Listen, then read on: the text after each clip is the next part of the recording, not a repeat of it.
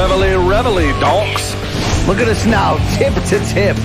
This is our life. This is our passion. That's the spirit we bring to this show. I'm Luke Thomas. I'm Brian Campbell. This is Morning Kombat. I gotta take a huge dump. Wow. What a way to kick off a new vehicle in the MK garage. Brian Campbell, Luke Thomas, Morning Kombat here in the bomb shelter. Why are we here? Why are we on now, Luke? Because we want to provide companion entertainment on all things UFC 274, which is going on right now. And Canelo Alvarez versus Dmitry Bivol. Luke, what can people expect? Sorry, I just knocked your vape off the table. You're a fucking asshole. What can people expect from this live companion experience? I think it's going to be, well, okay. I don't know. Okay. Because not only are we doing, I don't know which camera we're looking at, but I don't even know, well, we're doing this, and then when this is over, we're actually doing a post-fight show. So it's weird because we can't go too off the rails because we have to provide analysis. I don't think you're going to make it. I'm not going to make it. I am tired. I am tired in beyond ways that I can describe. And I should say this: as soon as this is over, not this thing, but the post-fight show. Once the post-fight show is over, I'm going to get in a car and just in the middle of the night go back to DC and then wake up early and be a dad on Mother's Day. Wake up early and be a dad. So this is going to be. I'm already exhausted. This is going to be a long Mother's Day. You're going to see a clock on the screen at times that will correspond with the time within each round of the UFC 274 card. Where are we in that journey, Luke? We are entering fight number 4 on the early prelims, a women's flyweight bout featuring Tracy Cortez of Brian Ortega fame. She's right, or he's right there, excuse me, and in the corner. Versus Brazil's Melissa Gatto. So that's where we are at on the UFC side. We're still in the very early undercard portion. On the Canelo Bivol side of the tracks. I haven't even looked. I'm guessing because Canelo is so expensive, the answer is no. Is there any redeeming fight on the main card? Like that Fury White main card was poo-poo. No, is this one poo-poo as well? Yeah, it's the drizzling shits, to be fair, as you would say, Luke. It's like, what's on the card besides the main event? Just feces. We're going to have a lot of surprises and wild levels of entertainment on this live companion show. I don't know about that. We're both going to get haircuts with the great Dion of Jersey City fame from the Etiquette Barbershop. Dion in the building. Oh, look at that. Oh, that's great. Yeah. The first line of MK's companion piece I've got to take it on. That's great. Do you realize how much we had to fight with Luke just to get all of his food and nasal these sprays fucking mongrels are sitting there being like, the table's not neat enough. What is this, fucking Martha Stewart's? You know, all right. We have been etiquette on how to have a fucking table. This has been an insanely productive weekend inside the bomb shelter. You would agree, though. People don't think that because we haven't released the most important. What is Buffer wearing? I mean, you guys. I mean, shitting me. His sport coat looks like what would happen if you drank too much on 4th of July and threw up on yourself as the fireworks were going off. His jacket looks like artwork that algorithms like AI makes. You know what I mean? Yes. You ever seen like those? Like we programmed an AI to, make art projects or whatever, and then you look at it, you're like, that's like, it's bizarre. It's bizarre. I was going to give you a life raft if you needed at the end of that story. Yeah, I didn't know where you were going. I'm tired. I'm hoping, Luke, because here's the thing. My favorite day of the year is the day I get a haircut every 2 weeks. Yeah, it's the best day. You feel so good about yourself. If you feel like a piece of shit, if you know deep inside you are a piece of shit, but you get a haircut and you look in that mirror right afterwards, Luke, you look like you could take on the world. You feel like it. You know what I'm saying? No, I don't feel like that. I just feel like, well, today someone won't mock me as much as they normally would in their brain when they look at me. All right. Hey, real quick, guys. A fan suggested that you guys should make picks before every fight. Is this Corey? Can they hear you? Just so we have. They can hear me and they can see me. You trying to see the? I can't see a live screen. I hear too many screens with fights on it. That is Manich, our TV screens falling out the sky like rain. That is our fine director, Corey Manich, on the ones and twos there. Look, Manich, what was that guy from your hometown who watches? Can we shout him out? My guy Cameron. Yeah, Cameron from Bethlehem in the house. But this is in fact Manich's barber, who we called from the streets of Jersey City, from downtown JC, fucking Joe Budden territory, to come down here and it's try to show you, Luke, that you can get a great haircut for under $100. Okay, once again, you must have the listening comprehension skills of someone who's been hit in the head too many times with an axe handle. It's not that I don't think you can. I just think don't you get can off where on the I idea. live. You get off on the geez. Tracy Cortez with some early success taking Gatto right down. Luke, jokes of haircuts aside, is she a flyweight who you believe is in the long term is coming on? Cortez? Yeah. I'm willing to entertain the idea, but she needs to go in there and prove it. Yes, that's true. That's true. Hey, good motor here from Cortez early, All right, though. And getting let's do this. top I'm going to position. get my hair cut. I think about this. I'm going to have to take this out while I get the haircut. Yeah, so you won't be able to hear Corey. So I won't be able to hear Corey. So you're going to have to relay whatever Corey says to me. Or Is that all right? whatever it says on the broadcast. Let's bring on Dion. Neon Dion in the house from Neon JC. Dion. That's what I'm talking about, Dion. Now, is this microphone on? The one I'm pointing to? Yes, the mic's on. So they can hear him now? They can hear him. Okay. Go for it. Say hi, Dion. Hello everybody. How long you been cutting hair, Dion? I've been cutting hair for 11 years now. That's a long time. A long time. Okay, but you've never cut my hair. Never cut You your never hair. cut BC's hair. Never cut But your true or hair. false, Dion, he started with a lengthy soliloquy of how to cut his hair, including pictures. Yep, and you never ideas. showed me anything. Yeah, that's what I'm Well, I talking mean, also, listen, I'm not a prize pig, but he is truly the ugliest man alive. I mean, what could he possibly need to do to? midway instruct through me? the first round here, Cortez continuing in top position on Gatto. Let's bring. Yeah. So let's do this. So what do you need? You want to change chairs, right? All right. So let's change chairs right here. Now the look I'm going for is 40. Hetero. No, it's 40. I just want someone to look at me. I'm not trying to be cool, but I want them to look at me and be like, wow, he hasn't totally punted on his appearance yet. Like he hasn't given up. All right, Dion, if Luke had walked into Etiquette Barbershop in Jersey City, and I have to believe, no matter what you say, you judge a man who walks through that door. Right away, you're like, oh, shit. Like, let's see. What do you think when you look at Luke Thomas? I'm going to take this out so you don't have to worry about it. I think we just gotta bless him. Yeah, Right, that's right. I need that Dion blow up. That's what I need. We can bless him in a few different ways he could benefit from. But here we go. I like this. Dion, Luke is a proud Armenian American. What culture do you represent, sir? That's right. Albania. Albania. Oh, yes. Albanian men can cut hair. I'll tell you that, okay? Dude, I tell you what, you get some solid haircuts in Albania. I don't know that to be a fact. I'm just going to assume that. Yeah. It is true. It's true? I know plenty in Connecticut, plenty of great Albanian Yo. barbers, okay? That's what I'm talking about. I'll tell you what, you can find good haircuts all over the planet. How about that? Wow, you can't just give the Armenians their day? Or the Albanians? Was there a civil war going on? By the way, you don't have to rush if you don't want to. Take your time. No one's judging you here. We're Bad basically... Albanians. Yeah. Now look, Dion, I don't want to talk numbers with you necessarily in front of an audience this large, but if large, if somebody told you they paid $100 for a haircut and they look Armbar. like him, what would be your reaction to that? It really. You mean at the barbershop? Or Yeah, you mean, yeah. Going like somewhere. He hires a barber to come to his house and pays No. the woman The 100. lady who came to my house only charged me $50. But Okay. the problem was she moved away. And so I had to go find a new place. And when I found a new place, they charged basically $90 and then tip. But Dion, where Over you come 100. from, if you're going to spend $90 for a haircut, you better be getting a reach around. So you better be getting something on the other end, right?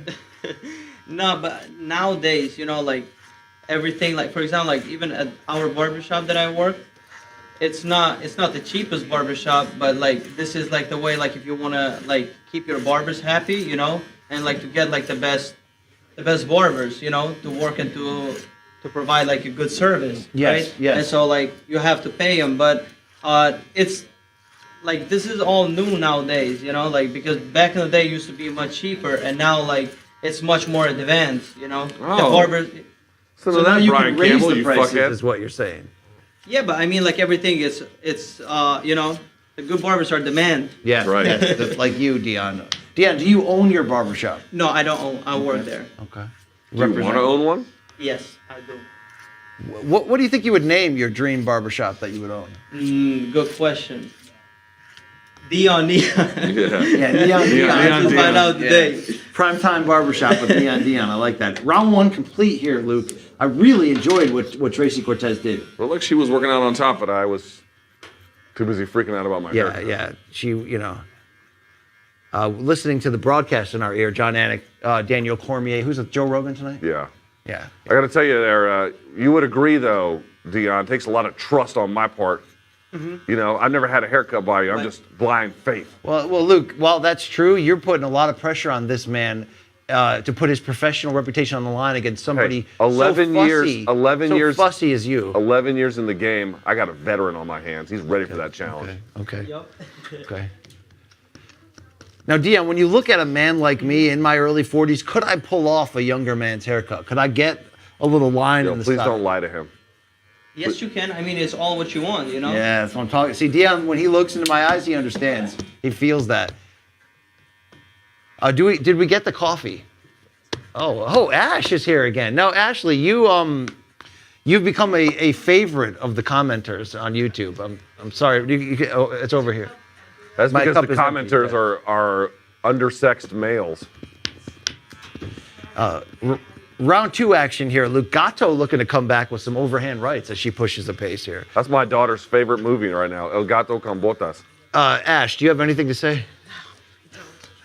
Here's your coffee. Thank you very much. Can I have Luke's coffee? Yes. Yo, is my hair like... am I the grayest 42-year-old you've ever seen in your life? No, that's not true. I mean, you have a really good hair, though. Eat shit, Brian Campbell. What can you learn about a man by his hair? That's a good question. Yeah, that's a good question. What you can learn? Yeah. I mean, he seems like he's stressing a lot. Yeah. Yeah, that's right. He puts That's his why life, he got like gray hair. you. That's right. That's he right. regularly puts his life on the line in the hands of Latin women. Regularly. That's true. That's true. Luke, working from the clinch here in round 2, Gatto knows she Yeah, a needs to little get bit more back into competitive this. this time. I can't see the round timer. Where are we at? We're at about 3 minutes and 50 seconds of round 2. Yeah. Brian Ortega in the corner of Tracy Cortez. They bought a house Cortez together. getting backed up here. Now, Dion, you got any favorite fighters? I got actually a bunch of favorite fighters. All right, like who? Like it depends, like for which weight class, right? You for tell like, us. Like for this fight, I'm with Oliveira. Okay. I just don't like that he doesn't speak English, and you know, like he kind of doesn't look tough enough because you know he doesn't talk a lot, right? Right. So you think learning English would make him... Not learning English, but I mean, like at least like you know, like some words. You see that comes out guy, like I mean, like he just tell you I smash you, you know. He knows just a few stuff, you know, and it makes it look good, you know. Hey, it wasn't like Habib was saying a whole lot, but he said enough. He said enough, yeah. That's what I'm saying. And he doesn't say nothing, and you know all that translation stuff. I mean, nothing wrong with it, but he just doesn't look like. I don't know. It doesn't sound tough enough. But he's a great fighter, like for jiu-jitsu. Like I think like that's the best. They hit the ground here. Gatto takes the back of Cortez in round 2, fighting back to get in this. Dion, when you see a man with gray hair because he has to, that's one thing. But Charles Oliveira going out of his way to add in that gray, that tint, that dye, what does that say? Probably he has something and he want to cover it. That's what I'm saying. What are you hiding from, Doe Bronx? All right. But you see, like when you have, like when people like start getting some gray hairs, they want to color it so you can't tell that they have gray hair. This fight has turned. Yeah, Gatto now has the back of Cortez here in the second half of round 2, looking for that choke. Yep. You know, Tracy Cortez has been a bit up and down in her UFC run. Got the name recognition from joining forces with Ortega, but she's got to prove it in the cage, Luke. She's a good fighter. By the way, how did you learn English, Dion? Actually, I learned. So I came in the United States like 4 years and a half ago. Yeah. I came from Albania here. I used to work as a barber out there, and we own a hair salon for like 20 years now. Here we go. Sorry, Dion. Are you good? Okay, so this is Gatto working from her back. She now has Cortez caught in what, an armbar here, Luke? Yep. And now it's past the elbow line. That's what the So your whole Brazilians call it. family, Dion, has been in the My haircut? mom has a hair salon. Is she still back in Albania? Yep, she is still out there. And so she taught you how to cut hair? No, so out there, like it was like I'm talking like I started cutting hair like in 2012, Okay. and Hey, Cortez when I takes over started top out there, position like I here on started the ground. like for example, like if you want to learn something, like you better go like to somebody else that you don't know them, you know, because if you work for a family, they're gonna kind of like take care of you, you know, like that's the way like. You can learn some life wisdom from Dion, Luke. Yeah, I understand that. And that's how I started because that one is a hair salon like more for females, Oh, got it. and I want to be a barber, you know. Not... Luke, you know, Cortez has gone from looking like she was on the verge of getting tapped to now in control of this fight on top. You got to like the fighting spirit. I looked it up, Luke. She is unbeaten in the UFC, winning her first 3 fights, including a Dana White Contender Series one before that. 9-1 overall, having lost her pro debut. I mean, who are you going to give this round to, Luke, after you got to like the control that Gatto has had? I'm going to give it to Dion, 10-8. Luke, would you say up to this point, Dion's hand's very delicate for a man? I can tell this man is a professional. Yes. 10 seconds to go in round 2 here. Good finish from Cortez on top, but now she's threatening to get caught up in some shit. Yeah, we got to get Cortez out of the guard. She has to pass guard or get out of the way, yeah. Cortez coming off a win over Justine Kish last April, and Luke, as far as I'm concerned, no one shit their pants despite the split decision ending. BC, are you the most predictable person alive or the most predictable person that's ever lived? Luke, the thing about people that are reliable, sometimes they get criticized as being predictable. You know what I'm saying? Yeah, what's the smell of that powder? Is that talcum powder? It's a regular powder. Yeah. Manish, you were going to speak on air. What do you got for me, Manish? Let's go to that in the corner.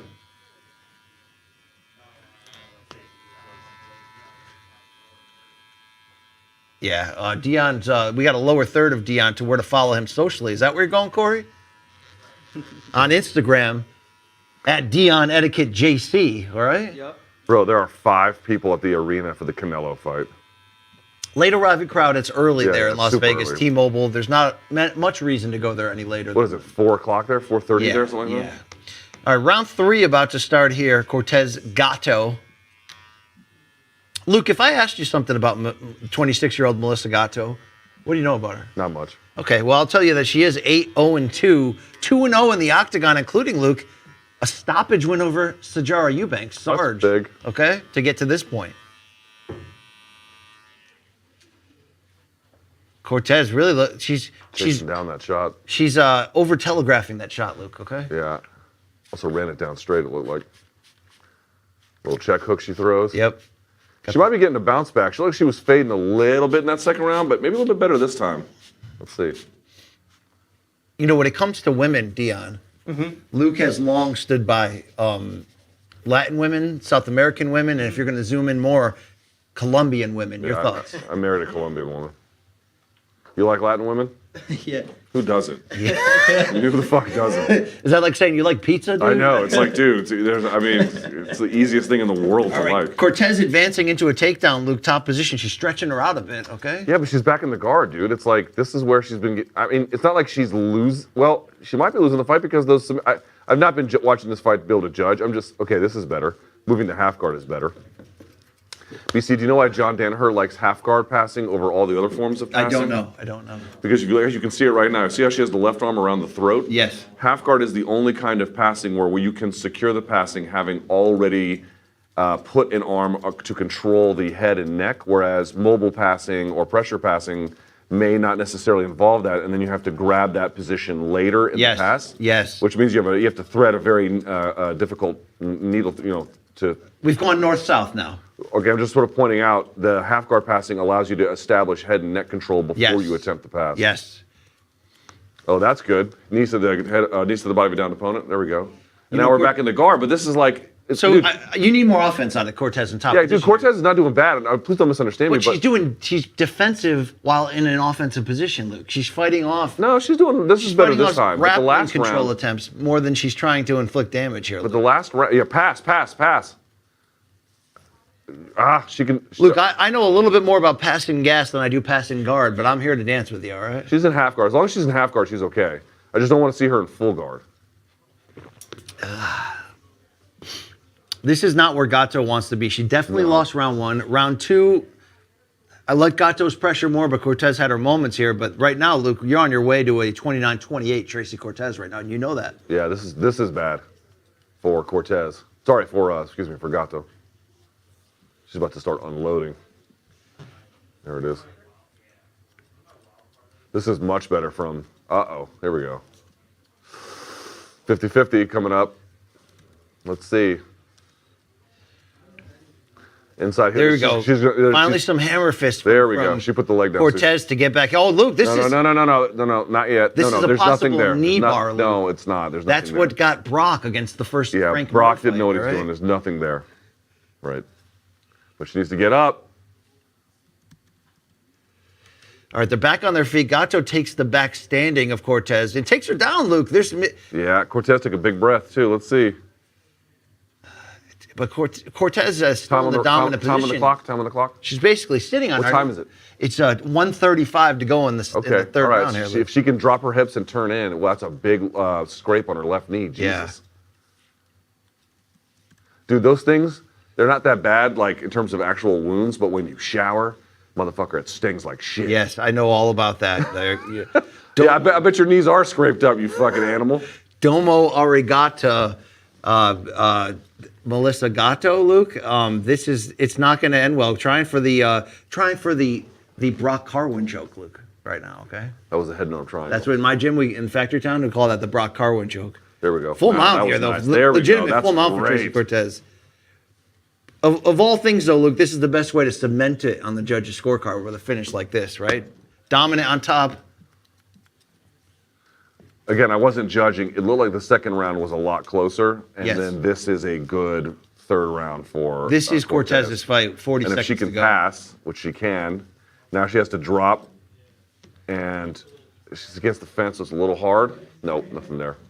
Canelo being interviewed on the DAZN broadcast. Luke, the full-time pajama look for Canelo, I'm getting a little tired of it. I got to tell you, I'm over it. I'm over it. He's the man, so he can do what he wants, but I don't love it. And who am I to say if it's cool or not, but I'm a little over it right now.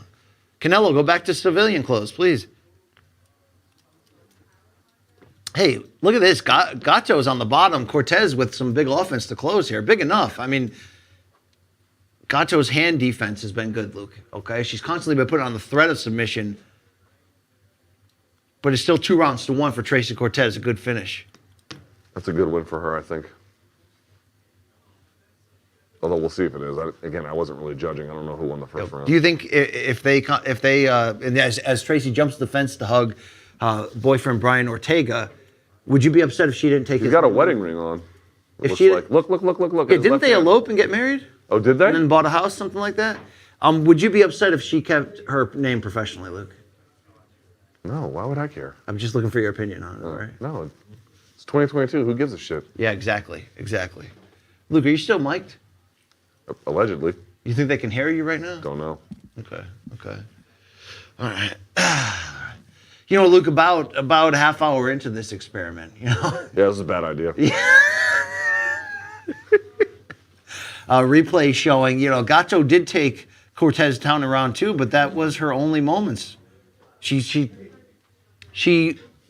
put on at least a threat of a submission, Luke, but nothing serious, okay? Nothing serious in the end. All right. Nothing that close. Look at T-City supporting his woman.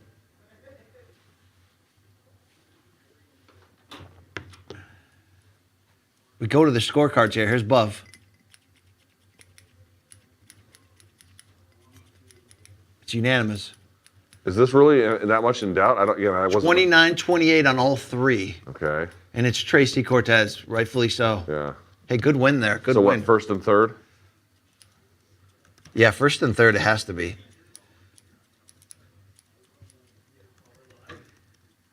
Dion, let's get an update here on Luke's hair. Mm-hmm. How are you feeling? Great. Okay. All right. It's looking good. I think we gotta ask him how you feel. Cautiously optimistic. Okay. Cautiously optimistic. Because he doesn't have the mirror. He doesn't know what's going on. That's right. I don't know, bro. I mean, they could be you put shaving a lot all of kinds of trust stuff. in this man's hands, but this man has a particular set of skills. Okay.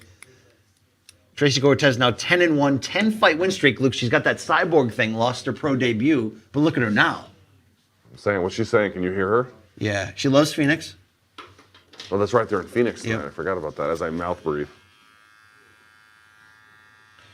Luke, she's from Phoenix, the 28-year-old. She's from Phoenix? Yes, she is. All right.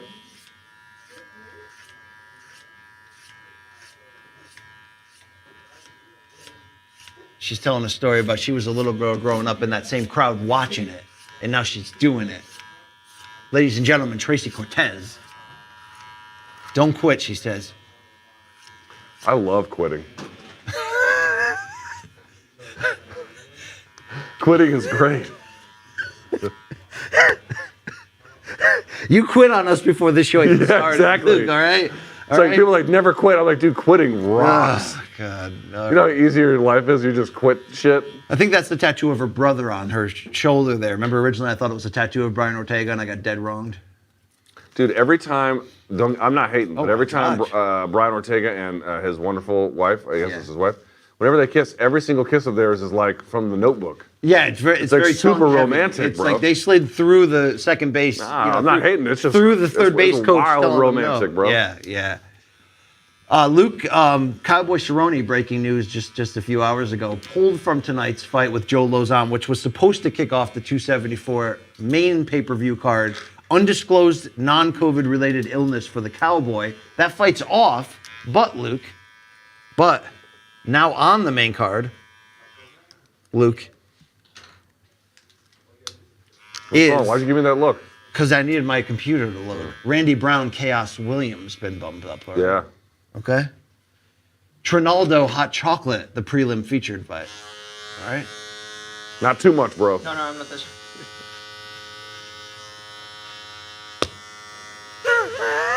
You're not. Those are not trusting eyes right now.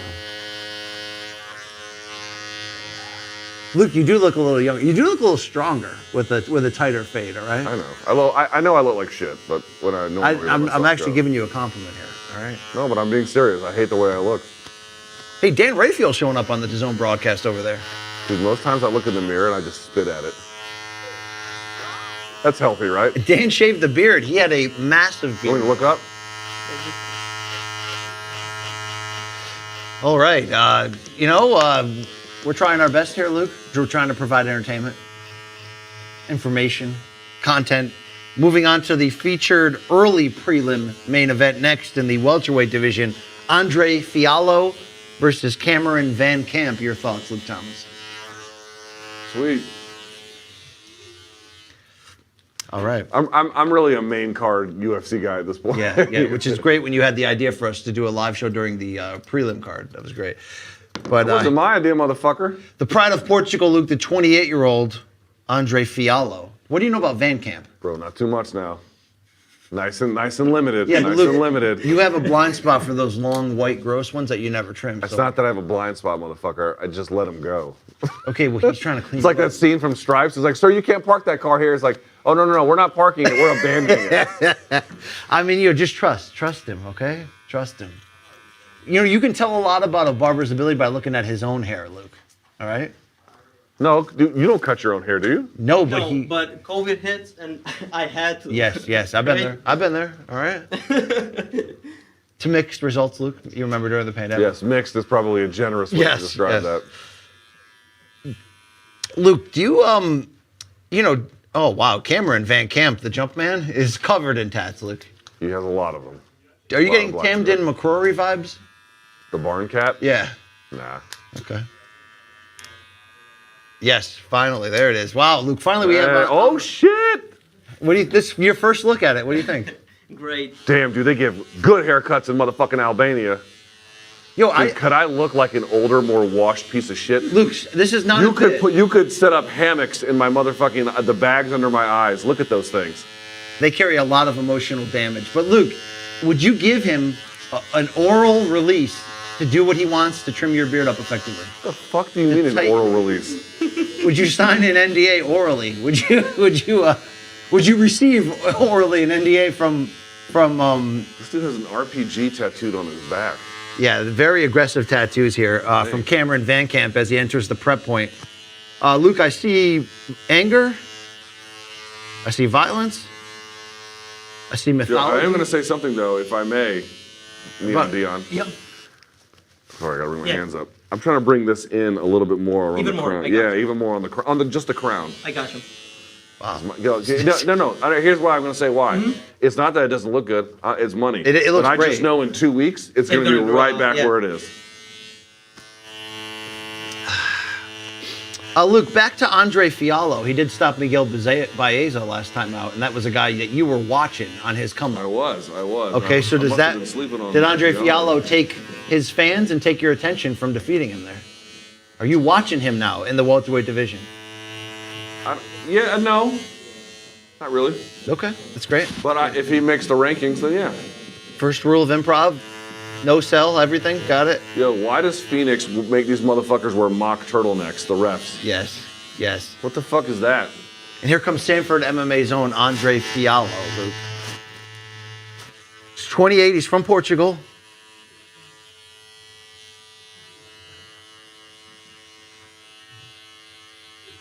Crowd's starting to fill in here in Phoenix as our man Miguel doing a great job. Really, Luke, if you allowed somebody to work on that beard, it would take off years and still give you that hard edge look. Who am I trying to impress, dude?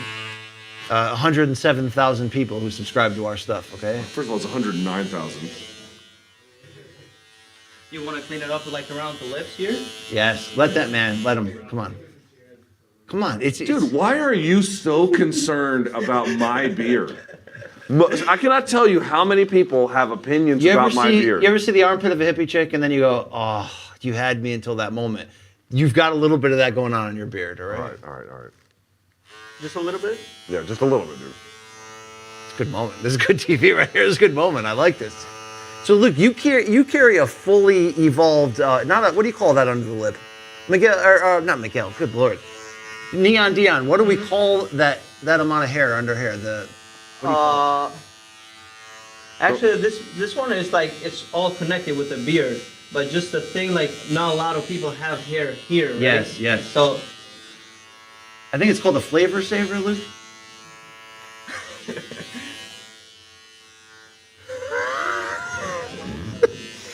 Fiallo entering the cage here as we get closer to this fight. Manich, have we had the clock on for the rounds or no? Yeah, clock's been on. Okay, thank you, Manich. Cameraman Jake von Amsterdam also lingering around here with the mobile cam. Maybe later, Luke, we can get an update on his travels with the Canadian, right? BC, Dude, I'm check sitting us here out. like Ready? an asshole at the bus stop. Look at this. Yeah. Oh, look at these. Oh, look at this. Look at these guys in the back. Yeah. How much like Delta that? 8 is in that room? Yeah. That's the THC green room. That's fantastic. All right. Tail of the tape for this welterweight matchup here. Van Camp certainly leading in tattoos, also a 2-inch height advantage. I cannot get over Buffer's jacket. Bro. You know, he probably has 5 of them for this evening, Luke. Okay. You think he's going to have a wardrobe change before the co-main? Definitely. He's like Miss Elizabeth at WrestleMania 3, Luke. Definitely. All right. What does that mean? Sorry, WrestleMania 4. Sorry. Good camera work here from our guys. I like this a lot. Yes. Luke, you're starting to look like a movie villain, and that's a compliment. I haven't always been a Dodge Neon. I just turned into one. I used to be I don't know, maybe like a used Ram truck at one point in my life. Now I've like turned the kind that OJ would run in? Yeah, the Bronco. Yes. And now I've turned into a Dodge Neon, but I haven't always been a Dodge Neon. At one point in my life, I was reasonably fuckable. Dion, what do you think of our set here? great. Oh, wow. Really like it. Wow. Okay. Have you ever seen Morning Combat before, Neon Dion? I did. Yes. Well, we never finished. So how did you learn English? English, I learned at the barbershop. That's crazy. Oh, that's great. That's great. You know how many times? You know what? The one thing whenever I travel overseas and I go to foreign countries, but Europe, not so much Latin America, but like in Europe, I cannot tell you how many people have told me they learned English, and this is true from watching The Simpsons. So many people. First told round me, underway here, Luke. Welterweights. Fiallo pushing into getting after it. Luke, seriously, in terms of the aggressiveness of Van Camp's tattoo artistry, it's up. It's Elkins like. Yeah, it's not for me. It's not for me. Okay. I'm not gonna hate on it because, dude, it's everyone's life. It's their own choice. You know, he's got his own story. People want to live it how they want to live it. I'm not trying to police that. Maybe I would say it's not for me. Maybe in a victory here, he can get a Wikipedia page, Luke. He doesn't have one? No. That's unfortunate. Luke, who do you think wrote your Wikipedia page? Somebody who doesn't know shit about me. I can tell you that. Cameron the Invader Van Camp, good counter left hand there from Van Camp. Fiallo just looks tough as shit, Luke. It just has that look. Line it up here, right? What do you mean? Like, do you want to put a line here? Oh, like, no. I'm 42. Someone will accuse me of trying. I don't want to look that way. Fiallo walking him down nicely with that heavy jab, Luke. I will tell you this, Dion. You're not done until you've taken a look at my motherfucking eyebrows. I got you. I was just looking at him. Yeah, that's the Armenian in him. You know what I'm saying? I am at the point now where the people who cut my eyebrows or my hair are like, your eyebrows are they're pathetic, and I'm like, all right, help me. Yeah. Would you go full unibrow if you wanted to? Me? Yeah. Yeah. Oh, wow. I have to pluck them to keep them.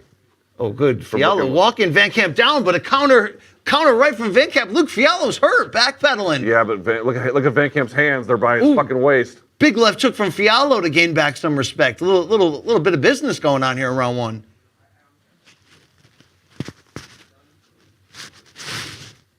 You know, Luke, nobody ever talks about how good this welterweight division is, okay? Probably because it's, only like the 5th best division in the sport right now. 6th, maybe. Yeah, son. Luke, do the drapes match the carpet, Luke? Well, I don't know which drapes you're talking about because I have a little bit of brown left on my face. I will say also, can you take a look at the sides of my ears, Dion? Yeah, I got you. I'm fucking old, bro. I will say it's embarrassing as shit, but I'm not trying to be that old dude who doesn't take care of his fucking ears and then rolls around. Don't be that guy. Oh shit! Yeah, left hook from Fiallo. That's it. That was coming. Oh, his fucking hands were by his waist. He got a Hendo Bisping after the fact punch in there. Did you see that? That was a long after the fact. What a finish for Fiallo. Look, he was getting pieced up. Dude, how long? Wait. How long ago did Fiallo fight? It feels like it was not that long ago. No, last year against Baeza. No. It must have been a couple of months ago, dude. Look that up. I'm sorry. What was that, Corey? Is that on the air? Please, give me the fake Joe Rogan reaction to that shit. That's what I'm talking about. So, look, what I love about this is Van Camp was piecing up Fiallo. Yo, we should talk about that shot. Yo, that cam that they have now for the commentators. Yeah, it's performance. Dude, they ham it up now. They do. Ham it up. Yep. They absolutely do. So look at the smile on Van Camp's face. Luke, he thought he had him, dude. Look at this. Hands by his fucking. I mean, just throws the uppercut. Hand down, man down. Well, he was throwing an uppercut. He just timed the left hook around it. Yeah, he treated him like a box of Van Camp mini hot dogs, Luke, that you heat up before the Super Bowl. You know? Oh, look at that left hook. He hand trapped with the jab, but didn't really do anything else with it. Through the uppercut, he just he's got borderline Damien the Donk tats from Stockton, California. You know that guy? No, he had Damien the Donk's chest piece is a dead child hanging from a tree. You can't really defend that in a court of law, Luke. No, you really can't. It's gonna be hard to get custody with that. When someone like me looks at that and goes, "Yeah, dude, I'm not the biggest fan of that tattoo." All right, here comes our reaction. They've got a camera of it, Luke. And now on the. Oh wow! Look at wow! Did you see the way Rogan popped right there? Look at Gaff. Gaff's got a phoner in the background. Did you see that? Dude, Gaff's about to take his pants off. Yeah. Yo, you know our camera guy Tristan? He never talks all the time, and we think he might kill us. Yo, Tristan hasn't said a word to me in 3 years, and then today I asked for an energy drink, and I was like, "Yo, can you go get me a Reign energy drink? Because those are the ones I like the most." And I guess he knew that the store didn't have it, so he was asking about alternative choices. Yeah. But the way he worded it was as follows: "Luke, you want to bang?" It's like, no, Tristan, I do not want to bang. Yo, how's that guy only 25, by the way, Tristan? You know? 25 going on 79. Yes. We will drink. I'll start drinking. What time is it? I don't know. It's 7:43. Hey, you don't have to do a post-fight show. Why don't you come on the screen, Matt? Our producer, Matt, is, why Dog, you guys... I'm getting a motherfucking haircut. What do you want me to do? I'm at the mercy of this genius right here. Fiallo 16-4 now, back-to-back wins, Luke. Also, his English is pretty good. He wants to fight in Singapore, and he's calling out Brendan Allen. That's the 275 card? Yes. Yeah. You know, the thing about Joe is... Yeah, just on a low setting if you Joe Rogan's a legend, but he does dress like a busboy in an Italian restaurant every single fight card, dude. I mean, seriously, it's like, Joe, can you clear this table before you get back? Did you go to your high school prom? Damn right I did, All right, bro. describe your tuxedo for the high school prom, because I bet you put some dumbass twist on it, didn't you? It was black with a white shirt. The black vest had remember that video game Cubert in the 80s? It had all those blocks. It was like that. It was like that design on it, all right? You just couldn't be normal? I wore George Harrison Beatles socks, Luke. Yeah, I was... Did you go stag? No. You want some hair product? Yes, just a little bit. Hey, this guy, our guy Dion. Okay, now Dion, let me explain how I like my hair. Which I'm not saying it's the right way. It's just the way I like it. Okay. I like it like it's like how the hair looks, but I don't like it up. I kind of like it flattened over. I got you. Thanks, man. What would you call that in your community? Come over. Comb over. The comb over look. I mean, Yeah, dude, this is what I'm talking. Yo, motherfucking Neon Dion. Yeah, he's got game, dude. He's got Bro, game. I'm feeling okay about this. Yeah, he's good. He's legit, dude. He's legit. Dion, what's it like growing up in Jersey City? It's great. Actually, as I said, like I moved like here 4 years and a half. Oh, How old are you? So yeah. How old are you? How Dion? old? 23. Oh, you moved here. So you moved here when you were 19? Yep. From where? From Albania. Albania. Oh shit. Yeah. Where in Albania are you from?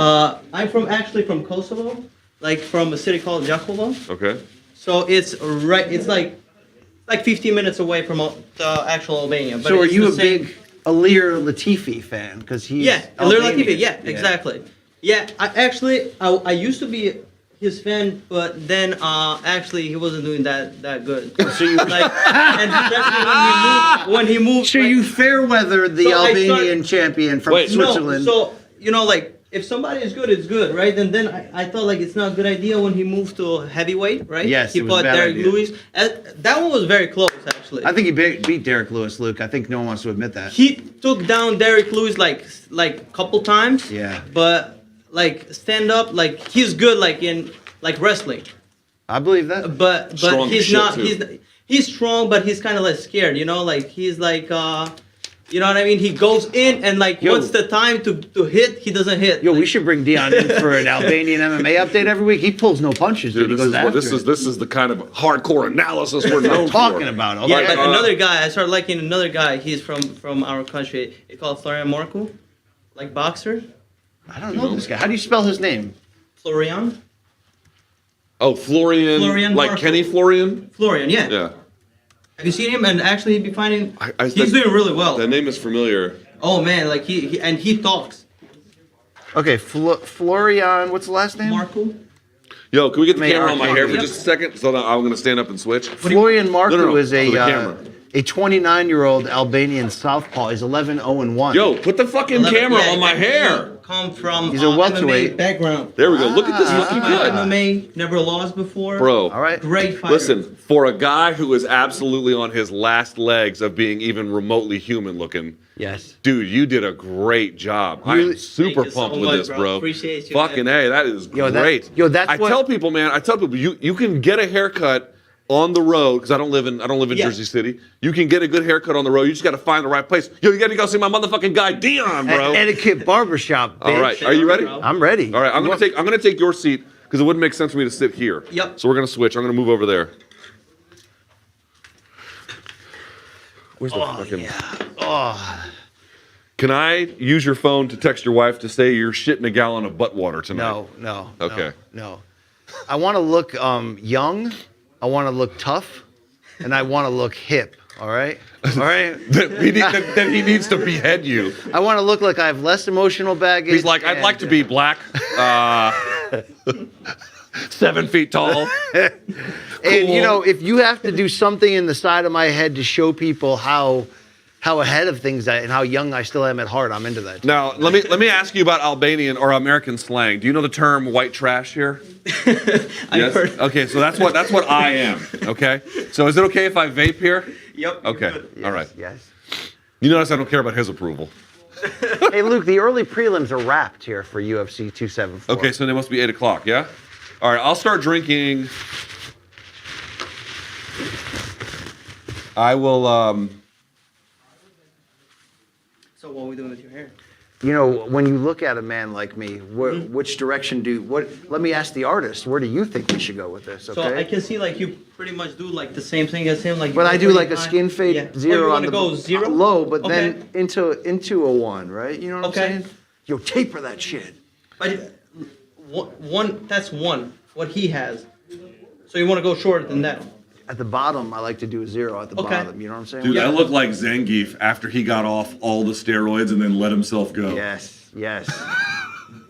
It's like, let's catch up. Where are they now? Zangief from Street Fighter looks like he's pathetic. Luke, would you advise anyone here at the plus 400 Bivol odds to just take a chance? Take a chance. Plus 400 Bivol. Yeah, why not? Why not? Okay. Like we were talking about before, I don't know what the odds. I mean, obviously the fight's off, but like I think Cerrone was like plus 170 or something. Like, what the fuck's the point of that? Because even if you get it right, I mean, as a parlay, I get it, but like even if you get it right, and by the way, I know nothing about betting, so this analysis I'm sure is quite wrong. But my thought was like, even if you win, you don't win much. Like Bivol at plus 4, I mean, there's a decent chance he can win, and if you win, you get some cash. Like it's well, sometimes when you win, you actually lose, and sometimes when you tie, you actually. You need to have some Brazil nuts. That's what you need. Yeah. So here's the thing. Very, very low T right now. Yeah. Dion, we have a bunch of low T guys on this staff, unfortunately, low testosterone. So we've been prescribed Brazilian nuts as a way to raise our T naturally. Okay. You think it'll work? Let me check how I'm being savaged on Twitter. You know, Dion, do whatever you have to do with my beard, all right? I got you. You know? Luke, on a scale of manliness, right? Mm-hmm. If 0 is Caitlyn Jenner and 10 is like Arnold in Raw Deal, what do you think my beard is right now in terms of manliness? I look at your beard and I think 1990s Roseanne Barr. I mean, she had high T in her prime, Luke. You got to give her that. Yeah. I bet you she'd still slay today, though. You give her 25 minutes in Dallas, Luke. You give her a special built upon, racial relations. She'll probably still slay. You know? Wow, look at they're going BC on the full screen here. Can we? Oh, that's too close, Luke. Dude, look at that's that. too close. Dude, they're gonna get all that dandruff.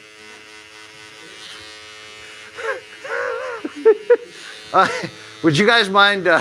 Are we filming a prostate exam right now? I mean, what is going on here? Dude, your fucking head looks terrible. Well, it's all misshapen, and you look like Stewie Griffin, like reversed. Stewie Griffin. No, you know who you look like? Speaking of Big Trouble in Little China, like when you eat, you look like Egg Shen. Yeah. But the rest of the time, you look like that dude who was blown up right before he completely explodes. Oh yeah. You know, my barber that I go to now, for $30, Yo, just leave him like that. That's the haircut he needs. You know, for $30, I get the 17th haircut, century Spanish fucking monk, the wash, the massage, all for $30 here, Dion. Okay, what would you charge me for just a haircut at the Etiquette Barbershop in JC? So we charge 58. 58 for a haircut. For a haircut, yep. Good Lord, Luke. I mean, he is pretty damn good, though. Yeah, well, the haircut is excellent. Yes. So that's about right.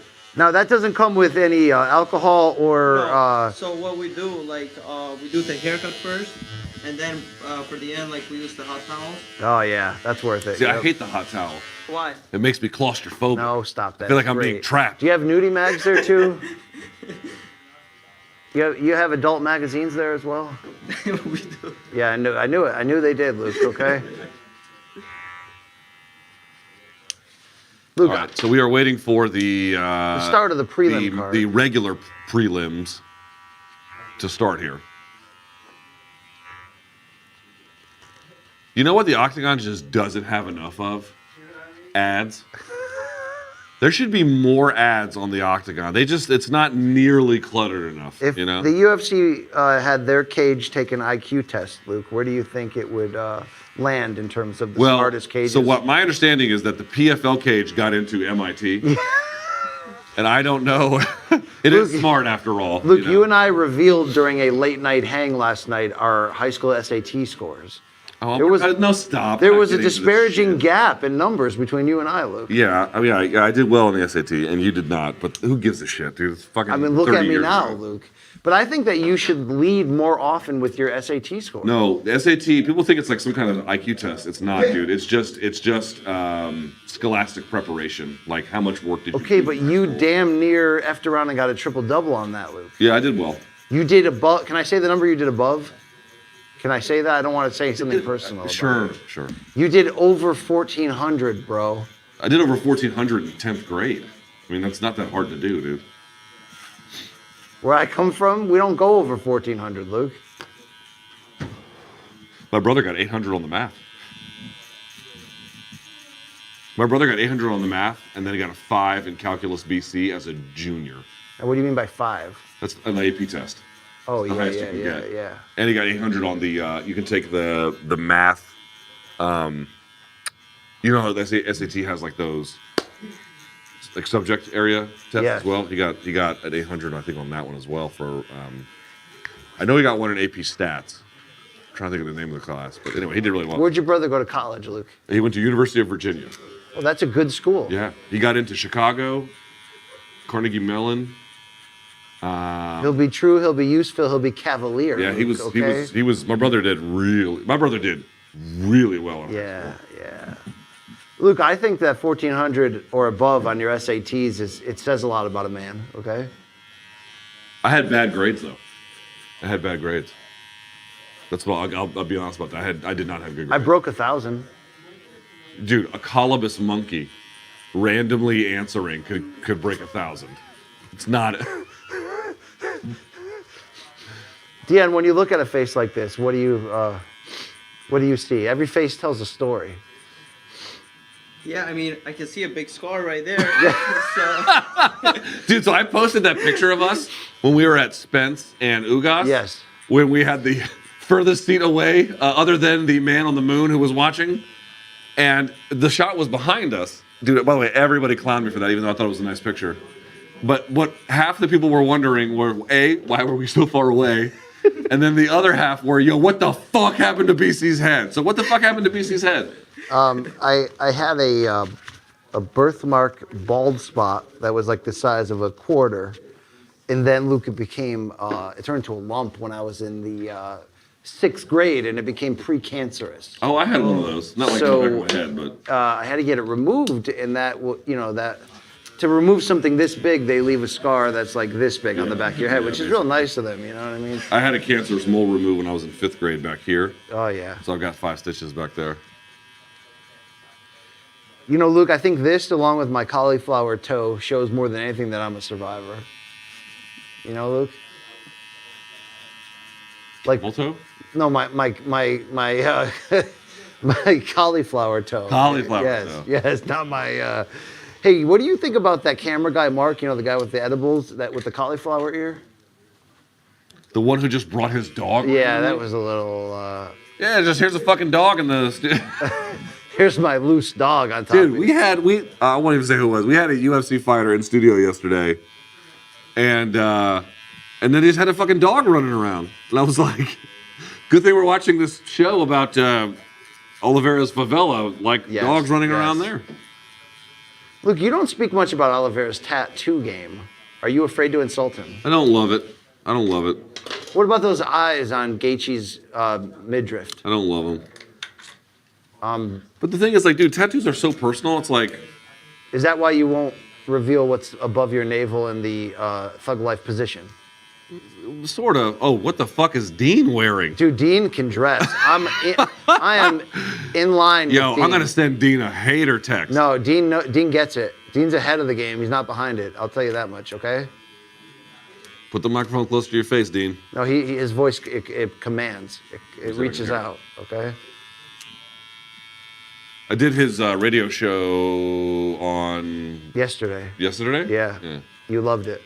Dude, Dean's the fucking man. Was he on with the guy, the pink suit guy? Our guy? No. That's his radio show in South Florida. This was on Sirius XM. Who was he on with? It was him, just by himself. Oh, wow. He hosted, I think, a 3-hour show by himself. Damn. That's hard to do, man. If you've never done it before, filling 3 hours is very difficult. Dion, who's the most exciting UFC fighter in your opinion? So far this guy comes out like his... Hamza? Yeah. He's making like too much noise, you know? A lot of it. Did you watch the Gilbert Burns fight, bro? Yeah, I did. That was a lot of man in there. Yeah, it was. That one was big time. And Gilbert, like, he's tough, you know? But then, like, it's Nate Diaz, you know? Oh, yeah. Nate Diaz is, you know, like, it's always fun watching Yo, him. bro, what do you think about Joanna? Joanna? Yeah. J-Check? Joanna champion? Yeah, Yo, she's a savage. She definitely is. But even, I used to like Amanda Nunes, right? Yeah? But I don't know, last time, like... She's still a champion. She's still a champion now. She's tough. Look how much younger I look in this man's hands. Seriously. I know, he really is a life upgrade. This is great. Thank you. Bro. Honestly, you know what? I seriously, like, now that I know where he is, I'm just gonna save my, like, I might, if we come here often enough, I can just get my haircuts here. It's a discount compared to what you pay. Dude, it's a fucking scam what I pay, but, you know, I don't know what to do. Yeah. Except maybe I just get fucking haircuts here. Maybe just call up Dion, okay? You know what I'm saying? Dion. You know, all we need is Dion to sell things on the side, Luke, and he can be your dealer for everything, okay? He can be your hair dealer, your Delta dealer.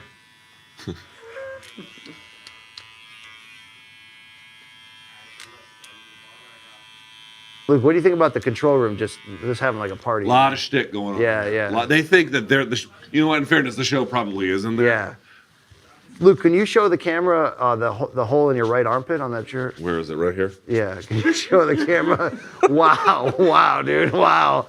I mean, I can't really talk, Luke, because I've got one right here. Oh. I got it caught in a door jam, but it looks like a moth hole. Actually. Yeah, mine just might be a moth hole. I don't know. Like again, dude. Who am I trying to impress at this point? I'm old and pathetic. You're a one-man woman, Luke, right? A one-woman man, you mean? Why are you acting like the water in your... What are you, Dracula? I didn't do anything wrong, Luke. I really, you know. I was going to make a Gremlins joke, and I couldn't get it out because my brain no longer works, but... You can feed me after midnight, Luke. It's no problem. Mogwai. Yo, you need that LFO 90s haircut right there. Yo, I can't believe Jay Aaron did that, dude. I can't believe Jay Aaron worked, you know. You can't believe Jay Aaron would do something utterly embarrassing and stupid? That's his brand. That should be the name of his next album. Utterly embarrassing and stupid. Yo, look how gray you are on the sides. You look like fucking Peter Parker's boss after he got fat. Golly, dude, my beard is just a fucking... I mean, could I look worse? Yes is the answer. Luke, when you look ahead to this prelim card coming up right now, not the main card, bitch, the prelim card. Yeah, bro. What are you looking for? Your gray hairs.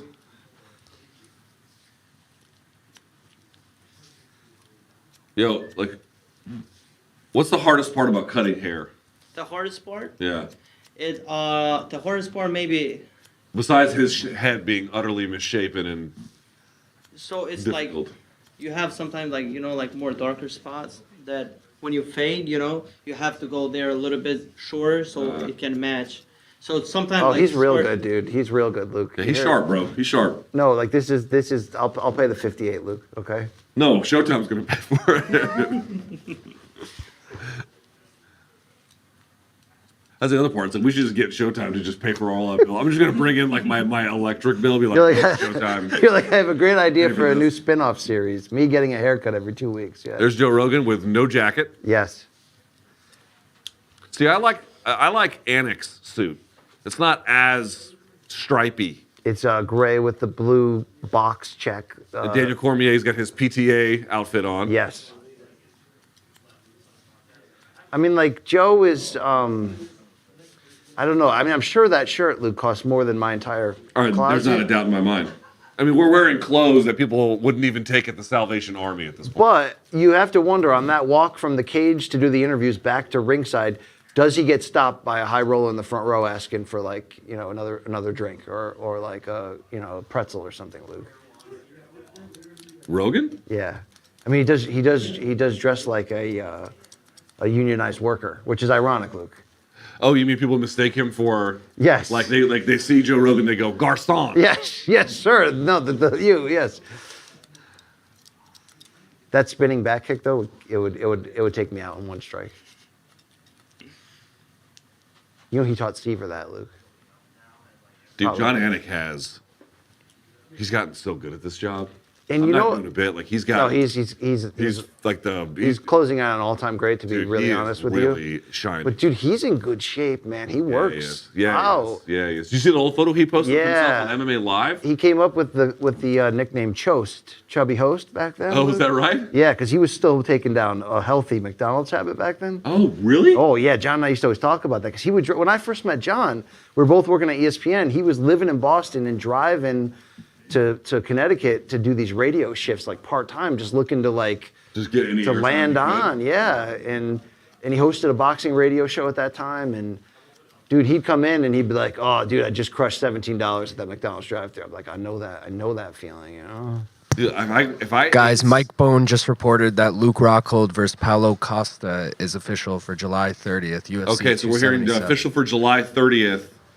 Luke, it's now been reported by Mike Bond, although now everyone calls him Mike Bone. Yeah, Mike Bone. But Mike Bond, apparently of MMA Junkie, is reporting that it is official. Luke Rockhold, July 30th versus Paulo Costa, BC. Your reaction.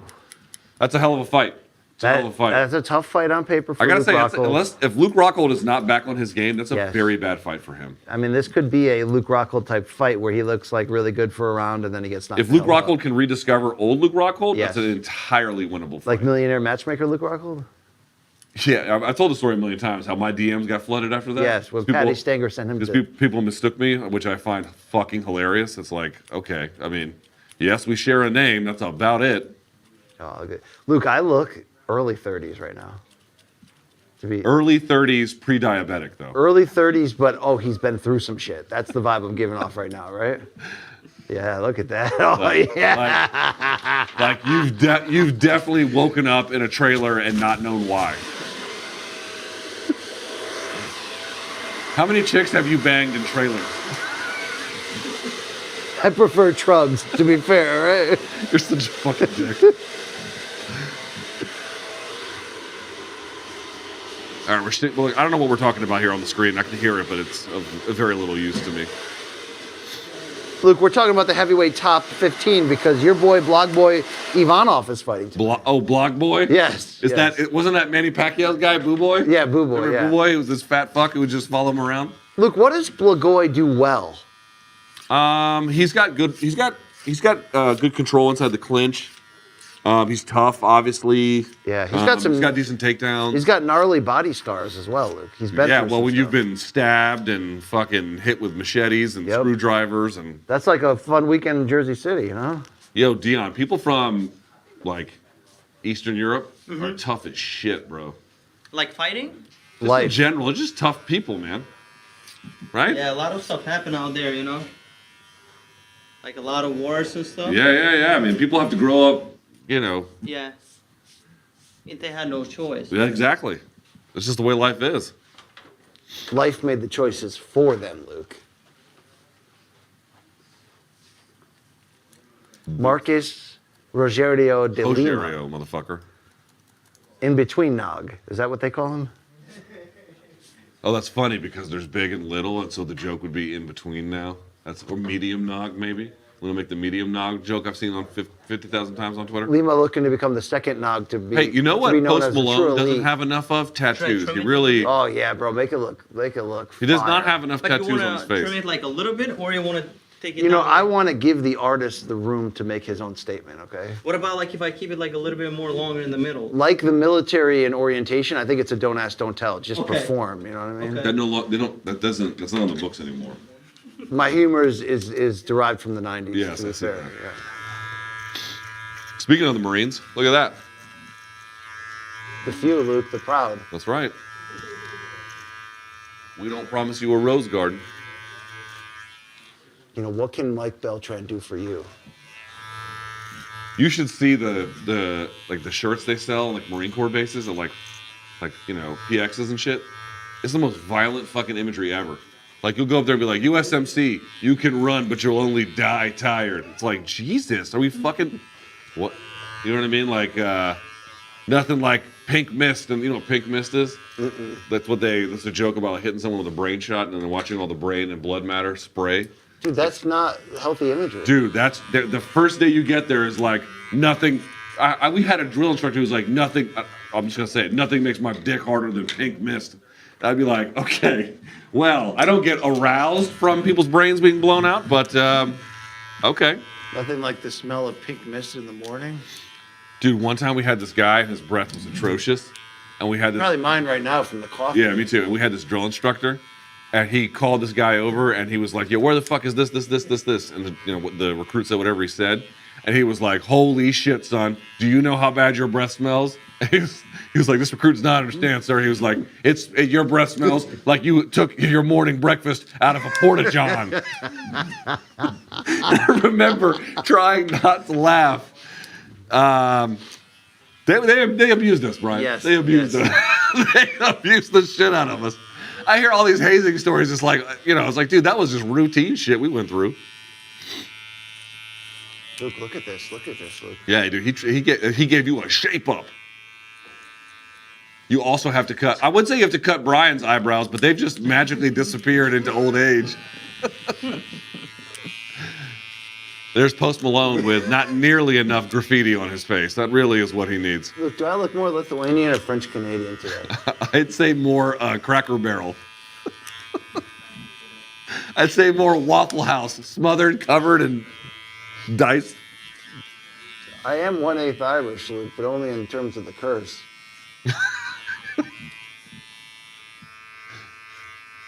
Yo, look at this Look zero. at that. Dude, I look a little...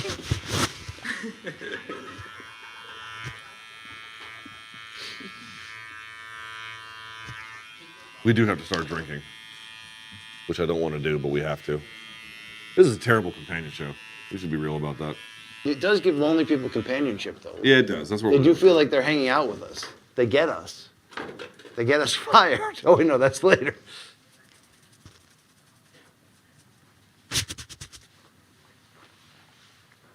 You've got the haircut that says, I teach the driving class at the vocational school.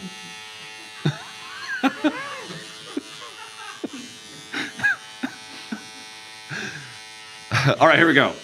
Blagoy Ivanov, 35 years old, taking on Marcos Rogerio de Lima, 36. Slight weight advantage, I suppose, one way or the other. 2-inch reach advantage for De Lima. They are roughly equivalent in age. Also, De Lima, a slightly taller gentleman.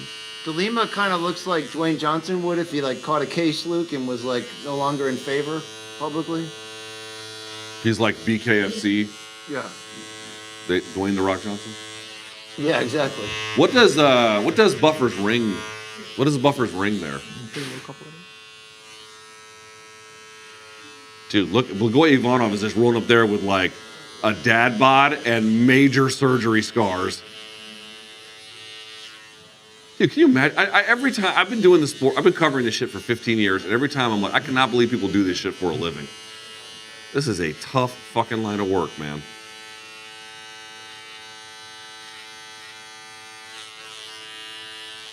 Wow, they have 2-2 record as a UFC underdog, 22.5% ROI, return on investment. My lord, what is he, a commodity?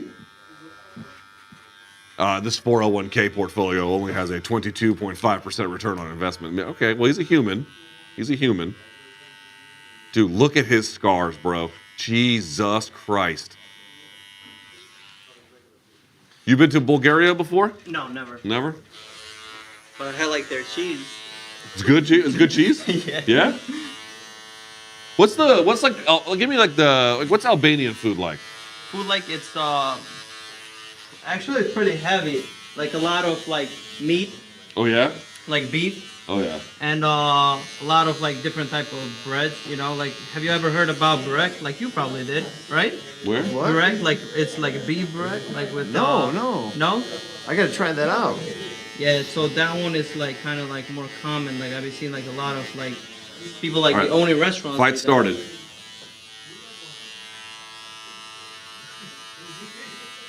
Blagoy Ivanov got the old man knee pads on, right? Huh? I think that's his tribute to Roxanne Modafferi and Jay Crowder. Maybe he's the Modafferi fan. You don't know. Don't hate on him. All right, so Ivanov's on in the southpaw stance, kind of on the back foot, but not really, a little bit. And he's circling to the outside. I bet Lima hits hard, bro. De Lima. You think he kind of looks like our boy Phil McKagan, University of Colorado football coach? Phil's in better well, Phil looks more bricked up or whatever, muscular, whatever it's supposed to be. I got dead wrong on what the meaning of that is. Ivanov just looking at him like, bro, who has more dents in the back of his head? The guy who's been in fist fights to the death or Brian Campbell? I honestly don't know. Luke, this is the best my beard has ever looked. It's like, dude, whose back of the head looks more like they got attacked by a bear? Blagoy Ivanov or Brian Campbell? Honestly, Yo, did Blagoy punch him in the balls? I'm barely watching. This is going to be good for the post-fight show. I'm going to be really dialed in. Dude, and honestly, like the fucking, like, golly, man. The heavyweights, like, it's just nothing but terrifying to fight like this. I see Top Gun now has an ad on the UFC Octagon. I don't know what Gano's going to do with his UFC contract. If he's Somebody help me out because I don't know anything. You see Mark Goddard standing on the Real hasta la muerte sign. Oh, Is that just Anuel AA's like album? He's just constantly promoting his album, or is it like a lifestyle brand? Like, what is it? Oh no, that's Jimmy John's that the ref is. Well, now he's standing on the Jimmy John's next to the crypto ad. But what about is that like his album?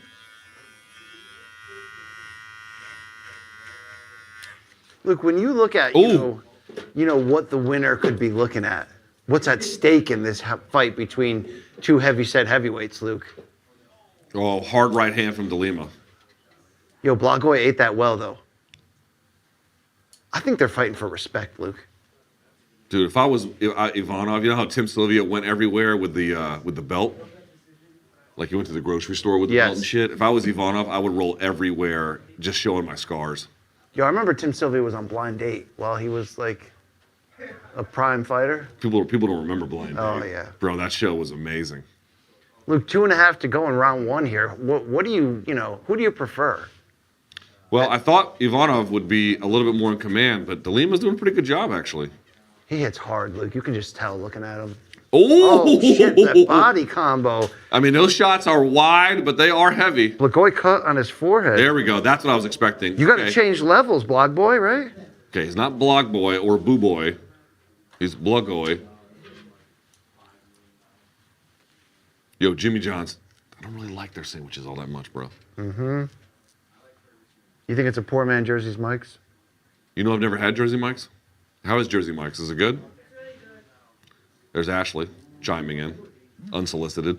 You know, our producer, Mikey Mormel, he lives for that. Yo, he lives for that shit. Jersey Mike's? Yeah. Dude, these two are just trading in the pocket. Someone is going to get absolutely waxed here. Oh.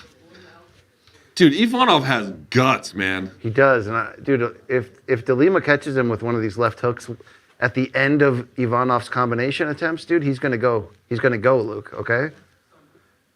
I've seen the future, and it's De Lima with a left hook to end this fight.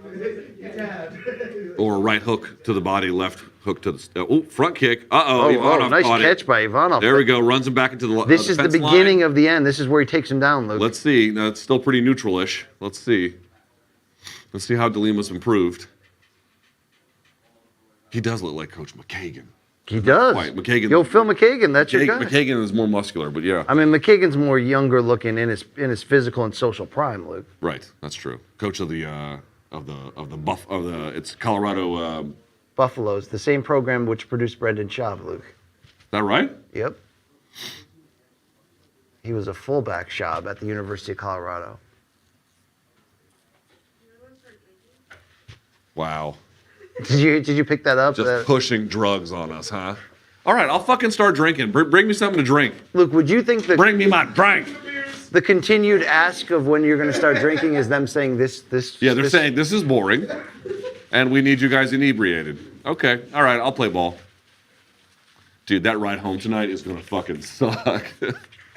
Driving a car. I mean, I don't have to drive it. Someone's driving it for me, but I got to ride in the middle of the night from New York to D.C. So if I get a haircut from Dion every time now... Mm-hmm. Dude, Dion, I'm not doing a bit. These haircuts were...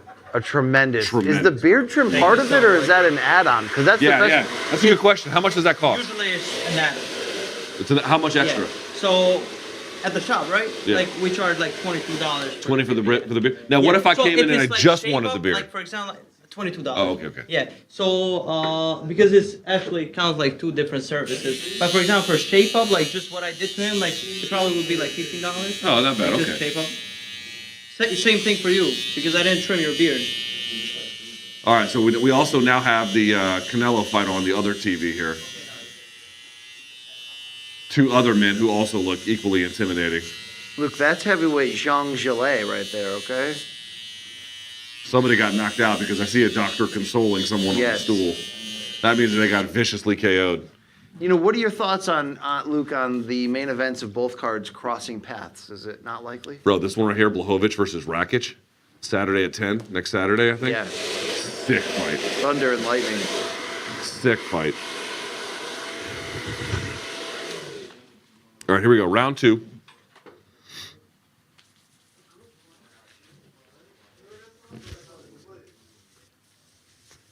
Oh, you know, it's interesting. You got a high guard here from De Lima, and Blagoy is trying to go to the body to bring it down so they can go upstairs or drive an underhook. And you got a little bit of prevent defense going on here from De Lima. Not so bad. Although he's still on the back foot, which could cost him the round if he can't get a decent shot through, but he's not being overwhelmed. He's not being overwhelmed.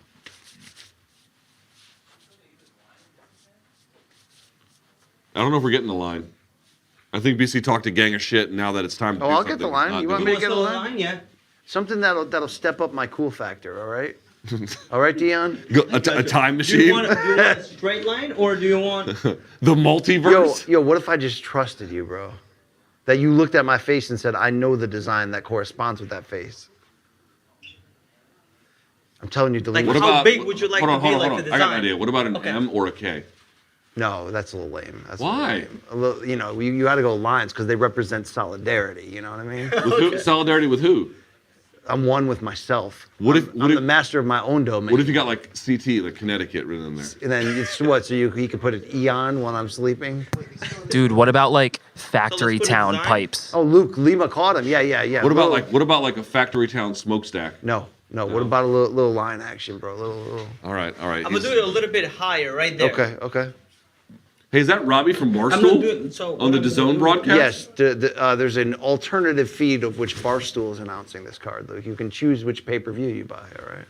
Wow, they're calling all of these fights. We're not Yes. even at 9 Like, o'clock and I'm they're calling these curving. fights. Okay, I'm with that. All right, Ivanov is trying to catch a single leg. Why would you want to catch a single leg against the fence? Obviously, it's good for takedowns, but more to that point, Khabib Nurmagomedov has been adamant that he prefers single legs against the fence because it disrupts balance in ways that going for a double leg does not. And so when you begin to do that, here we go. You can just have a better chance of success. Dude, they are swinging heavy shots. Lima is going to catch him with one of those on the exit. Yeah, he I'm telling is. you. Yeah, he is. His punches are more direct. They're not as wide as Blagoy. But he's getting backed up too. Like he's throwing punches off balance. Like, dude, this knockout over in the zone was Blagoy bad. with the left Ugh. cross. Oh, Ivanov's starting to take over, BC. Yo, I'm Just telling can't you, get he's cracked still with making anything that big. Left hook. Yo, De Lima's like a wounded animal right now. He's got rabies. Look at that left hook. Ooh. I told you- Oh! Left cross from Blagoy. This is getting sloppy. I like it, Luke.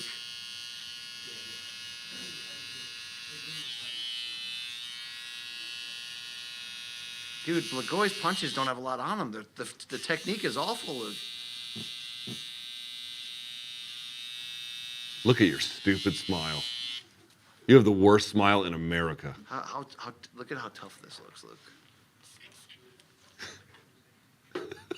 Yo, I think my T count just rose considerably after this update to my hair.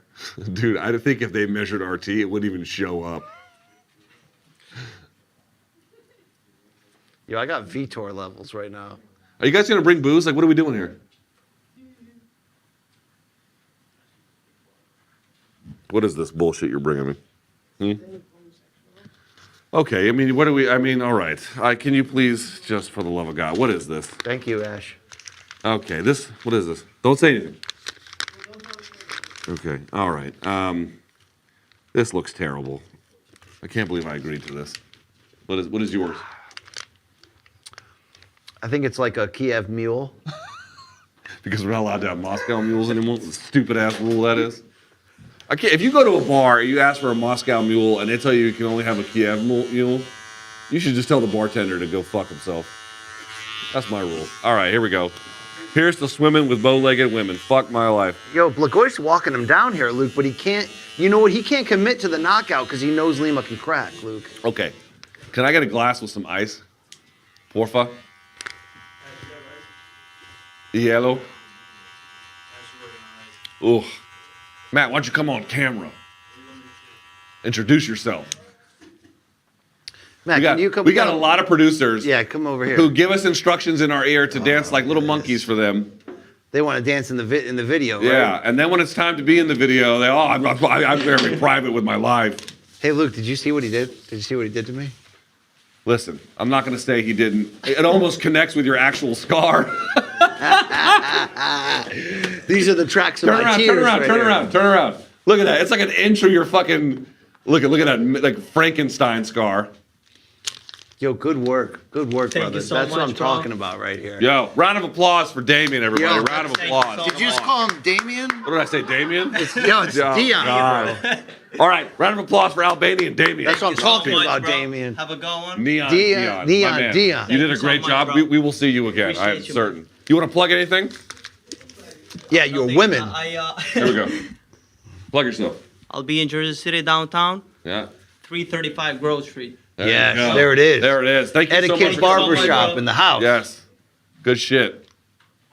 All right, we got to trade seats now? Yes, we do. Oh, God. You want to take a hit off my vape? No, I don't need that, Luke.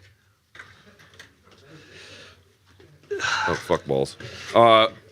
Sound people, what do you want with this? Take that.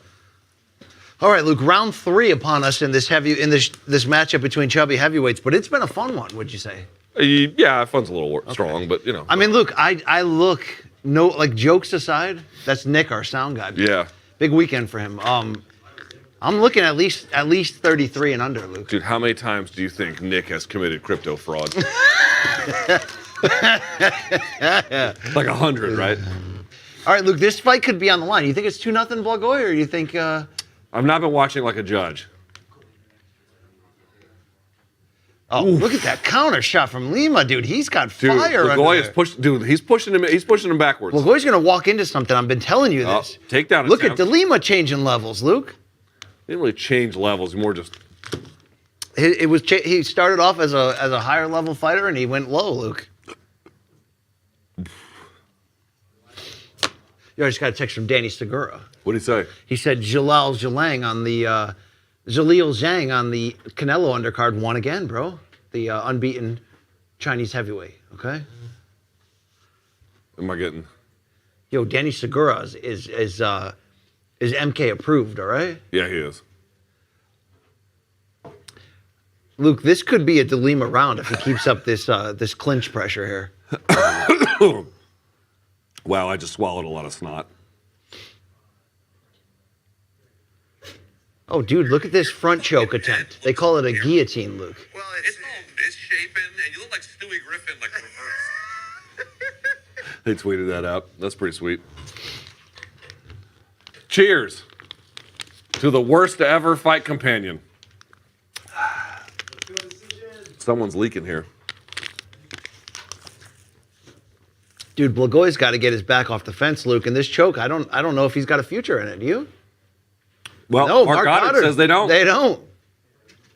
All right, that cut is below the right eye of De Lima. Yo, Blagoy's coming in straight line. Too much here. No, he's angling a little bit. Oof. Counter right from Lima. Looks to me like this is. I don't know how they scored the first 2 rounds, but Ivanov looks like he is. Ivanov looks like he is. Yeah, double underhooks, turns him into the fence. He's playing the clock game right now. Yo, look at the back of his head. It's somehow less misshapen than yours. I have to say, dude, that's the best haircut I've ever seen on you. That is like Not doing a bit. that is attention to detail right there. Yeah. That is, you know. I mean, while I want to say that don't get me wrong, it's a well executed part in your hair. Like it looks like well done. It's perfection. But you still look terrible. That should be clear. Ashley, what do you think about our haircuts? He looks like those guys, you know, when they just spike their hair. Yeah. He looks like the late 1990s student council president that no one really liked, but Yeah. kind of. But he got girls though. Well, did he? He did. He did.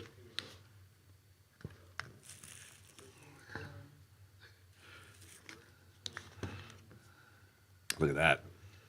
I'd say silver fox, but it's more like Luke, they're out of energy. Silver Street here. Dog, huh? They're out of energy here, but De Lima's still got a little more.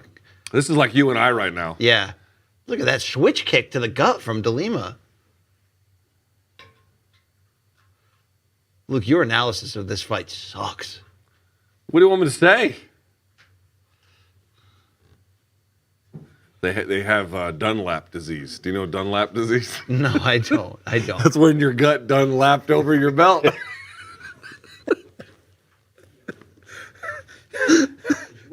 Did you get a second opinion, Luke? Because I'd like to see both of them. All right. I heard that one time. It's like, hey, that man's got Dunlap disease. Dunlap? Yeah, because his gut Dunlapped over his belt. Final minute here. This has devolved into two fat guys leaning on each other, Luke. That's unfair. That is unfair. They're husky. Whoa, okay, Ivanov. Yeah, he's still throwing heavy punches, bro. It's fine. Listen, this show is off the rails. He can do what he wants. It's cool. Like, yeah. Go, you can walk in front of the camera. It's cool. Don't worry about it. Do your thing. It's quite all right. Yeah. Yo, that's Dion right there, okay? There's Neon Damien. Yes. Sorry about look that, at this. De Lima with the pickup and takedown, Oh, Luke. yeah, but it's only 10 seconds left, so.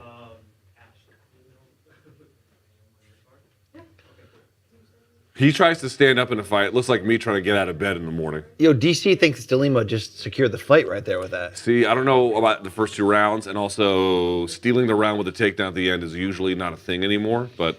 You know, these judges might be working under outdated rule sets. You know what? I'm really enjoying this glass with the ice that I asked for 75 hours ago. Oh, it's coming. But here's the thing. They poured you a fresh coffee and you didn't touch it. Well, I just had the Monster It's Energy like that drink. Stella you ordered at dinner the other night on I did the not order Showtime this. card. You know? I did not order this.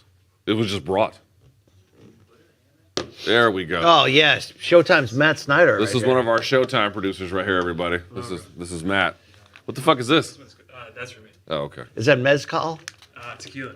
Tequila. Okay. Okay. Why, did you come on set just to take the gumballs? That's great. That's great. Luke, is there any chance that they'll ever want us to do this again? No. Okay. This is a one and done right here. Right. The thing is this, I would go heavier into the booze earlier if we weren't doing the post-fight thing, but we're doing the post-fight thing. Is this a situation where if you give the fans what they want, you realize quickly that they don't know what they want? No. We could do one of these, but to really do it the correct way, you have to eliminate the post-fight part. It'd have to become room service diaries. That's right. It would just have to go bananas, Okay. that kind of a thing. Okay. We're going to head to the scorecards here as we continue the start of this preliminary card, the middle prelims, Luke, the good prelims, okay? 3 more fights to come after this before the start of the pay-per-view main. But, Luke, the next one is that flyweight banger. Yes, Matt Schnell and Brandon Royval. Yes. All right, let's see who won here. I'm going to guess Ivanov, but I don't know. Team Dunlap in the house. 29-28 across the board. Oh, the Blagoy getting it done, dude. He's still out here just putting it on these heavyweights. It's pretty impressive. He's only 35, Luke. You would think he was more, right? He's 35? Yes. Well, in what, dog years? That ends a 2-fight losing skid he had against Derek Lewis and your boy Augusto Sakai. Back on the winning side, okay? Here's Brandon Royval, who's one of the most exciting fighters in the UFC, but he's got to tone it down a little bit to win. If he does, Luke, if he figures out a way how to balance that better. Mark Montoya, his trainer. Yes. There it is. Mr. Schnell. You know, we don't talk a lot about Schnell. He had a little bit of hype from the MTV show back when that mattered, and the halo on that is gone. But the good news is he has rebuilt the halo. Which MTV show are you talking about? Danger, Danger Cage, or whatever it's Oh, called. I thought you were talking about Bully Beatdown. Remember that episode where Snooki got stole on? You ever seen that? Jersey Shore, where someone just fucking. Oh yeah. Someone I just didn't know popped that's her what with they a good call one. that in Valdosta. Yeah, she got stolen. I saw that. Yeah. You never heard the term "stole on"? No. Where I come from, if you steal on somebody, you take their stuff, Luke. Okay. Yeah, well, it's sort of borrowed from that. Like, Yeah.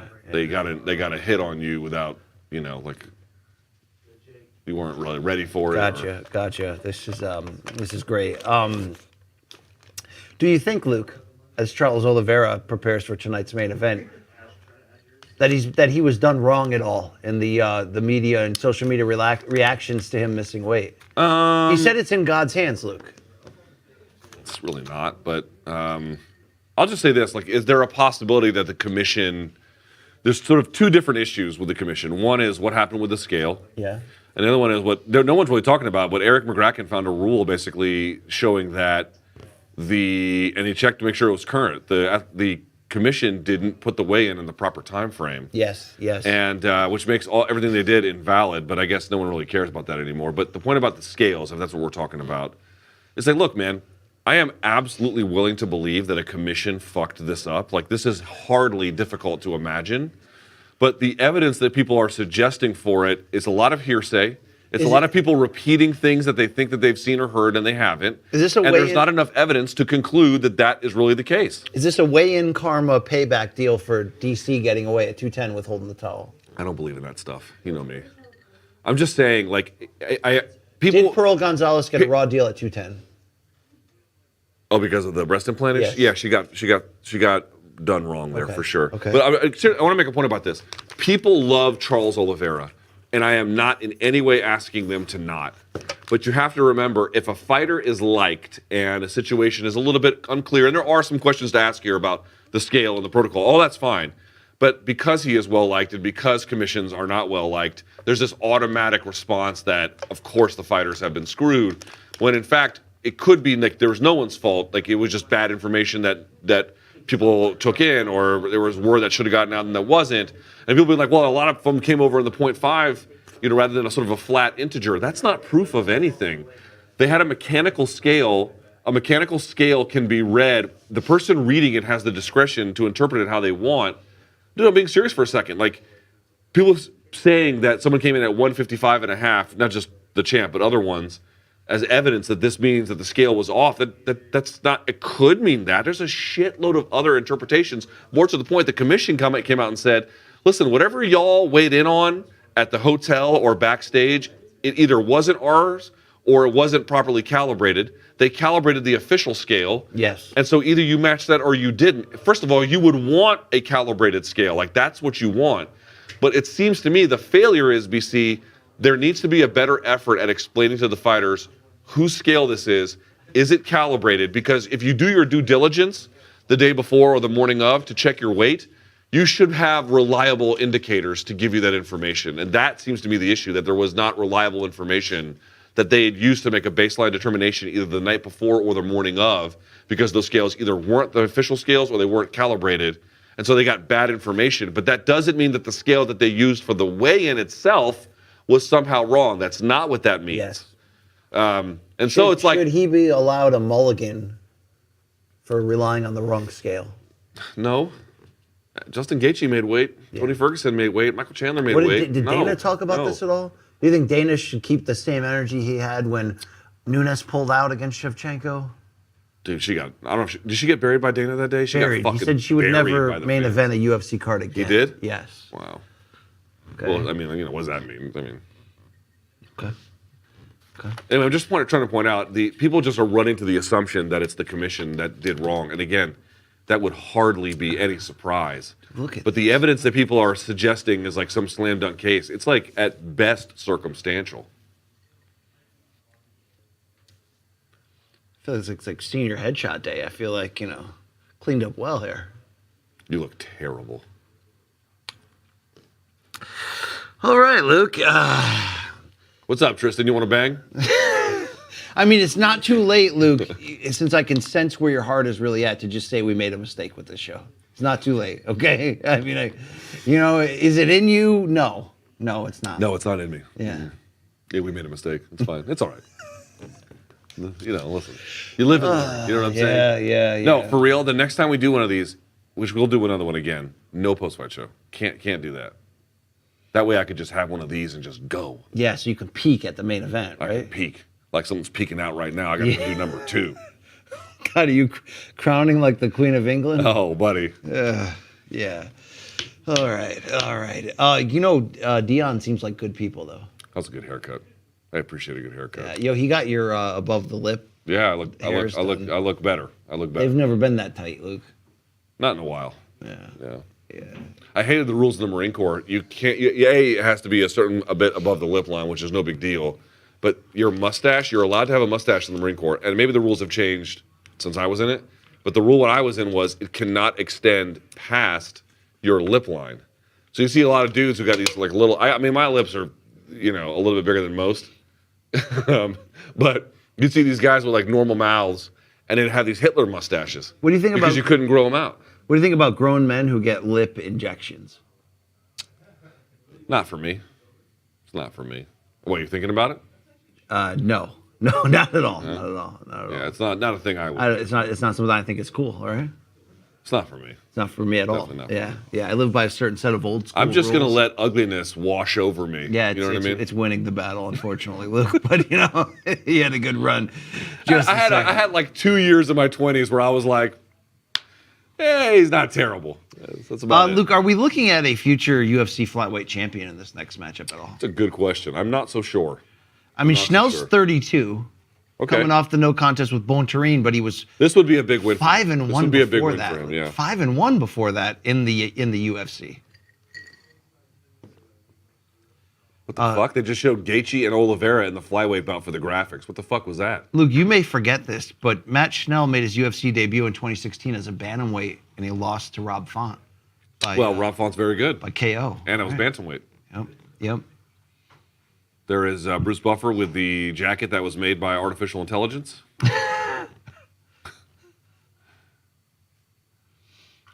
All right, here's Matt Schnell. Phoenix on fire for this. Luke, I do wonder what our week could have been like if we took our friends up in Phoenix on the offer to do live MK from their art enclave. God, okay? The last thing I would want to do was take a flight back from Phoenix tomorrow. Ugh.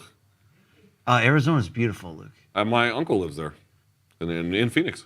Really? I was going to see him. Yeah. Is he a Thomas? He is a Thomas. Yes, he's my dad's brother. Mm-hmm. What was his line of work, if you don't mind me asking? He taught engineering at the University of Arizona. Damn. Mm-hmm. Maybe he once taught a young Savannah Guthrie. No, he was actually a literal rocket scientist, believe it or not, for a time anyway. There's no limits to the amount of educational success that the Thomas family have had. Yes, but that's it. I mean, you did between a 14 and a 1600 on your SATs. That's really not that impressive. It's not. They built a whole Saved by the Bell episode around how impressive that was. It's not that impressive. All right. Impressive is 16 or... 16 is the best you can get. I knew a couple kids who got it. Where are they today? One went to Harvard. Undersexed. One went to Harvard and then became an attorney. And I don't know what happened to the other one. These look like new tats from Royval on the left arm, am I right or no? I don't know. He just got cracked with a 1-2. Jesus. Oh, Schnell bringing the fight to him. Look at this. Firing. This woke us up. Here's a little flyweight fisticuffs. Ooh, Schnell coming in with the mother just died. Did you hear That's that? terrible. Sorry to hear that. Royval the southpaw. Royval settling into counterpunching mode nicely here, Luke. It's some good leg kicks to the stomach. Ooh! That's a stiff body kick. It looked like almost a head kick that he kind of just took. Boy, Schnell he's taking some risks. I'll give him that. Dude, Royval lasted 45 seconds in this patient attack, Luke. He's coming now. He's coming. Is Royval your favorite fighter because of his nickname? What is it? Raw Dog?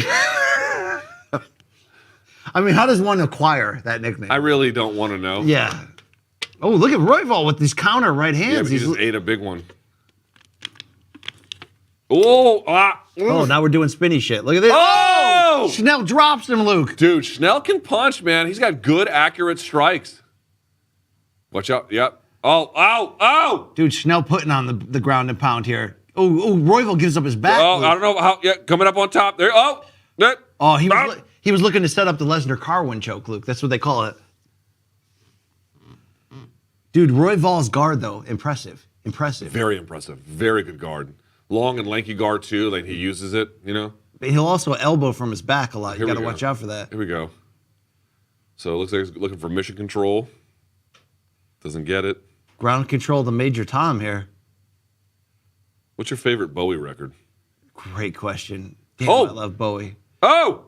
Oh, this is a Dude, this is a fucking dogfight. Yes. Whoa! Oh, Rolls shit. with the guillotine. Dude, look at Royval roll out of that shit like a boss, Okay, bro. first of all, this fight rocks. So straight up, this fight rocks. And it looks like there is a bicep grip, but he lets it go. Matt Schnell does. Royval's Underneath, like, I gotta tries to floss 'cause stand. Now I'm he more- goes and sits with the old fucking I'm more like a guillotine. boss player. That is deep. That is deep. He tapped, two-handed tap. That was Yo, deep. Alistair felt that That was shit. deep. So I'm talking about Dude, Royval. you can't play the scramble game with Brandon Royval, man. He Dude, is too fucking good. When we say, do we have a future title contender here? We might have one here in Brandon Royval. Boy, Schnell was giving him a hard fight, man. That was great. That was a great That's two fight. in a row after the split decision win over Bontarine, Luke. He's back. He's making moves here. Don't forget, this same guy, Royval, beat Kai Kara France in 2020, Luke, okay? I would say Kai Kara France would win the rematch, though. Yo, if Raw Dog puts that together in a more civilized way... I'm not calling him Raw Dog. Yo, Raw Dog is going to fight for this title one day. So will Askar Askarov, bro, okay? Yo, I got a tweet here. Great haircut, LT and BC. Dion did a stellar job. My heart will go on for Dion. Wow, near far, right? Wherever you are. Oh, boy, these Twitter mentions are a fiery shit show. I can always tell how much like bots are following me on Twitter because it's a pretty girl. There's never a reason for a normal pretty girl to ever follow me. So I'm like, oh, it's a pretty girl. Must be a bot. That's what we have there. There we go. Look at that, dude. Dude, he double-handed it with the two taps. Who do you want to see Royval against next? Askarov coming off that loss to KKF? Yeah, that'd be great. Wow. Okay, I have to poop. May I leave? We're going to need a replacement. Or for would you Luke like me to Thomas on this defecate desk. here? Was that Okay. Tristan? You want to bang? Can I get Jake Von Amsterdam up here, please? See, I don't know if I couldn't hear if Tristan was like, "Do you want a bang, or do you want Jake's two bang?" taking the dump right now, apparently. Jake is. He is. What are your etiquette policies on that? You walk into a men's room, there are two stalls, but you know Wait, somebody. you mean like in my 20s, or you mean now? Now. And let's say you walk in there and Jake's there. Do you sit literally 3 inches from him with just this wall separating you and go right into it, or do you sit, wait for him to finish, and then drop? It depends. If there's enough urgency and I have a lot of gas up front before the feces arrives, I'll actually flush to muffle the sound like white noise. Wow. Have you ever been in the bathroom and had Jake walk in? No, I've never been in a bathroom when Jake walks in. You What, guys- is he walking like Michigan J. Frog? What does that mean? He knows, I guarantee you, he knows each and every one of your shoes and mine. Because you'll be in there trying to be slick in this stall, and he'll walk in and he'll go. Oh, see the people I hate that. People that know you're taking a shit and they talk to you while you're doing that. That's not acceptable. While I'm in the middle of defecating, the last thing I want to do is talk to another man. Yeah. Well, anyone. Well, anyone, really. Okay, what- Especially Jake and his creepy smile. What do you like about the idea of unisex bathrooms? Would you be as willing care at to all, do yeah. damage in there? As willing, I might be encouraged, and then not flush and just leave a crime scene. Wow. Can you imagine? Like, Wow. like women, it's like, are you sure you ladies want to use the same bathrooms as us? Because I got terrible news for you. I'm gonna not flush. And I'm gonna leave All right, that let's crime scene in there. Let's see what Royval says, and I like that sleeve on him, by the way. 9 first-round finishes and 14 wins. Dude, that is so... Okay, so Schnell sits for it, rolls with the guillotine, but it's shit. arm in. He pushes the legs away, rolls through to come up on top, so then he switches to the bicep grip. And let's see, then he just sits up, and look, he just grabs it right away and sits right away. Dude, see that? Look at how deep his hands were. You can see the right hand all the way Yeah. through. Look at that. He snuck it all the way through and then pushed it with a hole in my clothing. Yo, you think Schnell should have cut the chest hair before this fight? No, leave that. But he should have done what was it, Brian Ebersol used to do? And with the harrow, Yeah. like Kimbo did it too. But Brian Ebersol. Yo, Kimbo invented new ideas, right? You know, he had that spider web chest hat with the hair around it. Yo, he was the best. All right, is Jake here? Because Jake, is he still dumping? Because he needs to come and sit here. Because I have to go. Are we gonna do it naked gun style and leave me mic'd up in the bathroom? It's like, oh God, oh Jesus, oh God. Yeah. Hey, can my teeth be more yellow? I mean, what the fuck are we doing here? Luke, we move on here. 2 fights left on the prelim card. Next, of Could course, my lips be pinker and my teeth more yellow? a That's really- catchweight bout, 146.5 with Macy Chazon Yeah, Chazon there's Rose getting a hit. versus Norma Dumont. Sweet. Luke, do you think we'll ever see a long-haired Rose again? I don't care.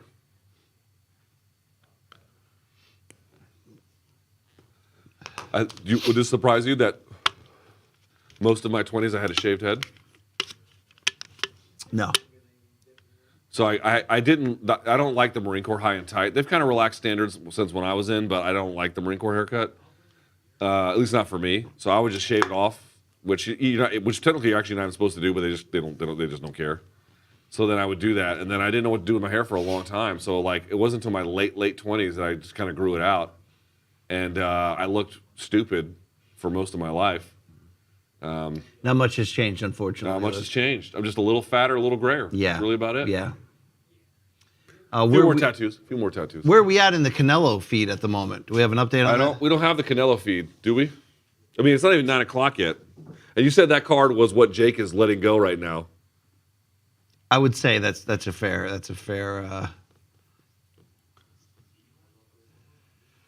Yeah, I'll go solo if Luke goes to the bathroom. You'll go solo? Yeah, that's what I do. All right. But if Jake is still in there, it doesn't do me any good. It's gonna get awkward. Also, if I knew Jake was in there, I would purposely go in there and have like outrageous diarrhea. You know what I'm saying? That's not acceptable. That's not acceptable. Corey, we have any questions from the fans here as we're in between fights? There's a lot of people. I mean, I see a lot of people checking their phones. A lot of people sitting around collecting. And you got to remember, this is a show. This is a live show. It's a terrible show. It's pretty bad. Yeah, it's pretty bad. It's not a good show. But is it better than the Barstool Live Canelo broadcast that's going on right now? No, probably not. Probably not. All right, we got some questions from the fans. You All ready? right, let's hear it. All right, so Dude, I really got to shit. Rosie wants to know, what's BC's Dunkin' order? It's a good question, Rosie. What I'm going to go with in most situations is that more of a question about like what's your favorite donut? No, it's what's your Dunkin' order, bro. Oh, that's different. Okay, All right, that's eat clean, fair. bro. My Dunkin' order clean, bro. is a medium frozen coffee with a raspberry shot and 2 sausage, egg, and cheese wake-up wraps. Okay, Luke, that's my Dunkin' order. You okay with that? What? All right. Thank you, Rosie, for your interest. Sorry, were in you the talking? show. I was too busy ignoring you. Yeah. Thank you very much. By the way, I'll say they didn't ask, but my Dunkin' order, I like their wheat bagel with cream cheese. If we're going like favorite things on the menu, what is your favorite donut?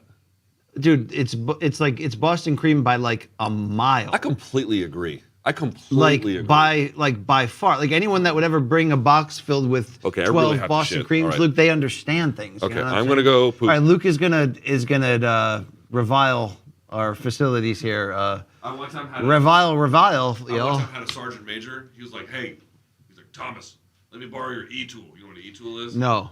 What's an e-tool? An e-tool is an entrenching tool. That's the foldable shovel that they give you. That's the thing you use to dig your dump. Yes. He's like, "Let me borrow your e-tool." That's disgusting. I wouldn't So borrow I another borrowed man's it. e-tool. He came back and he handed it to me. We were in the field. I mean, what are you gonna do? He handed it to me. He goes, "I just set the world on fire." And I was like, "Okay, well, that's gross." And I'm gonna All leave right, now. Luke. Back to the bathroom, please. Luke, thank you very much. Someone's got to take this shit off of me. This live stream will go on, near far, right? Wherever you are. Canelo, where are we at? Do we have an update on where we are in the Canelo card? Commercial break here on the UFC prelims. But your boy BC holding it down here in front of the camera. I don't think we'll ever do this again, at least not under these circumstances. But you want to talk about an effective weekend, an important weekend for the MK brand. This was fun this weekend. No, we didn't hit you up with the Bellator post show that we at first mentioned was possible. But we will be hitting you up tonight, a combined UFC 274 and Canelo Alvarez post-fight stream. That'll come on live afterwards. We're still in the midst of the Canelo undercard at the moment. A 6-round bout right now between Castro and Vicente. UFC at commercial in the moment there as well. But what else could you expect from a live broadcast like us? Probably a lot of nonsense here. Let me just take this coffee from Luke. He won't drink it. All right, he won't drink it at all. The closer that you get to understanding what makes Luke tick is a lot of just questionable life decisions on the regular. He'll order multiple meals, let them all get cold, eat a half of one, and just throw the rest of the way, But the thing about what makes that unique is he a food waster? Yes. But he'll typically order off the menu, make it uncomfortable on the person preparing it, and sometimes the person delivering it, and then as soon as he gets it, not touch it. It's a Luke Thomas move. It's a dick move. He just tried to pull the same with his coffee, but I'll rescue it back down here to stay caffeinated to keep this show moving. Meech, we have any other fan interest here, or is this really the end of our show? Yeah, I got another one. All about your blah, blah, blah. They want to know who wins in a knife fight, you or Luke. In a knife fight between Luke and myself. That's right. I don't know. I don't know how his hand-to-hand skills are. You could assume that Luke is the more experienced hand-to-hand combat fighter between us, given his jiu-jitsu experience, given his military background. But he does get criticized from some circles of the armed forces for being a reservist. I don't know what that means. I'm not judging him. He tried to keep our country safe, but does that automatically mean, if I can use this vape pen as a knife, that he knows how to conceal, carry, and deliver? I don't know. I don't know about that. The thing, though, that Luke has to understand is, in any situation that we should get into a fight, or would, or might, whether it's for like charity, for show purposes, or in the moment we just piss each other off to the point that, there's some words that can be spoken that obviously not only cannot be taken back, but really must institute in an attempt at violence just to cover yourself. Like, I don't justify what Will Smith did, but I understand it, right? Is there a scenario outside of me thinking that choking by surprise in which I could one-up Luke Thomas, which I can get him? I don't know that, but the thing that Luke has to understand, and I think I've done a great job at least preparing what's the first chapter of a book, a preface of understanding from him, is that I'll fight him to the death. Like, that's at the very least that he has to understand that. Do I expect to win the fight? I'm not sure, but I will fight him to the death at any point. And I think as long as he understands where we're at all times with that, we can coexist and keep the show going. But a knife fight, I'd be willing to escalate that to the finish. And I think that's why they keep so many staff members here at Malka, just in case. You know what I mean? Just in case I drop the wrong Hasselhoff joke at the wrong time, right? But like John Starks in, Game 6 of the NBA Finals in '94, when he went, 3 for 18, you got to keep shooting. You got to shoot your way out of a streak, You got to shoot your shot. You got to absolutely let your hands go. And if anything, to show the other person that, for whatever I lack in skills or intention, or at least the image of toughness, I make up for it in the fact that you're going to have to finish me. I'm going to be a problem to your end game if you decide to welcome me into that type of battle. Follow-up question. I might be a problem to the future of to your cosmetic future. You said he's going to have to finish you. Do you think Luke could finish you? In a knife fight? Anyone can get finished in a knife fight. In a jiu-jitsu match, yeah, Luke's going to have an advantage right there. But, at the very least, Manich, people could understand that I won't stop coming on, right? I feel like it really depends on the day. You have to stop me. All right, I got another one. Or do you want to keep going? I want another one from the fans. Go ahead. All right, Richie wants to know, if the UFC were to have a Grand Prix, yes, what weight division would you like to see? You've got to go bantamweight right now, okay? So as I look at the rankings, imagine if they did that. And it's not that they haven't done tournaments in the past. Did that flyweight inaugural tournament. There was the UFC has had some sneaky mixtures of tournaments, not just in the early beginning years, but I mean, Manich, you know this when you look at those bantamweight rankings. Imagine if we rolled out tomorrow an 8-man bantamweight tournament, and I told you the names can be Sterling, Jan, Dillashaw, Aldo, Sandhagen, Cheeto, Davalish, Wheelie, Font. You need a replacement? Yadong. Munoz. That's the answer, bro. That's the answer. We're getting closer to the next fight here at UFC 274. Norma Dumont stepping in against Macy Chiasson at featherweight. Interesting bout. Featherweight, for many reasons, a forgotten division in the UFC on the women's side, 145. But Amanda Nunes still on top, but yet, busy at 135 at the moment. So are there any women's featherweights out there who can stand up, get some acclaim, get some attention, give us a reason to keep employing this division until we make a UFC women's heavyweight division, one that can fit Kayla Harrison in it? I don't think we're looking at a fight between two potential future title challengers here, but I'll entertain it just the same. You better believe that.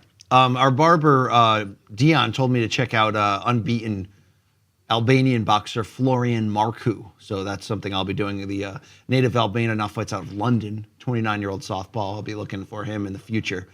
But back to another commercial break in the UFC. We're in round 6 of this Castro Vicente fight on the DAZN Canelo sweepstakes there. But back to this weekend for Morning Combat. You know, outside of choosing not to do that Bellator reaction show at the last minute, we have delivered, okay? An instant analysis to news instantly will be in your face tonight, and you better believe we put some great, not good content, great content in the back burner for the future. Big time interview series we're about to kick off, okay? Am I letting a little secret out of the bag? Or maybe am I preparing the way? Maybe am I John the Baptist-ing this shit, right? I don't mean to get biblical on your ass.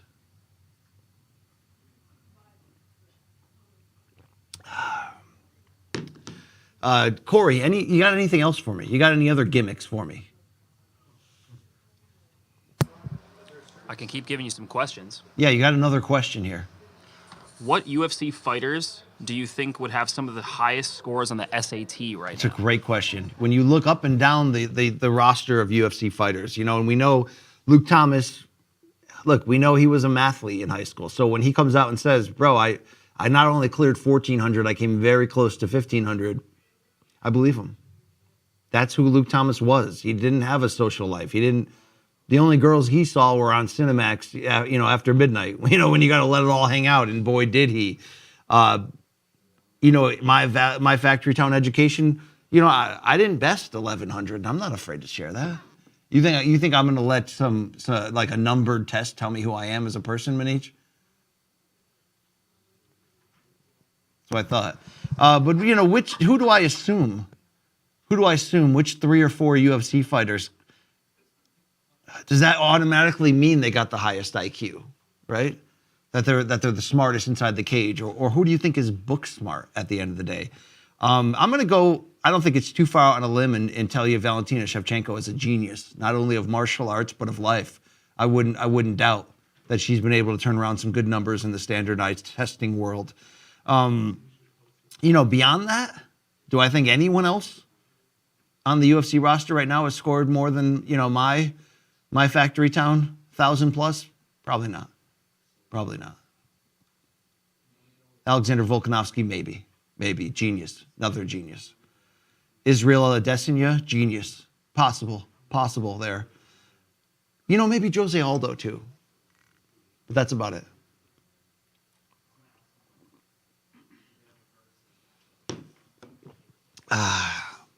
Yeah. Jake Another one, BC. Yeah. I got one for you. Please. You know the Versus live streams? No. Where like they take 2 rappers from, Yes. you know, 90s, 2000s, whatever. And they go head to They head. play their hits. Yeah. 2 bands, favorite bands of yours, who you'd like to see in a Versus matchup. You know, who can rock out more? Yeah, just who would put on a better show. Top 10 songs from each. They're 10 songs. They go head to head, one and the other. Who would you like to see? So this is like a rock battle rap. This is like a battle of the bands. Something like that, yeah. What a horrible question, Manish. Tail of the tape time at featherweight. Macy Chazon Okay. versus Norma Dumont. Both over 30. Within the midst of their peak childbearing years, probably, but certainly looking for a big win here at featherweight, potentially. It was Dumont, though, who came in overweight, 146.5, forfeited 30% of her fight purse. But, you know, like the Titanic, this fight will go on. At least in spirit. Dumont 7-1, the native of Brazil. Fighting as a betting favorite for the first time in her UFC run. Luke Thomas has returned from the stall. Luke, as bad as this stream has been, the last 10 minutes has certainly been the bot. It's as bad as it can get. You're just vamping? Yeah, just as bad as it can get. Yeah. I teach physical ed. Yeah, really, just yeah. School dropouts or whatever. I'll say this though, because I just sat under the knife and got a nice hair update. Macy Chazon has strong hair, strong looking fade. I like that. Okay. Can they hear me? They can hear me? Yeah, if you're plugged in, they can hear. Hey, you, Luke. how much blood in your stool is too much? Okay. This is Asking for a friend. I mean, looking to get out of this stream as fast as possible here. Okay. I mean, come on. If we can't tell jokes like that, what can we do? And when I say jokes, I mean the truth. Yes. All right. Luke, we don't typically talk favorably about the women's featherweight division. Maybe we should. We'll find out tonight. I think. Maybe we're wrong for that. Luke, I was asked by a fan when you were gone, which UFC fighters I thought could produce high SAT scores. Who was the guy that who became an energy trader who was complaining about fighter pay? I don't know. John Cholish? But He Luke, went to Cornell. He was smart as shit. we settled on Valentina Volkanovski and Adesanya as high SAT favorite. Are we going to fight over the name again? I don't want to fight over the name again. We don't have to fight anymore. We don't have to fight no more. I don't even know if that's a motherfucking song. Okay. How would you know? How would you know? What's that music service where you play it in like a... It's called Pandora. No. Where you play a song and it identifies it? Spotify. No, you Shazam. fucking asswipe. What's it called? Shazam. What do you think? You're fucking Shazam? Napster. Hey, Dumont looking to line her up with that left straight, Luke, on a counter here. You mean her jab? Yeah, no, look, she's a southpaw and she's Dumont gritty. is an orthodox. You're right, I had the wrong one. I'd Chazon, okay? Right, okay. She's the one who with the tight haircut, Luke, the tight fade. I like that. Dumont can throw a little bit. Yeah, she can. Let's see. Shazon switching stances. Sometimes getting real square, though. Pay attention to that. Sometimes she's bladed, and sometimes she's real square.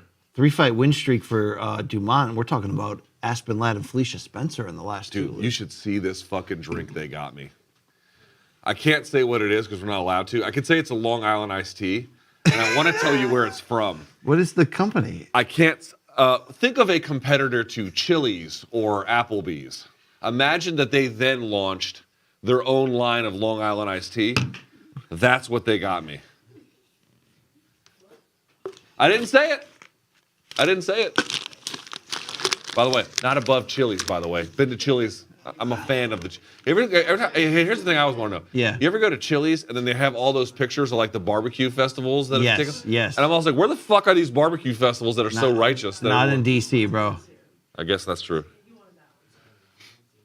I gotta say, I love Robbie from Barstool, but that haircut is driving me. It's tilting me. We gotta send him. The thing about Robert Fox. We gotta send him to Damien from Albania. Is he doesn't give a damn what you think about. No, he doesn't. He's gonna be more successful than me. I'm just pointing out. I don't like the haircut. I do like Robbie.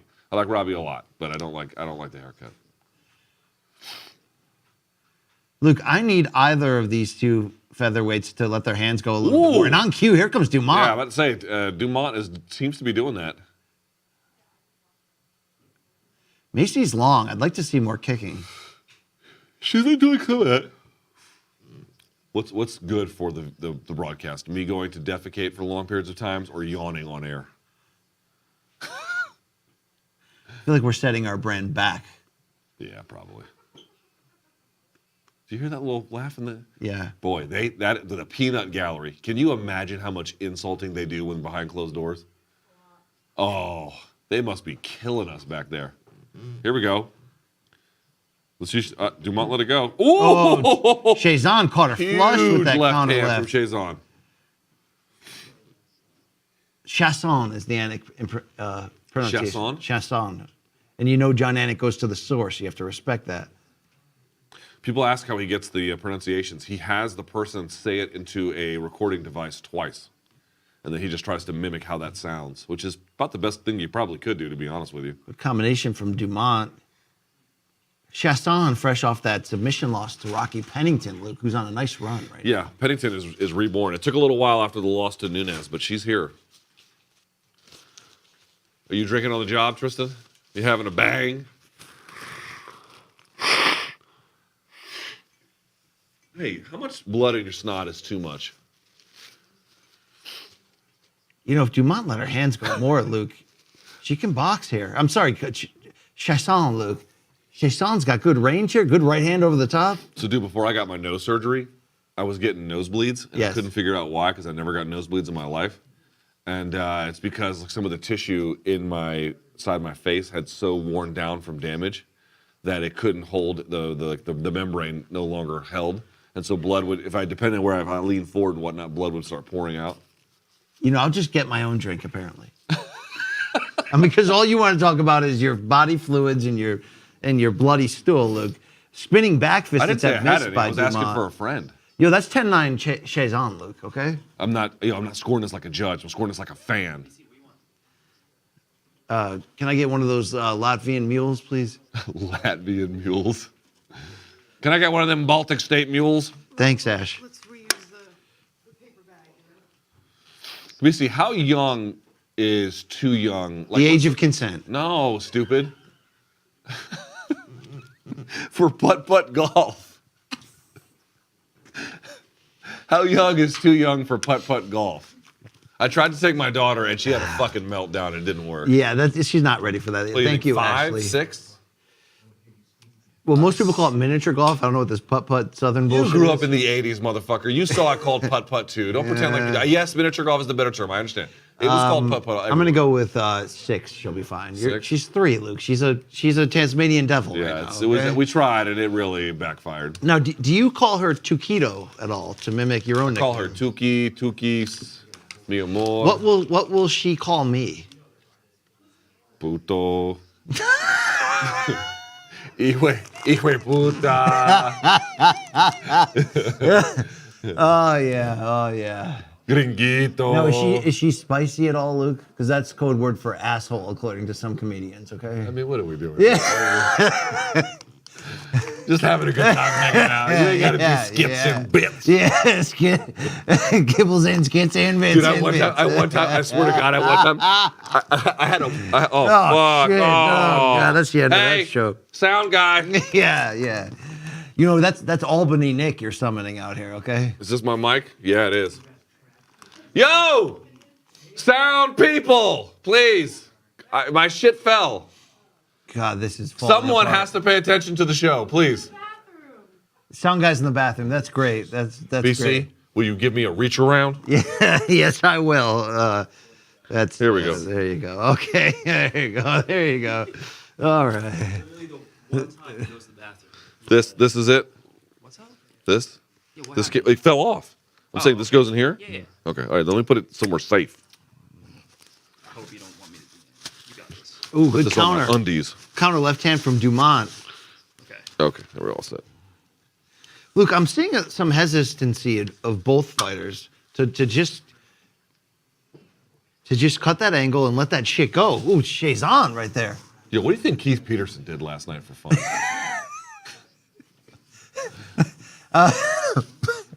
Were there any deathcore bands in Phoenix last night? Dude, we have got to party with Keith Peterson. I would love to do that. You know, no nonsense. I want to see what that's like out in the field, out in the wild. Yeah, man. I want to know what that's all about. Where did he get that gravelly voice? You know what I'm talking about? Like, you didn't get that shit going to the library. I mean, you know, he outright smells like booze and hookers, according to I know. Dom Cruz. Dominic Cruz was saying it like it was a bad thing. I was like, yeah, we got to party with Keith Peterson, bro. Now, Luke, somewhat aggressive ink from Macy Chazon during training camp, but I kind of like it. That was a great takedown, too. Didn't quite get her hips to turn over, but Ooh, did took get her back dominant on the position. ground. Yeah. Chazon is long here. Taking the back implies control. Oh, of the back. boy, she blew that. If I get to your back, but I Yep. don't secure it, I didn't really take your back. Now you gotta be Dumont's careful on with your top. wording. That was nice. That was good. So you're reverse. saying And she has the unless there's a body triangle involved, you ain't no, taking it's not a body shit. triangle per se, but unless you've really kind of established control of the position. Okay, then what did she do? She moved behind her then? Yes, that's fine. Okay. or nearly has the back, or is about to take the back. Like it's obviously very, very close, but there is a difference. What you're saying is you can't be half pregnant. Yep, that's basically right. Yeah.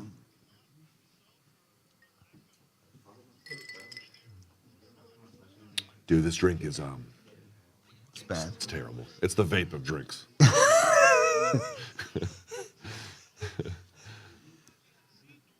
We had fun last night hanging out, huh? Yeah, what we did was we got together and we put We had basketball on the big we TV. had NBA on one TV, we had PFL on the other. Yep.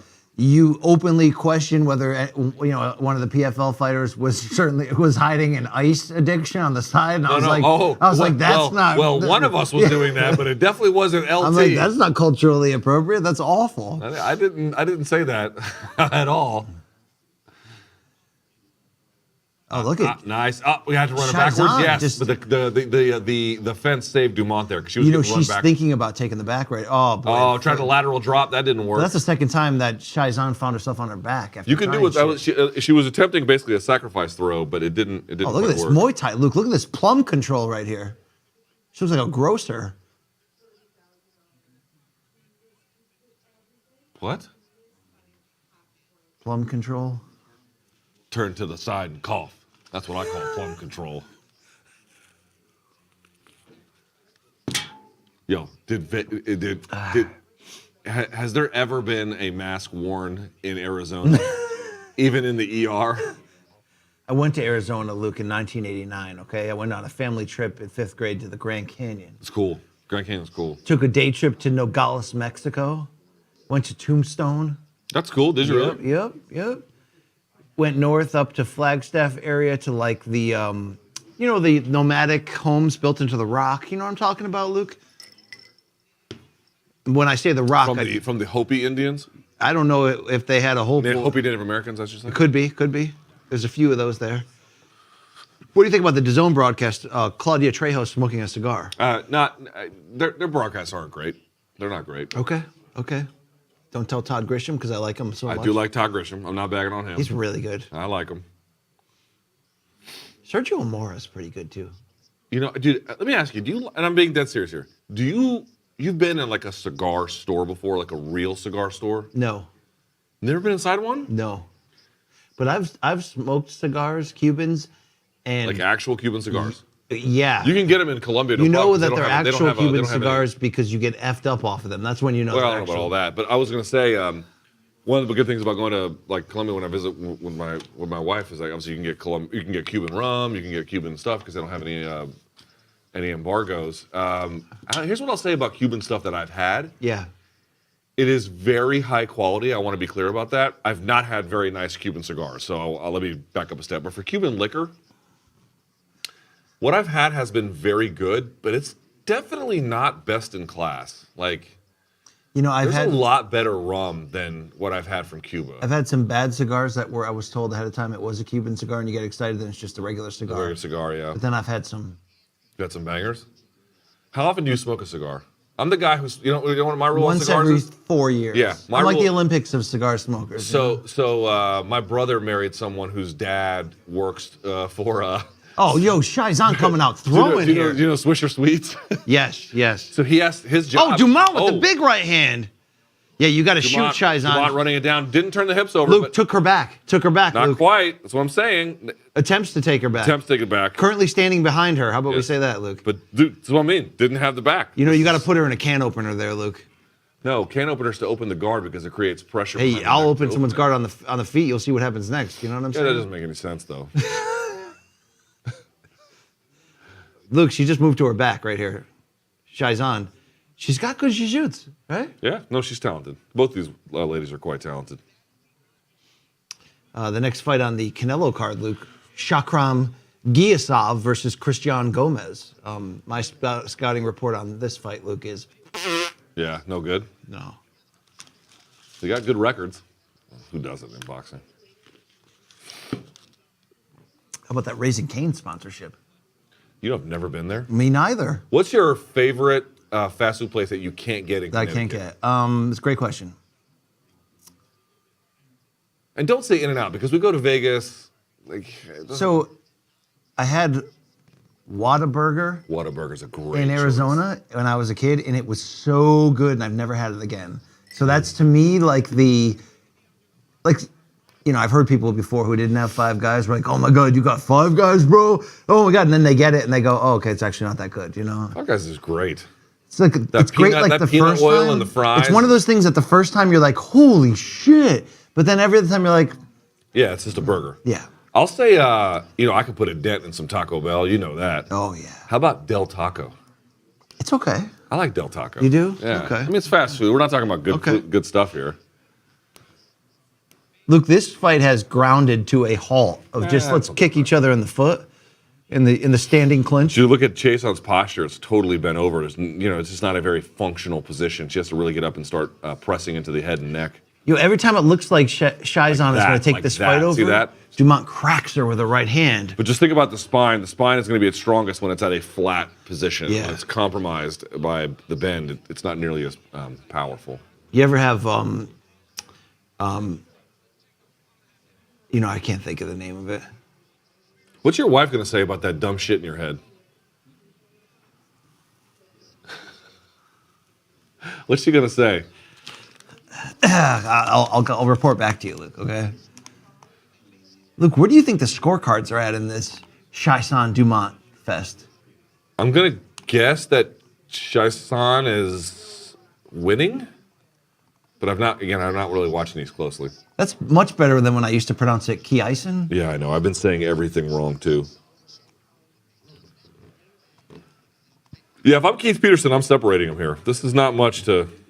Would you... this is a stall position. Would you consider adding cologne to your arsenal if you were Dude, him? is it me or is this canvas tonight destroying everyone's knees? Probably. Oh, Dumont timed it perfectly. Or Is our producer really sending us what is he doing? Loretta picks? I mean, what are we doing here? Get her off. Yeah, you got to get her off. There you go. That's it. Back away. Get off the fence. Oh, Dumont fighting for a win here. get off the fence. Shizon trying to hang That's better. on. Now Luke. you're good. Now Dumont's you're good. landing some bombs right here. Yeah, but she's got to break this hanger. See, you got to break contact. You got What to a break contact. Crowd doesn't like that. Shizon is just basically doing a Kenny Florian against BJ Penn. Luke spending the whole fight in his midriff. You know what I'm saying? In fairness, I thought Kenny Florian did everything he could to win that fight. Except try to win it. No, everything he could. Dude, BJ was... That was prime BJ. Yeah, I mean, there was no one... That was BJ putting the shit on Joe Daddy time. Bro, there was no one in the world at that time that was going to give him a hard fight. It was not at that weight class. They didn't exist. Did you believe in Kenny's chances against Aldo at the lower weight class? I thought he had a I knew it was an uphill climb. Okay. You had, if for no other reason than the weight cut was murderous, right?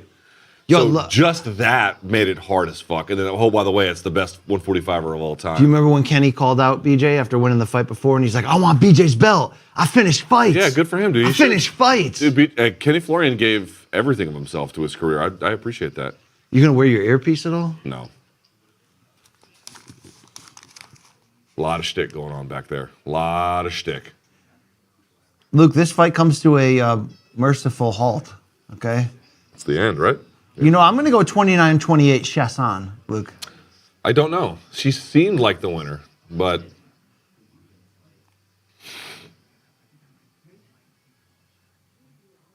All right. And Hey, Wonder Boy somebody named Wonder Boy. is competing over on DAZN. Yes. Chakram Giasov.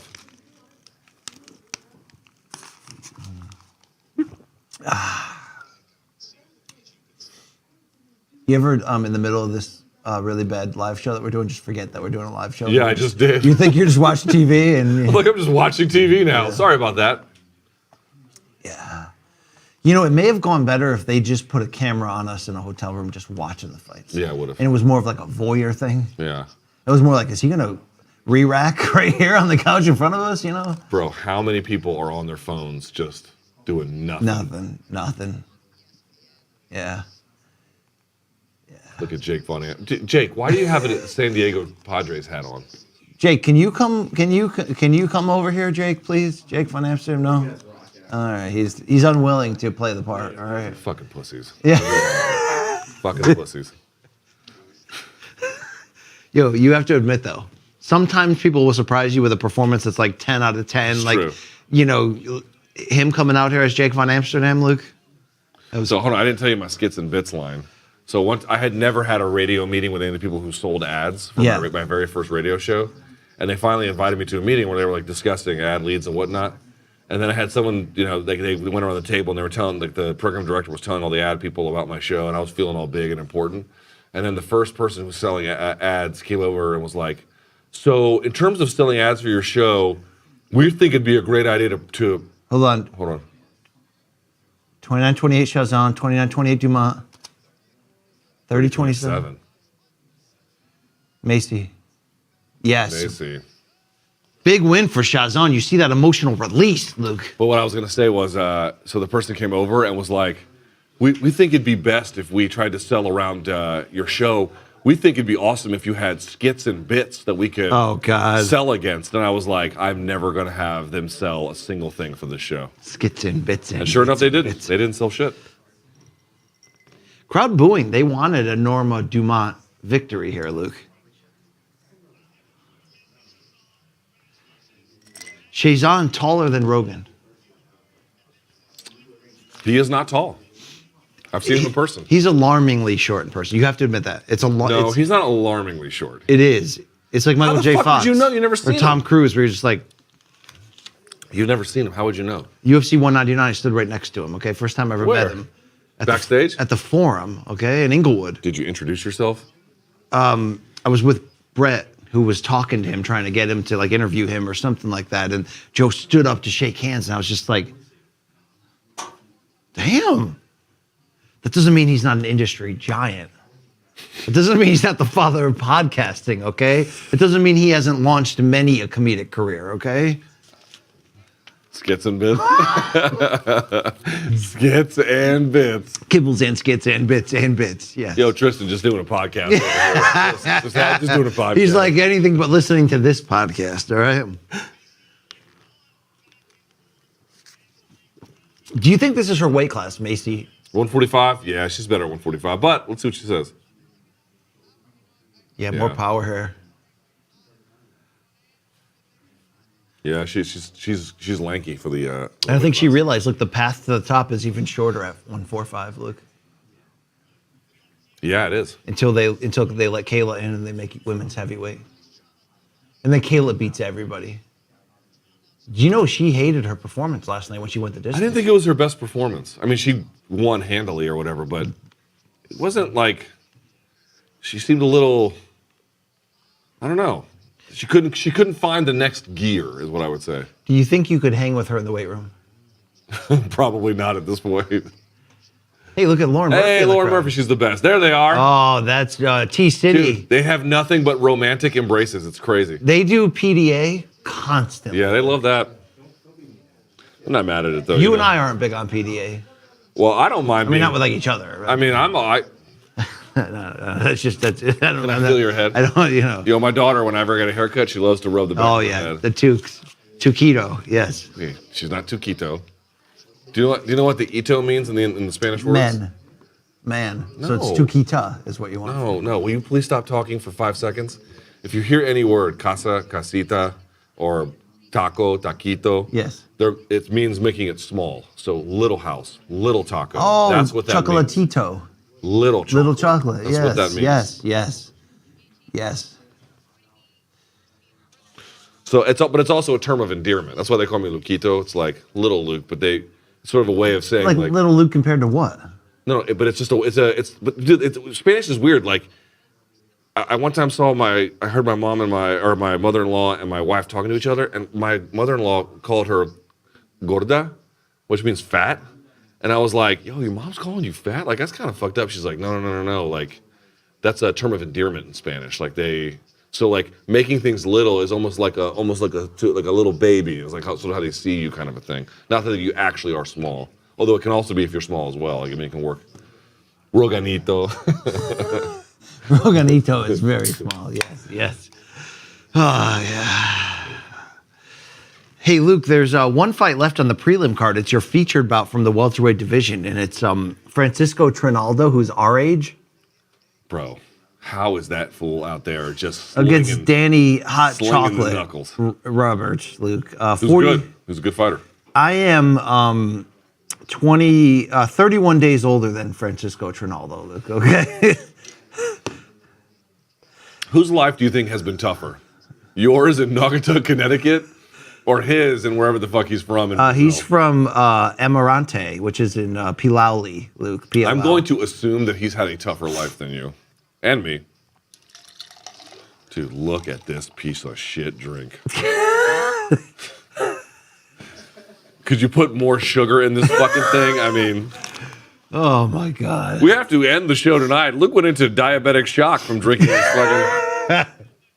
It's just alcohol, sugar, and I don't know, urine. Carson Presley, was that guy's name? Oh, is this Barstool like hamming it up? Who's the Sunday Conversation guy on Barstool? Yeah, I don't know his name. Caleb Presley. Dude, boxing promoters? Yo, that's Caleb Presley interviewing Eddie Hearn right there. I thought it was Carson Presley.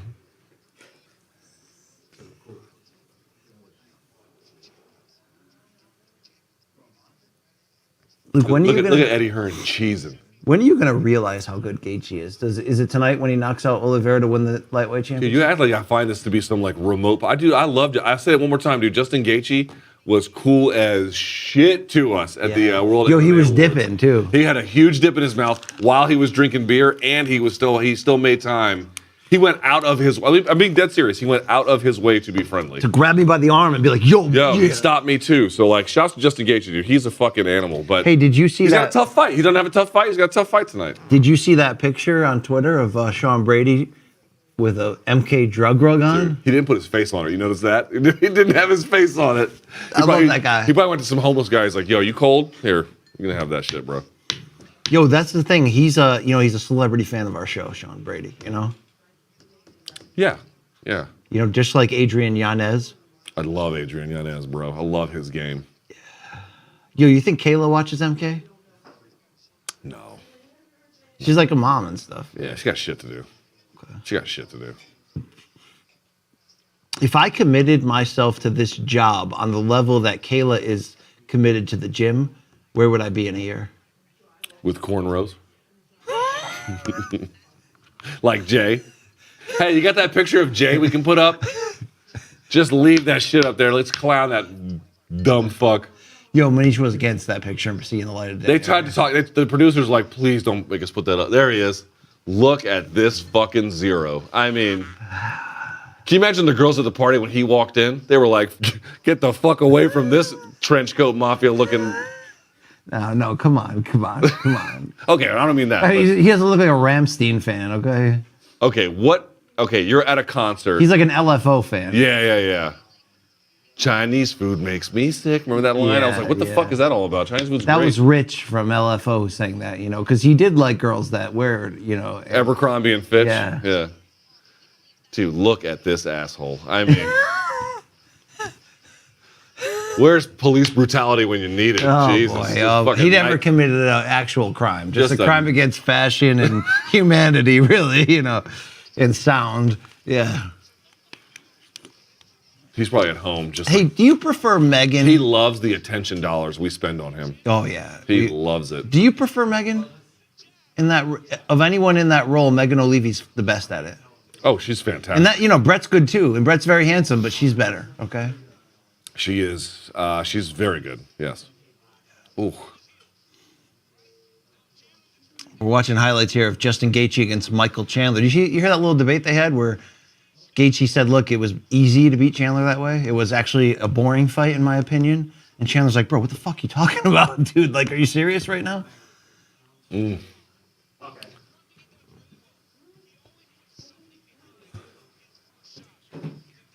Oh, put it back in my ear. Yeah, I would say in your ears. Oh, okay. Oh, here, let me do this.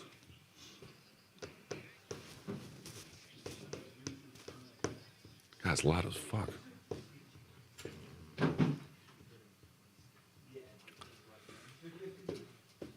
Well, this is good dead This air. is good. This has been a lot of fun, you know. This is a great idea. Look at Brandon. Look at Brandon over there. Just shitting on us. What are you doing that's so cool, huh, Mr. Cool? Yo, Brandon Wise wearing the Bellator sweatshirt. I like that. I like that look, yeah. That's very... Save us.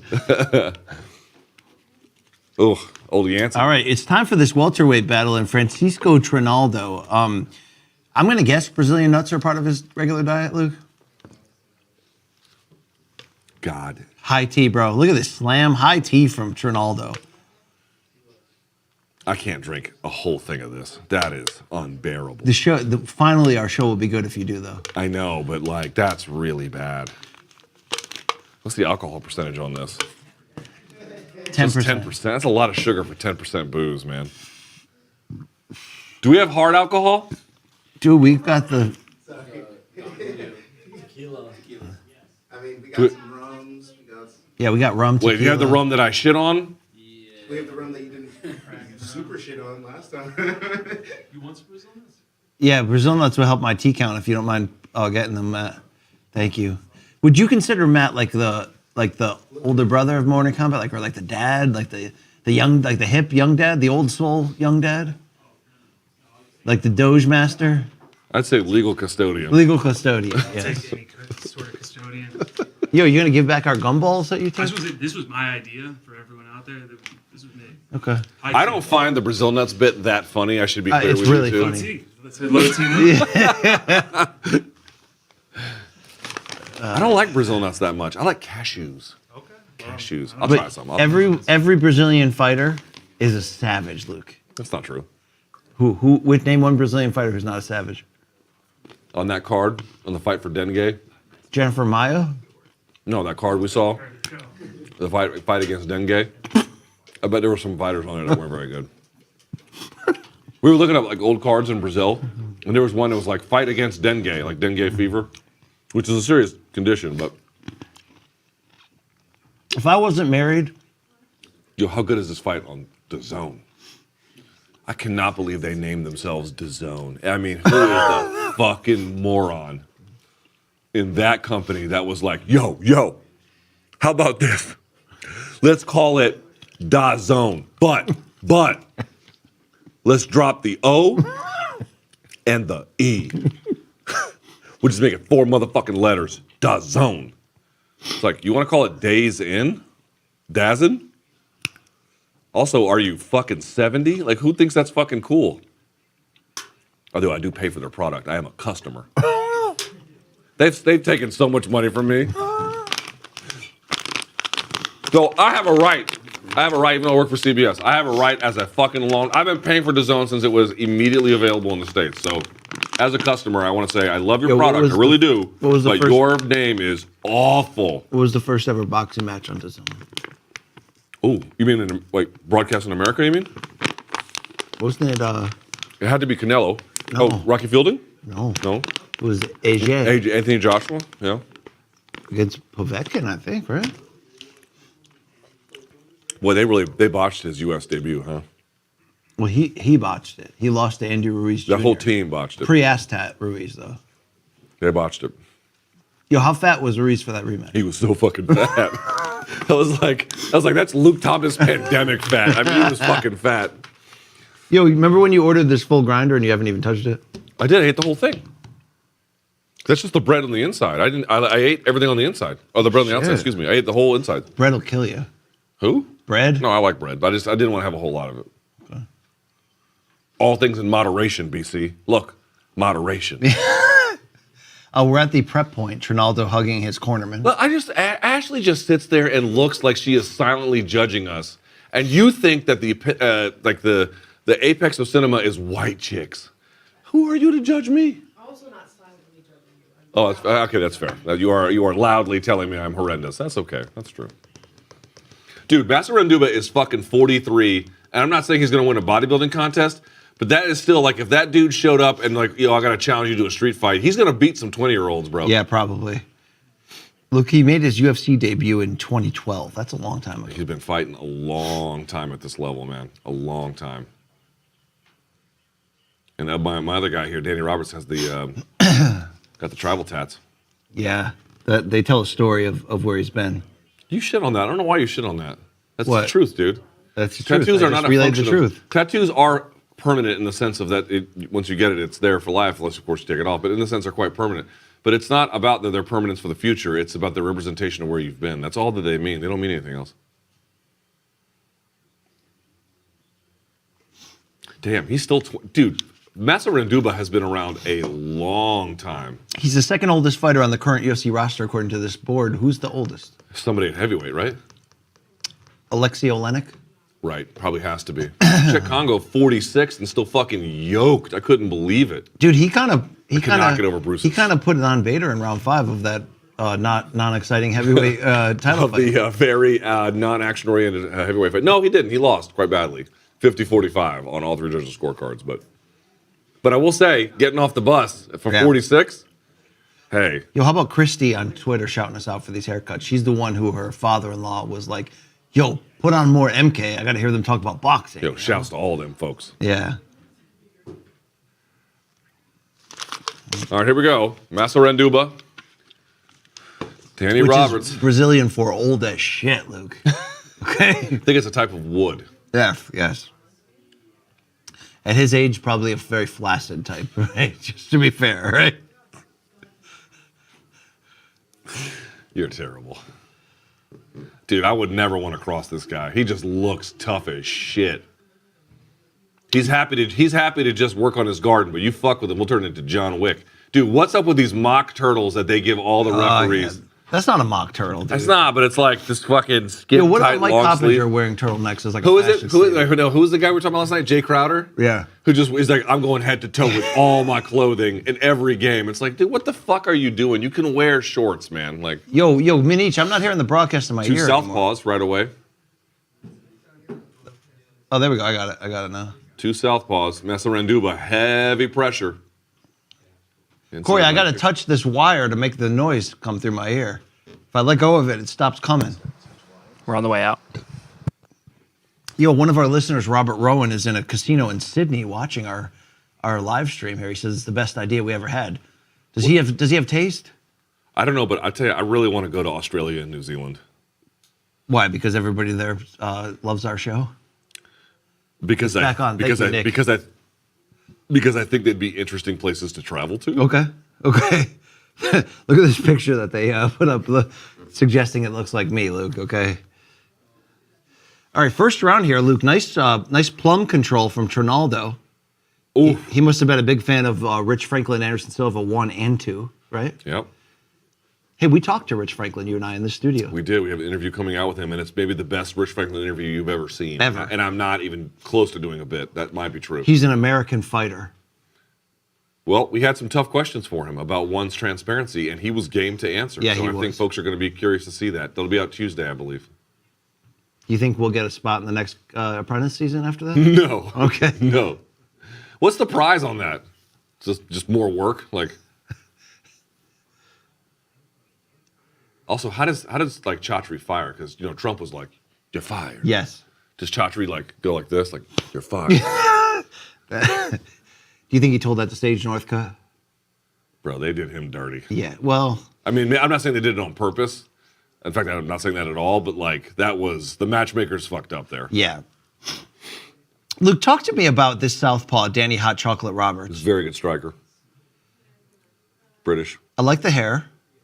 It's an aggressive statement, but it probably speaks of his looseness and his social life. Okay, I can't drink any more of this. So, can I get some hard alcohol with like something to mix it with? What do you got again? You have hard alcohol? Mixed with your Long Island? No. Like, the Long Island is unbearable. And it's not really Long Island. It's, again, Applebee's competitor Long Island. Do you have anything to mix it with? No. Can you ask if there's anything to mix it with? Matt, do we have anything to mix it with? Yo, Danny Roberts is controlling distance very well here early on. He's a good striker. Now, his stance is lowered because he's obviously worried about the takedown a little bit. Seltzer? You want seltzer? Do you have anything with any... Orange juice? Yeah. Huh? Huh?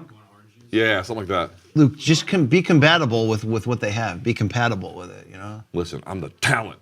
Yo, These Trinaldo got... peasants. Did you see that little buckle he showed after getting hit with that shot? No. You know, he may be considering is 43 too old to keep doing this. For 43, he looks all right. I want Gleason Tebow's jeans. You know what I mean? Like his dungarees? His denims, yeah.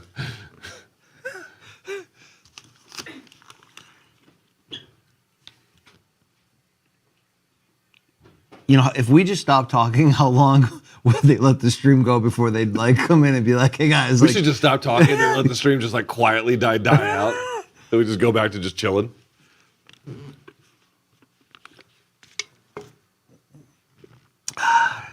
Luke, Danny Hot Chocolate Roberts was once KO'd by Mike Perry back in 2016. Mike Perry had some okay wins. Yo, man. Mike Perry's got some good ones. Didn't he beat Paul Felder, bro? Okay, but Felder was coming up to 170. He looked way too small.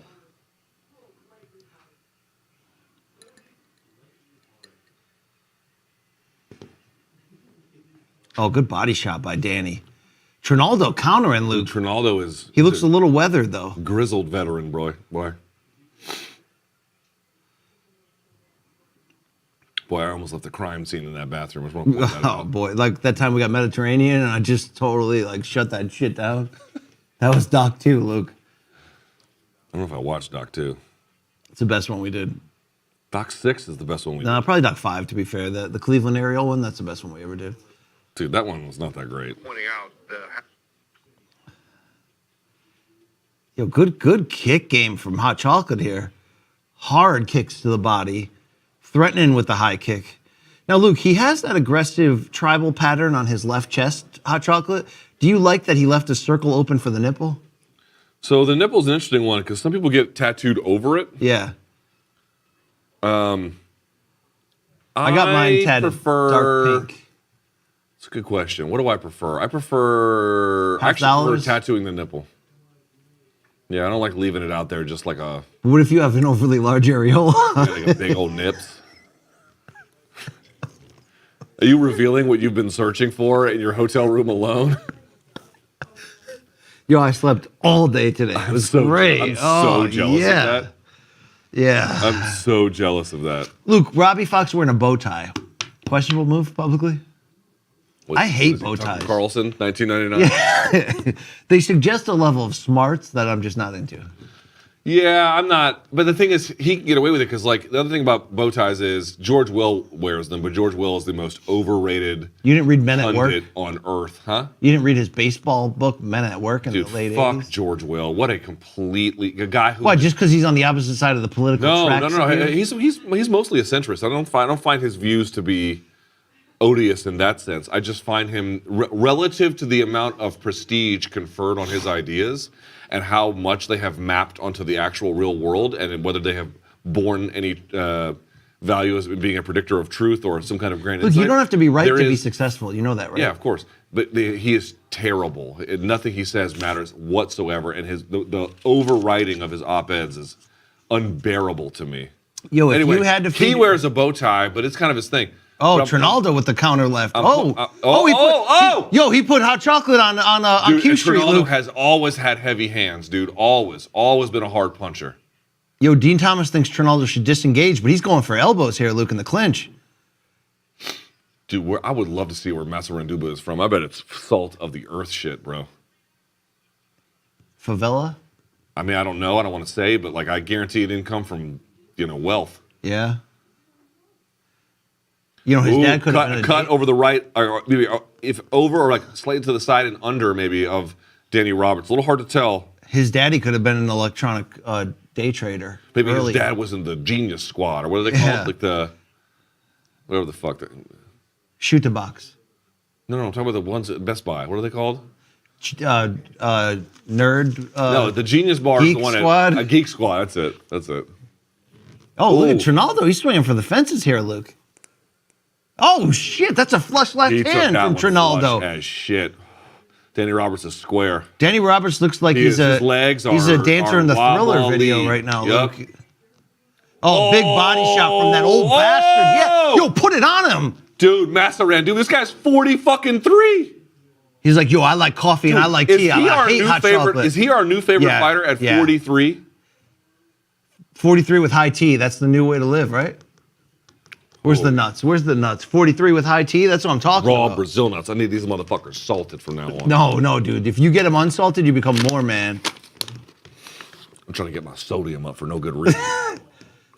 Yo, I like to order my ethnic takeout with extra MSG, okay? I like how that's ethnic. Thank you. Jesus. I mean, what are you? Side position now for Trinaldo.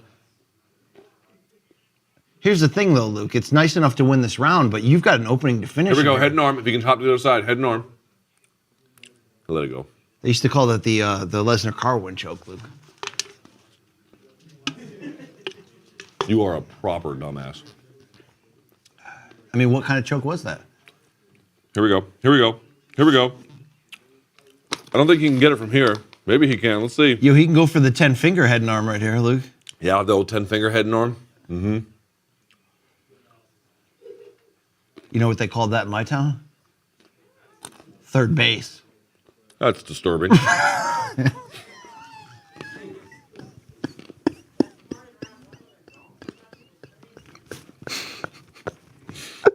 You come from a place so fucked up that like normal like escalation of sexual contact is only a function of various forms of assault. That's not great. That's not the direction I was necessarily going. Okay. Luke, all right, you know. Yeah. All right. Yes.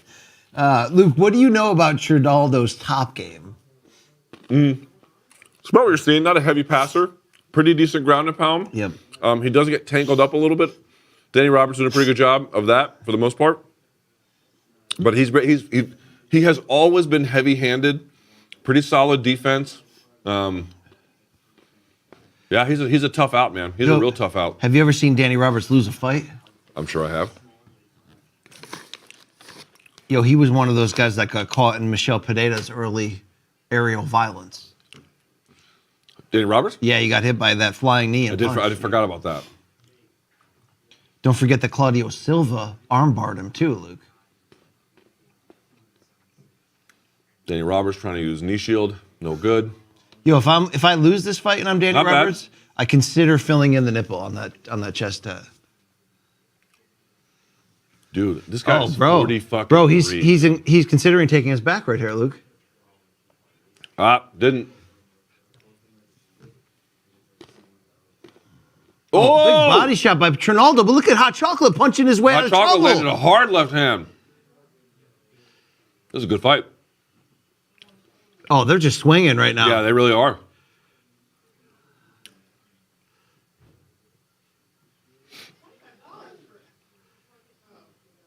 Yo, would you ever consider swinging? On you? No, I like had to resist myself many in times. in your social life. Like just fucking outside my marriage? Is that what you're talking about? I'm not sure I could fuck outside my How many marriage. jigs you fuck? Yeah. I'm so fucking ugly at this Yeah. point. I don't think I could. All right. Considering this haircut makes me feel prime. If I was unmarried and I got in great shape, Okay. could I get a first date with at least 4 members of the top 15 on her 115 pounds? No. No, not a chance. Not a chance. No. All right. All right. Uh-oh. Gomez tasted the canvas. Kenny Bayless reading him very yeah. demonstrative. 8 count. He's like, yo, I need your attention. Come to me. Walk it off, bro. Walk to me. Okay, here we go. Yo, good replays from round 2 when Hot Chocolate did the stanky leg, Luke. Big punching from Trinaldo. That one didn't land so bad. Luke, what does his nickname Masanaramba Duba mean? Luke? Masaranduba. I just told you. I thought it was reference to a really hard kind of Brazilian wood. Okay. Like Formica? Formica is not wood. What is it? Formica is a stone. Or a mineral, certainly. I used to get Formica in college. What does that mean? This is a terrible show. I mean, this is the worst show in America. All right, Masaranduba is a Brazilian redwood that you can use for building your deck, Luke. There you go. So he's nicknamed after redwood, Luke. Probably because he's tough as shit. Yeah, probably.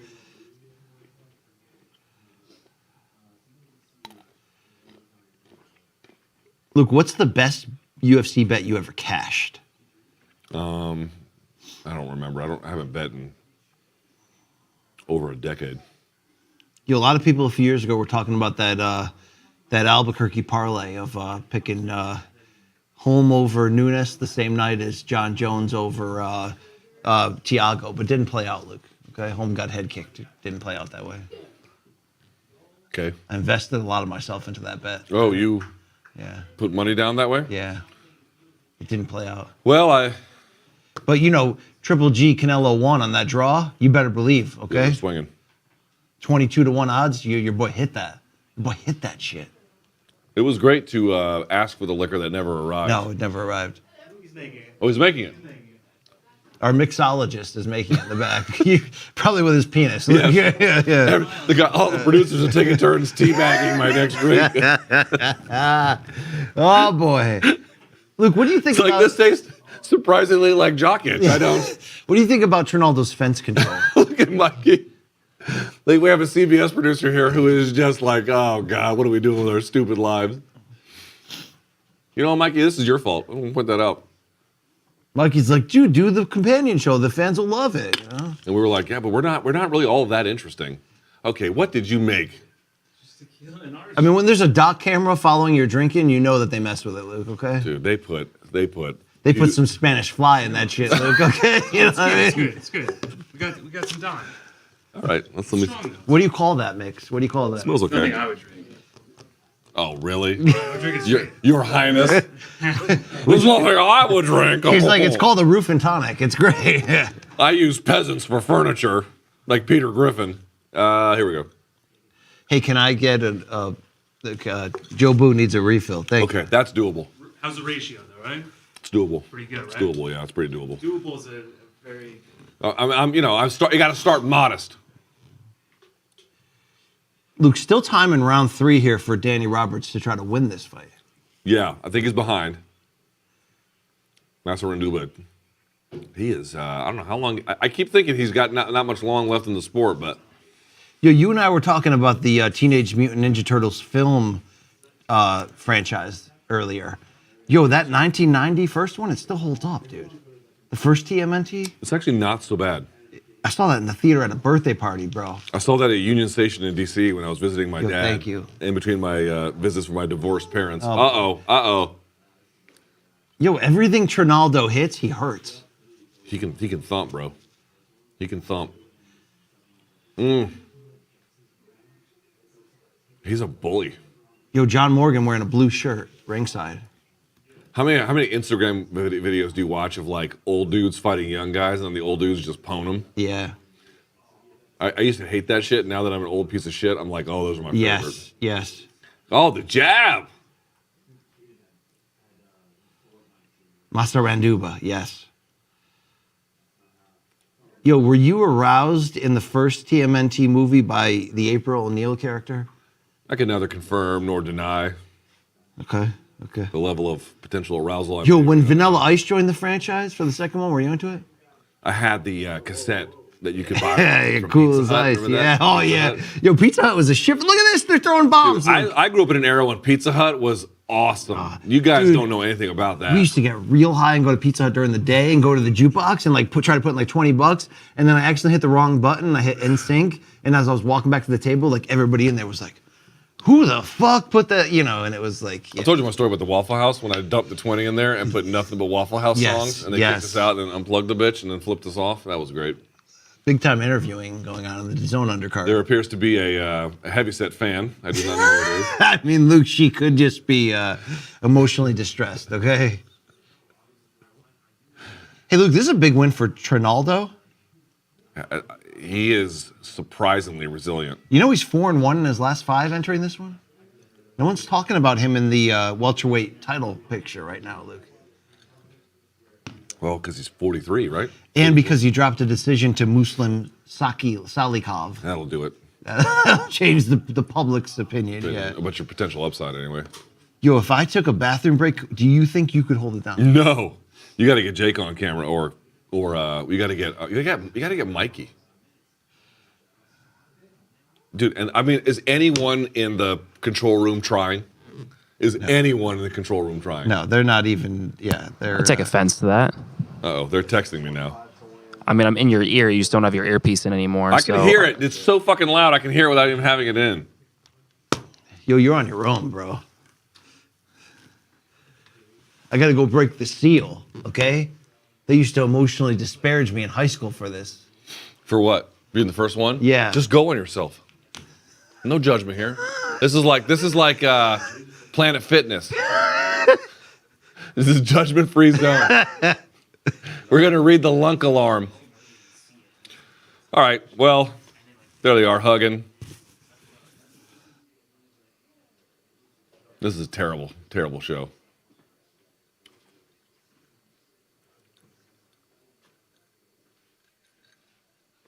Here comes the decision.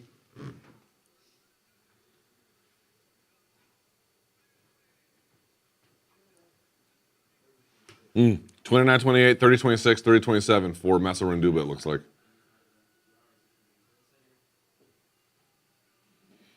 Amazing. Danny Roberts thought he won that fight? That's pretty crazy. I would not have expected that. That is Conan Silveira.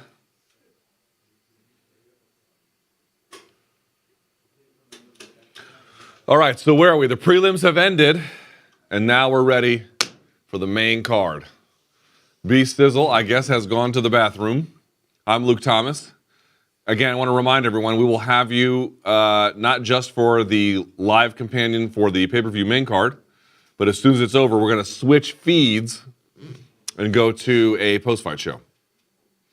Ooh, someone better buy. Oh, good job not buying it.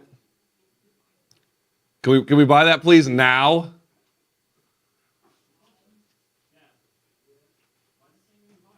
Yeah, you might have to log in and out. Can we please get this going? How did you not know this ahead of time? Please. Yes. Oh, fuck off. They didn't get it going. All right. All right. I mean, let's see this. I'm watching them try. Dude, ESPN Plus, I mean, is there a worse service? Well, DAZN. Okay, fair enough. But, all right, here we go. They're going to try and getting it up. Let's see. Did they get it? Yeah, there it is. I mean, I expect seamless transitions. So Brian and I will be with you for the remainder of this fight for this companion podcast, which is a terrible show. But I do promise, I can say this, BC, however bad this show may be, I am still confident that the post-fight show will be quite strong. Whoever's still awake in the studio can host it. And then I get to go sit in the back of a car for 4.5 hours in the middle of the night. I don't know. What kind of donut you got there? I don't know, but it's really good. It's good. I don't know how long Justin Gaethje will remain UFC lightweight champion after tonight, but I'm proud of him for having won it. How bitter is UFC going to be if Charles Oliveira wins? I mean, I guess not bitter, but just to have a vacant fucking title at lightweight, Yeah, but guess who's going to fight for it if Joe Bronx wins? You really fucking think they're going to make Joe Bronx versus Conor? For real? You think so? And just tell Islam to go eat shit? Because in their mind, it kind of resets it. Like, Joe Bronx, you fucked up, bro. You lost the belt. But, you won the fight anyway. So, perfect time to put Conor in there. Okay, let me ask you this. If Oliveira wins, is there any chance, and just hear me out on this, is there any chance they do a title fight? Because I know what they said, we'll make Oliveira number one contender. Is there any chance they call an audible and they say Islam versus Conor? Now, think before you answer. Islam versus Conor for the vacant title. I think it's better if Conor is somehow the champion entering the Islam fight. Yeah, of course it is. So I think you take your chance. Okay, Conor has a better chance against Oliveira or Islam? Oliveira. I would agree. Because Oliveira takes big chances. Right. Islam and he is very hittable. careful, yes. Yeah. You got to take the chance that your marketable star can win. Would there be outrage? Would there be outrage? Outrage? Probably. But, like, so what? There's outrage over fighter pay. No one doesn't do anything. Mm-hmm. You ever wonder how different your career would be if Dana featured you in that 4-minute video and not me? No. Part of you, though, part of you feels a little let down that he didn't feature you in that 4-minute video. I don't care at all. Part of you, though. What would it have done for me? Nothing. You think it was going to blow up my spot? Like, oh, look at that suit! Still Bronx. With the red glasses, too. And his whole team has yellow hair. I'm not sure how I feel about that, if I can be honest with you. It looks a little Slim Shady-ish, right? A little bit. Gaethje wearing a Muhammad Ali Ali. hoodie, I like that.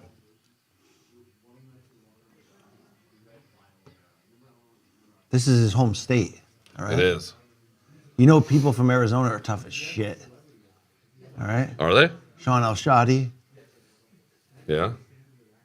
That's one. Davy Crockett. Is he from Arizona? Probably. It was like Tennessee. Oh. Davy Crockett, king of the wild frontier. Chris Paul. Yo, Joe Rogan's like, yo, fuck Blazers. Not the team. What Dude, the do you fuck think shit they you wearing? offer him an Apple box to stand on or no?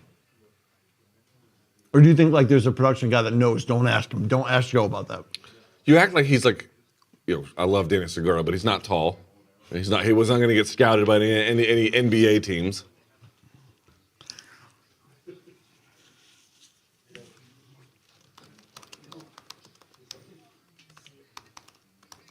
Yo, I want to meet John Anek's twin. He's got a ponytail. Yeah, Jason, yeah. Yeah, it's Nubs.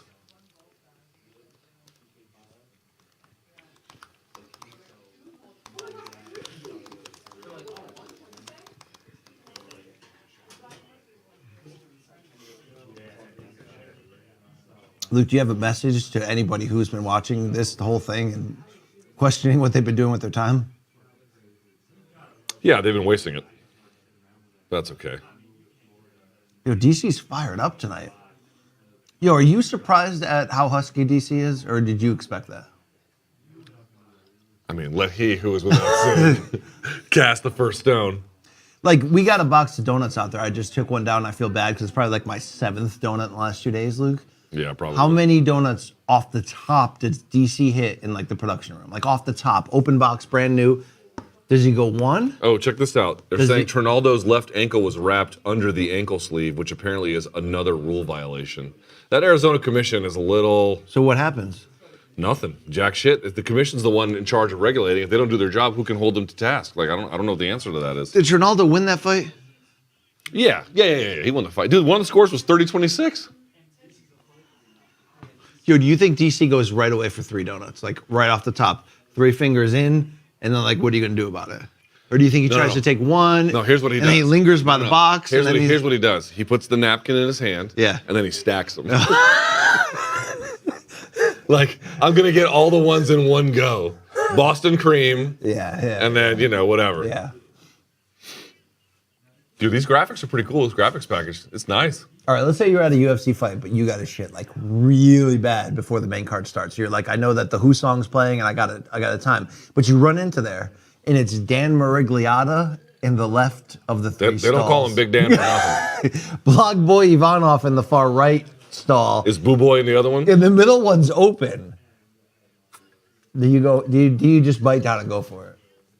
As long as it's not an airport bathroom, because I find those to be uniquely disgusting. But if it was actually at a venue, yeah. Dude, one time my wife made me go to this metal concert, but not the kind of metal that I like. I like man metal. She likes like doom metal and hair metal. You would like her metal a little bit more than What you is would. hair metal? 80s. 80s like, Cinderella, all that shit. Yeah. Okay, that's what. So. But she also likes like Norwegian black metal and stuff. You wouldn't like that. That's dark as shit. Yeah. Dude. But it's like, it's a little weird. It's like, it's not like thrash metal, which is like tough. It's very like, dong, dong. It's operatic Yeah, metal? it's a little operatic. But I went to this concert, and it was an outdoor festival. Dude, I went to the bathroom, and this is not like the people attending this concert are not America's luminaries, let me assure you. I swear to God, it's amazing that Roe v. Wade is in the news, because it looked like in the toilets there had been a series of abortions that had been committed. Dude, that's not, you can't get away with that kind of talk. It's not even talk. It was the most obscene scene I'd ever seen in my life, dude. It was, I almost hurled looking at it. Again, it goes back to your age-old question, how much blood in your stool?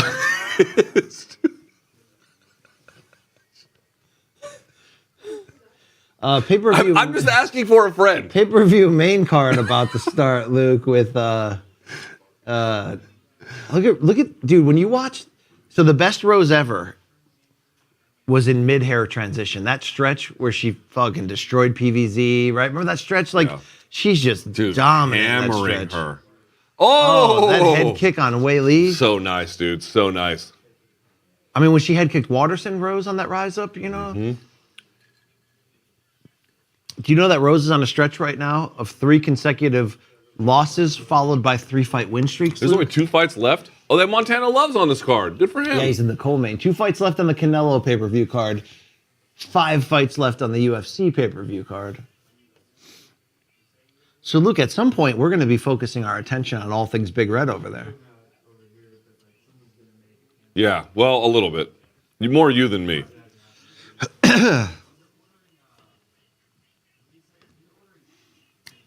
What's this joke I'm saying? Well, it's all misshapen, and you look like Stewie Griffin, like reverse.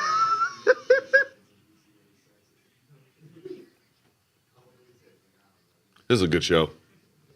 It's a very good show. Well, it only could make it worse is when you play clips from the show during the show. That's the only thing that makes it worse, Luke.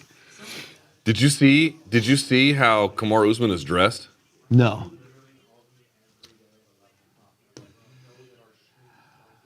Okay. I mean, if you are the pound for pound king, Yeah. you can employ a little BDE if you Yeah, you can do that. Yep. Yeah. And he's in good shape, Like could you muscular. argue that we're the pound for pound kings of combat sports podcasting right now because of these awards, Luke? Can you argue that? You could argue that, yes. Okay. Mm-hmm. So that means we could dress like assholes. We can get parts in the side of our hair and it's okay.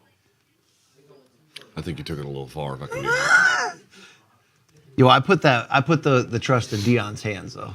All right. And Dion and Damien, Albania and Damien. Could my brain be worse? I mean, it's just the. Oh boy. Yes. Luke, the question coming in from Jake D on Twitter to us is, does Oliveira still get pay-per-view points after the missed weight? He does not. Okay. He does not. Okay. No Cerrone Lozon. They're relating that to the crowd. So, Luke, we're going to kick off this pay-per-view card with welterweights Randy Brown versus Chaos Williams. Mm-hmm. I'm ready for this night to be over. You don't talk a ton about Springfield, Mass's Randy Brown. From the fighting out of the same city that brought us Sarge Eubanks. Right, but the Springfield M14 will show you where the coffin's No, at. Sarge is from Worcester. I'm sorry. You heard what I said? Yeah. The Springfield M14? Yep. This is a Randy Brown who just beat Jared Gordon and Cowboy Oliveira. Let me go back a step here. You've never fired a gun? No. Never. Never. Have you ever held one? In your hand? Yes. Mhm. Yes. Yes. Do you know what it was? No. Are you openly questioning my manhood because I haven't fired a firearm? I know you're not a man. I don't have to question it. It's been apparently obvious to me for a long time, but Yo, Montana Love with his dog. we don't have time for it when you come down to D.C., but at some point we do need to go to a shooting range. Why, you hoping I find my wife there? I'm already married. I'm saying we can go to a shooting range together. Don't you want to go to a shooting range with me? Jesus, what are you doing over there? You can pour it. You don't have to shake the liquid out, for fuck's sake. Yeah. Dude, do you know what MMA fans love? COVID restrictions. Your comedy is so predictable, Luke. It writes Dude, itself. The owner Mark of Davis. the fucking Raiders. Every time I see him, I think to myself, it's like, dude, This is how you know how great it is to be a billionaire because you can just roll around in a haircut that not a person on earth would ever recommend. And you can still just go and rub your balls whenever you want to rub them on. Like, you can just do whatever you want, you know? I think the producers are drinking more than we are. Yeah. Right? Here we go. Chaos Williams making his walk to the cage.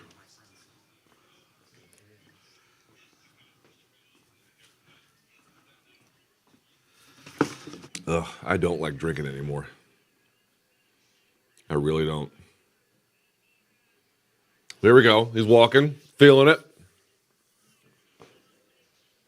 You know, the Venom gear doesn't look so bad. Looks all right. Did you offer me a piece of pizza? I got you one. You fucking dick. You think I won't have a bite on that? I'll have a bite on that. Yes, please. Thank you. Chaos Williams.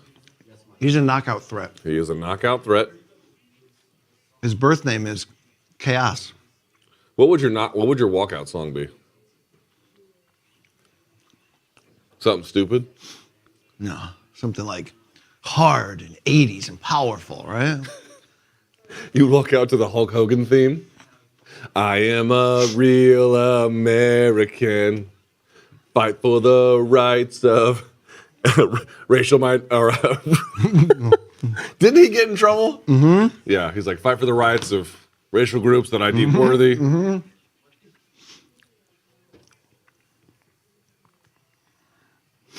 How do like wrestling fans view him now? Because he was like God. Old and racist. Oh, really? He was like, I mean, God he has in been the 80s. integrated back in as a legend, but it's hard, Luke. It's hard to look at that kind of type of stain. You know? Mm-hmm. Chaos's real name is Colleen. Luke, when will we find out that your given name isn't actually Luke and that it's actually a local Aboriginal Indian name? Okay, so Aborigines are probably not what you would want to call people from India. So that'd be the first thing I'd warn you against. Thank you, buddy. Oh, yeah, I mean, yeah, the smallest one, please. Hey, could this be, could you put this in the freezer first? It's gluten-free. Yeah, it's gluten-free. It's also heat-free. Does anyone need me to nail any nails through some wood? For fuck's sake. Oh, come on. Oh, come on. You know, if this was, what's the word I'm looking for? Fresh? What's on your birth certificate? Be real. Luke? Full name Luke. Full first name Luke. That's my name. Middle name Franklin. That's my name. Luke Franklin Thomas. That does sound political. That's like a political name. What's your middle name? Christopher. Can I call you Pistifer? That's my dad's name. It's my son's name. Oh, that's right, it is. It's my middle name. Your other son is David? No, I'm teasing. I'm teasing. He's like, name the staff. I'm like, fuck. Your sons are Lyle and Eric? Is there a problem here, sir?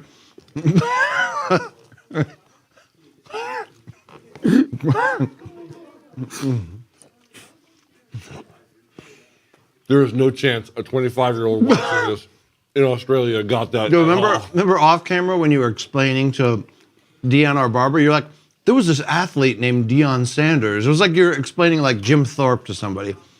You don't think that guy's ever heard of Deion Sanders? No. I don't. Our 23-year-old barbers. Can you run through the microwave for like 30 seconds?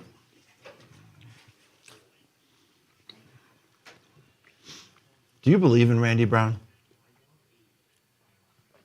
I'm not sure what you're asking me. To do what? Win at this pay-per-view. I do. I think you probably will, but it's a tough fight.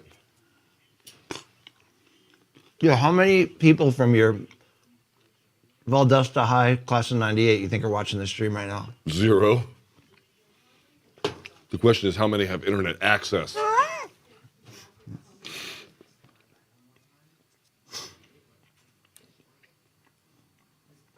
All right, time for the tail of the tape in this welterweight bout, Luke. The 6'3" Randy 6'0", Brown. tallest active welterweight. I didn't know that. Yeah. But just a 1-inch reach advantage. That pizza was not very good. It's gluten-free, that's why. Oh, really? Yeah. They said that to you, and you were like, I don't care. They say lots of things. Yo, do you think both of these guys can do a windmill dunk? I think so. I'm going to say yeah. Yeah.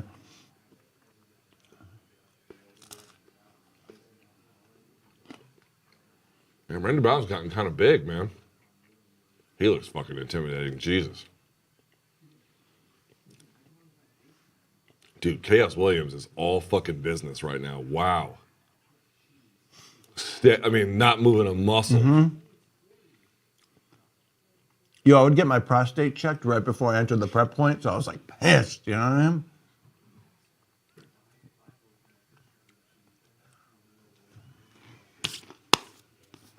I like to fight angry, you know? You would want to be sodomized prior to fighting. That's the order of things. Mm-hmm. Mikey's looking at me going, what the fuck are you doing? Thank you. Thank you. Tristan, let's bang later. Yo, Tristan hates us. Like, I know.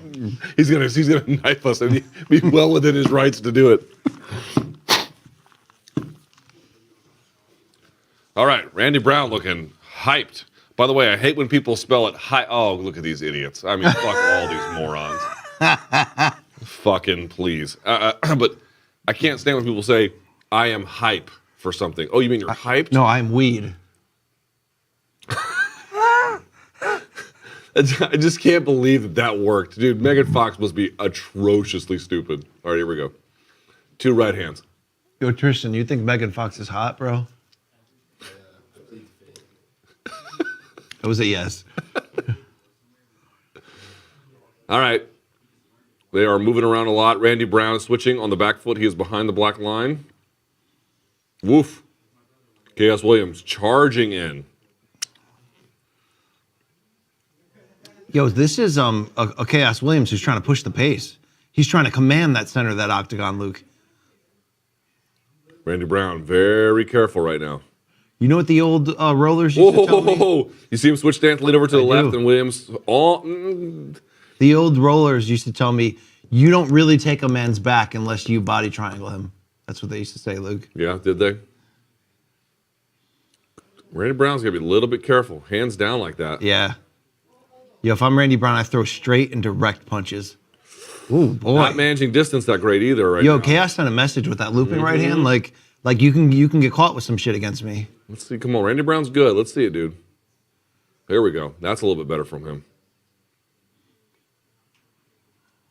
Feinting his way. There we go. That was nice. Feinting a little bit. Get a reaction. Chaos has to work those calf kicks, Luke. Ooh. Maybe even the thigh. Maybe go John Jones style and kick him right in the kneecap, right here. Yeah, people always complained about that. I never really understood. It's legal. I know. It's like you're willing to suffer brain trauma. He's like, you won't let me 12-6 elbow Matt Hamill. That's why I wish you countered at UFC 214. I wish you countered him in that press conference. I was so caught off guard. I mean, I didn't even know what. Believe me, if I had thought there was a chance that was going to happen, I would have been a little more prepared. You could have been like, that's why you're the only sibling not in the NFL, bitch. He played the knockout game on me. I he wasn't did. suspecting it. I was just standing there. I like this pace that Randy Brown's pushing now. This crazy opener. He's turning it back on Chaos a bit. I'll tell you what, if they're going to give you the opening slot, seriously, if they're going to give the opening slot on pay-per-view, it's time to go. If they're going to offer it, you got to take that shit. Oh, Brown might be hurt, Luke. Fuck! Dude, Chaos Williams, Randy Brown, he did not fight this in the most disciplined way, I have to tell you. Mostly the least disciplined way, but I don't know if it's going to work out. Also, there's 2 Foot Locker salesmen at the top of the screen.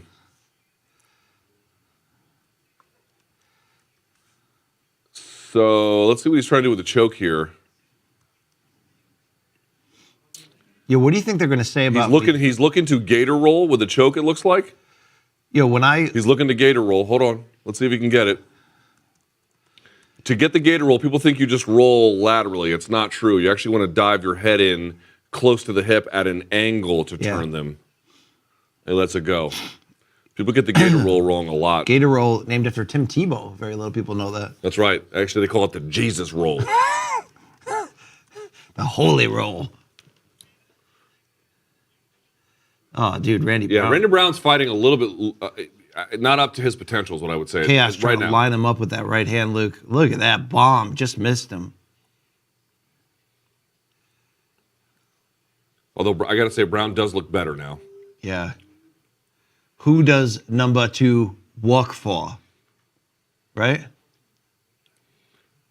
Please stop forever. Yo, you can't judo trip Randy Brown. Come on, Chaos.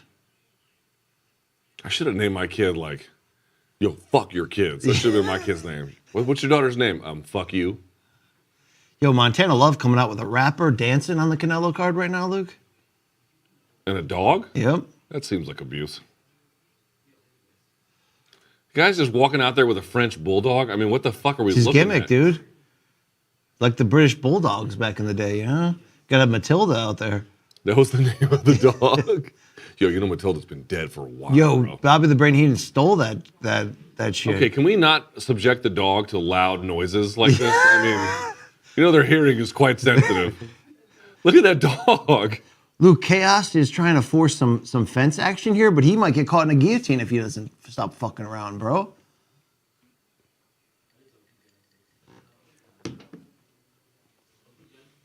There is a fucking French bulldog dancing on this DAZN card.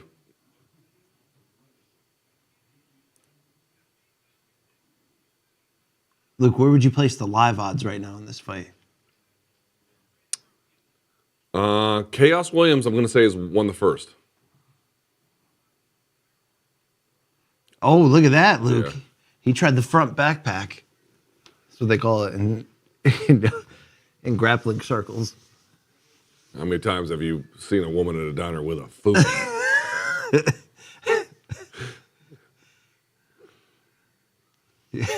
Yo, you think that dog shits in the arena at all? Oh, yeah. Oh, yeah. This show sucks so bad. This show's the dumbest. This is so bad. We're just talking about dogs I mean, we're, theoretically defecating. we're embarrassed to finish this show. No. Sorry, I have no shame. I'm sorry. I'm quite good on that. You know, we may lose our reputation for being entertaining. And We funny. could have been, but we just are trying to do too many things. Oh, this is going to be such a Luke Thomas moment where you ask for food, they presented it hot, and you do not touch it at all. It's more about what can I get them to do versus what I... That's where you get off, right? People doing shit for you, but you're like, I don't need to actually consume it, right?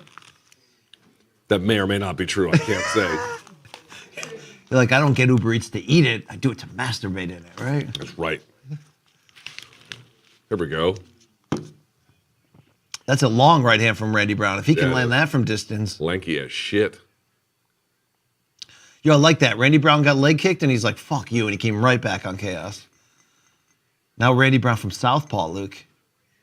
That's where you can get that liver kick off.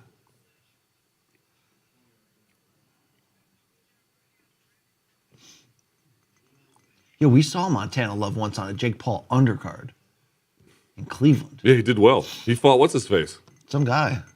No, he fought the guy. Ivan Baranchik? Baranchik, yeah.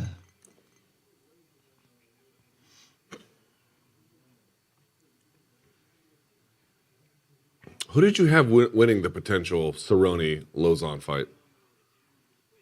I couldn't pick one. They're both It's hard to know, yeah. They're both aggressive and a little past it.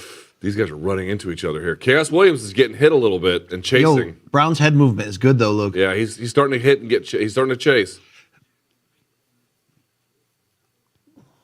Nice check. Luke, if you got let go from this job, would you consider writing speeches again? No. You think you still have it? Yeah. Okay. It's not that hard. Not that hard.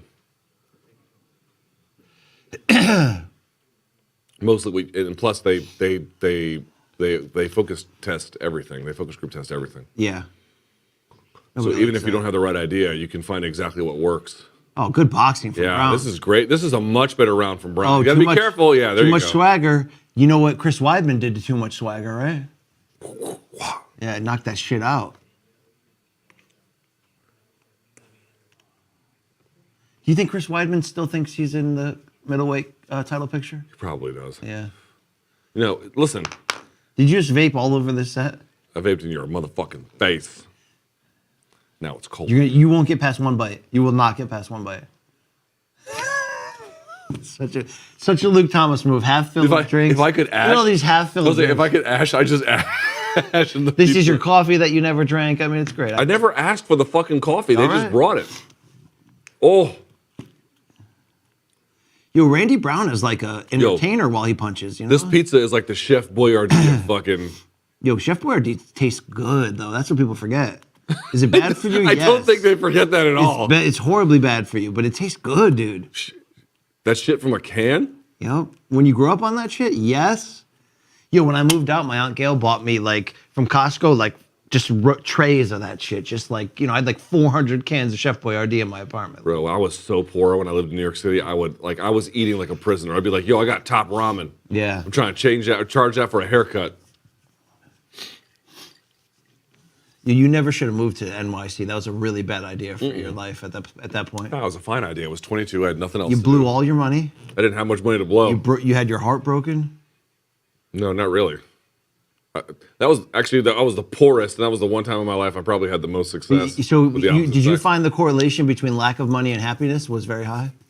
No, I wouldn't say I was happy, but I don't know if I've ever been happy. That's true. I'm not sure I know what happiness looks like, to be quite honest with you. Because you always got to worry about the payback. Some punk that you roughed up way back, right? You know what I'm saying? Coming back after all these years. Rat-a-tat-tat-tat-tat. Hey, can I play a song that I know for a fact is not on YouTube? What's that? The Blackistan song? No, you can't. We don't have copyright to that. I don't know if you need copyright. Luke, I don't think that we've ever seen chaos this frustrated as what Joe Rogan just said. Do you agree with that? Say again? That we've never seen chaos this frustrated. I don't know. You're like, I don't really know chaos that well. I can't recall he's getting back. He's having trouble here. The leg kick's nice.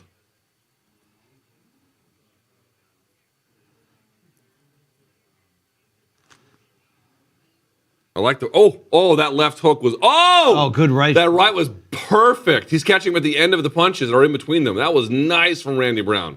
Yo, I might need. I probably have a 1-1, right? Yo, if I'm Williams, I might need some chaos in round 3, bro. I might need to actually just go for it. You think it's 2-0 Brown? It's probably 1-1, but I don't know. I wasn't really scoring at first.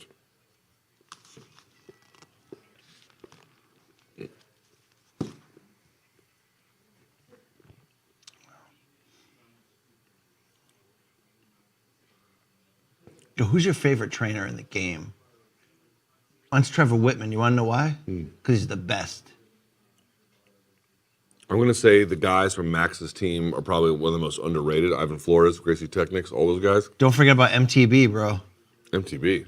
Mike Thomas Brown. Oh, he's amazing.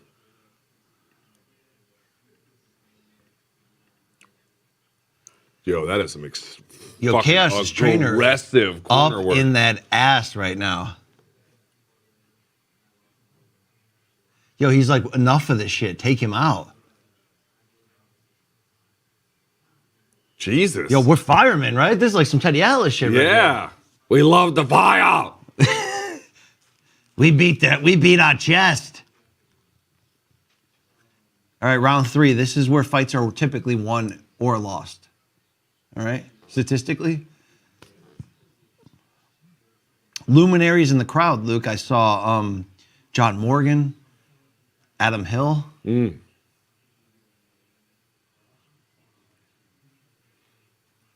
BC, are you Real hasta la muerte?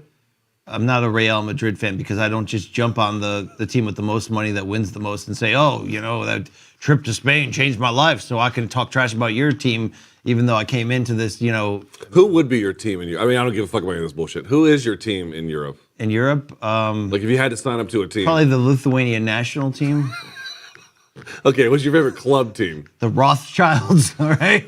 Because they have all the money, all right? Again, I'm personally not a fan of anti-Semitic conspiracy theories, but you do you.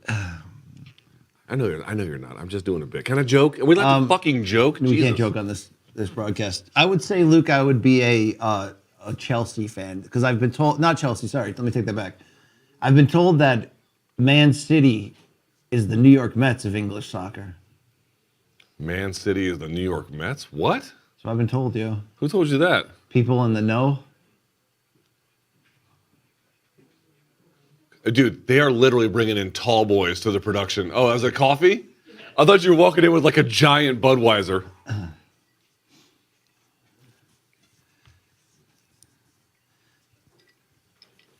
Yo, this round 3 hasn't been what I thought it would be, Luke. A little more measured this time.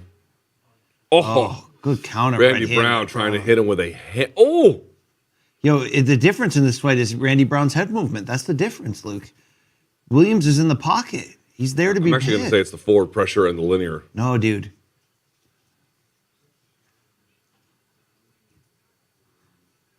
When Randy Brown can set the terms of the distance, yes. he's winning it quite handily. But the only thing I don't like is he's celebrating a little bit too much after ducking away from punches. I don't want to see him get caught with something here. Co-main event has in round 2 now on the Canelo and Montana Bivol. Love against some other guy. Yep. Okay, it's nice defense from Randy Brown, but we got to see a little bit more offense, I feel like. I don't really know if that's true. Luke, I'd love to see you coach an official UFC fight. Oh! He got dropped. Yo, Chaos Williams turned it on late. It may have been a right hand. Maybe he dropped Randy Brown. It wasn't a huge punch. I didn't see exactly what it was, but he did drop him.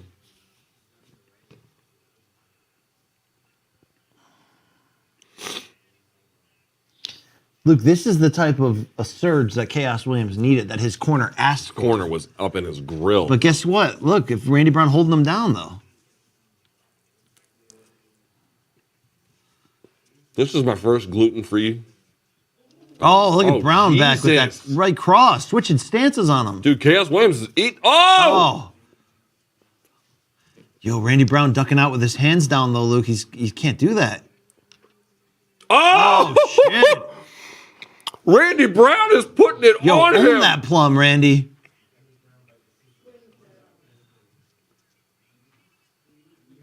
Yo, this is Randy Brown's fight right here, Luke.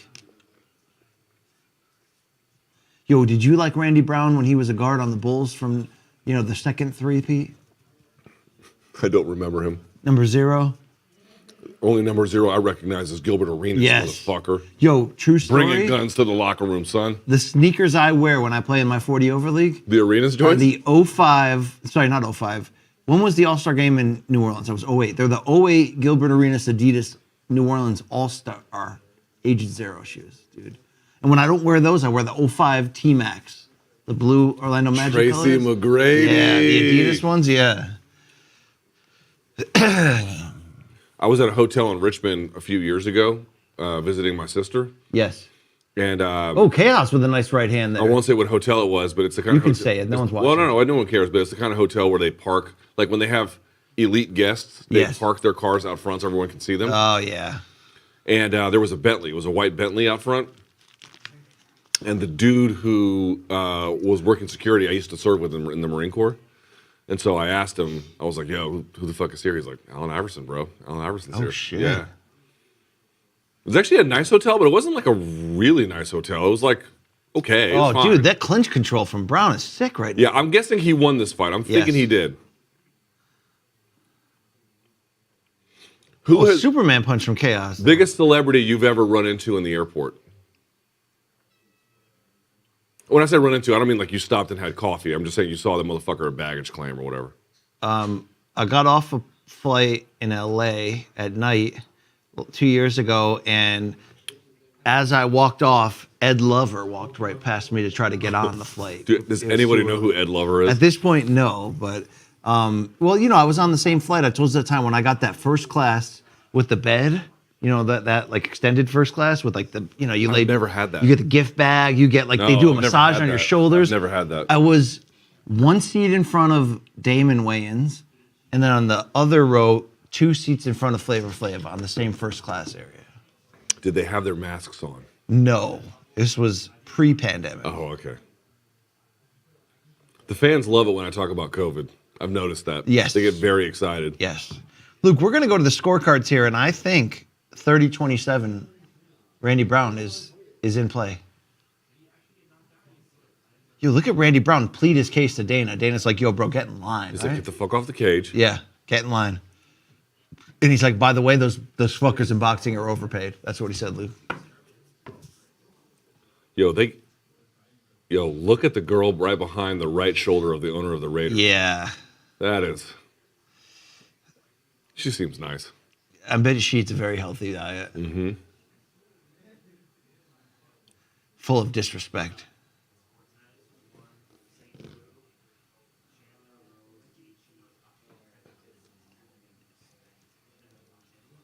Here we go. Here are the scores. 29-28 Brown. 29-28 Williams. Split.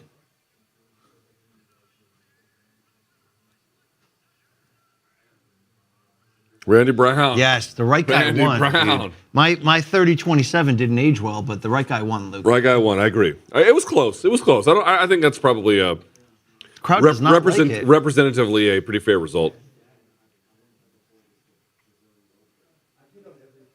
Chaos not happy, Luke. Hey, what do you expect him to be happy with losing? No. Yo, what's up with his trainer there with the ponytail and he's balding on top? Thought that was a no-no. I'm sure he's a good coach. I'm just saying, People are sensitive in MMA, bro. You got to be real careful. You can't hold back, but at the same time, you just know, hey, I don't think this person's perfect. Who the fuck do you think you are? Yeah.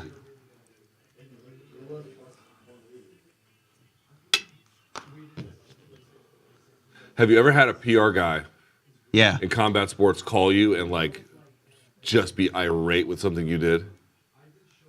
Text me, yes.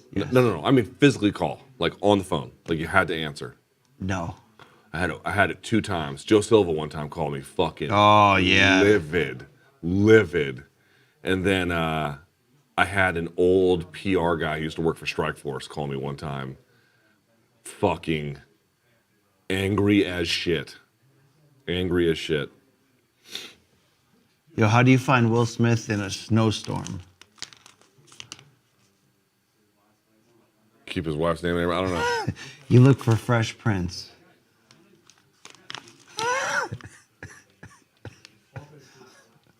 It was decent. It was decent.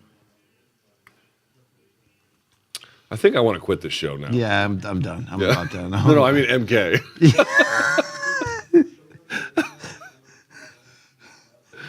They're like, maybe liquor will make Brian and Luke interesting. Nope. Just sad. What do you call a large pile of hay in a church? I don't know. Christian Bale.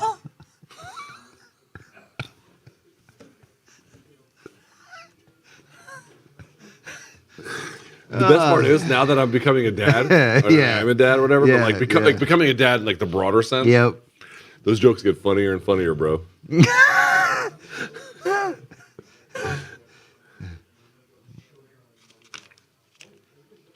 Who are these zeros? Oh, they play for the Coyotes. Rick Rufus, yeah! Wow. K1 K1 legend. fucking legend, Jamal Hill. He's a beast. Yo, they got more celebrities here in Phoenix? The Iceman. Oh, Jesus. Iceman did not sleep last night. No, he didn't. Iceman working off 2 hours of sleep. He definitely dyed his mohawk, too, which is fine. I've done it. Yeah, Jesus. Yo, over under hours of sleep Iceman got today, like heading into today. 2? Who, you? No, Chuck Liddell. Maybe 3. Maybe 3, right? Dude, look at John Anna cashing that DraftKings money, right? God bless him. I'd take that check too. Luke, I just broke up with my mathematician girlfriend. She was more obsessed with an X than the D. That's a good math joke, right? Can I tell you the math joke that in Turning Red, the movie Turning Red? Yeah. It's the new kid movie. Are you a triangle? 'Cause you are cute. Yeah, no, I'm not doing that. No. Enough of that dad joke bullshit. Luke, we're still in the co-main event on the Canelo card, round 4 of 12 as Montana Love deals. And now we're entering into a much anticipated light heavyweight rematch, Luke, on the UFC side. As former champion 4 more of the world. 4 more. And the brother of Murillo Ninja Hua. Murillo. Shogun will take on OSP. I gotta tell you, I got a little bit of dread about this fight, I'm gonna be honest with you. Yeah, I'm with you. All right, for that reason, I'm gonna go fart and piss. Now, Shogun fought, Luke, as you remember, OSP the first time, back in 2014. You want a rear naked choke? And Ovens won by KO1. You want a rear naked choke? I'm not gonna hurt you. This is awkward. I'm not gonna, oh, look, they're doing the ad for the next pay-per-view. Yeah, it's a Destiny against Cannoneer, right? Okay, you don't have to make fun of me anymore about this. Are we doing it or are we doing it? Am I doing a performance out or is that me trying to get one right? I can't tell the difference with you anymore. I don't know what the right answer is, BC. I'm just trying to do the right job. Yeah, I know. Trying to make $1 out of 15 cents, a dime and a nickel. Let me get that rear naked. All right. No. Let me get that rear naked. No, I don't. Okay, so okay. You know, That's yo, hand yo, fight. I will Suleiman stretch the shit out of you. All right. It's Sulawev, Amar Sulawev, who died in prison, by the way. Yeah, he did. From cancer. Obviously, his submission game wasn't, completely. Okay, let's massacre a dead man, shall we? Yeah. Hey, so, can you somehow we turn this off so I can go to the bathroom and shit in the commode? Corey, we still live? We're live. All right. Yeah.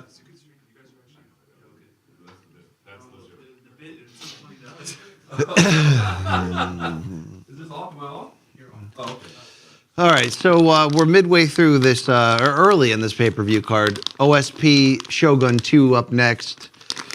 Chances of Luke attempting the second slice of gluten-free pizza not high. THC level of our staff, pretty high. Matt, will you? Yes, do you have a free camera for that? We're going to take this conversation to the control room, all right? Is my mic in the mix? Yeah, okay. What's up, man? This idea was so much better in thought than execution, right? Dude, you're doing well. Everything's fine. Yeah, All right. everybody loves Are the you show, serious? dude. They just announced Cannoneer Izzy for international. Cannoneer Izzy for July 2nd, IFW, in which Manich, bro, live show MK all week, bro. Okay, here's the card, though. Izzy is the main event with Cannoneer. Volkanovski Holloway 3 is your co-main. Okay. Sean Strickland versus Alex Pineda, money. Lauren Murphy, Misha Tate, don't hate it. Pedro Munoz, Sean O'Malley, love that shit. Yep. Uriah Hall, Andre Muniz, you can have that shit. But Jessica I, Macy Barber, bro, right? Weak. Here we go, evil. Here we go. Yeah, yo. Yo, what about our song guy Nick this week, right? Killing it. Top 3 song guy that we use? What'd you think? I'll give him top 3. Okay. I'll give him top 3. Yo, he's big Albany, New York guy, right? Is he? Chased a little of that Sienna tail around it back in his day, you know what I'm saying?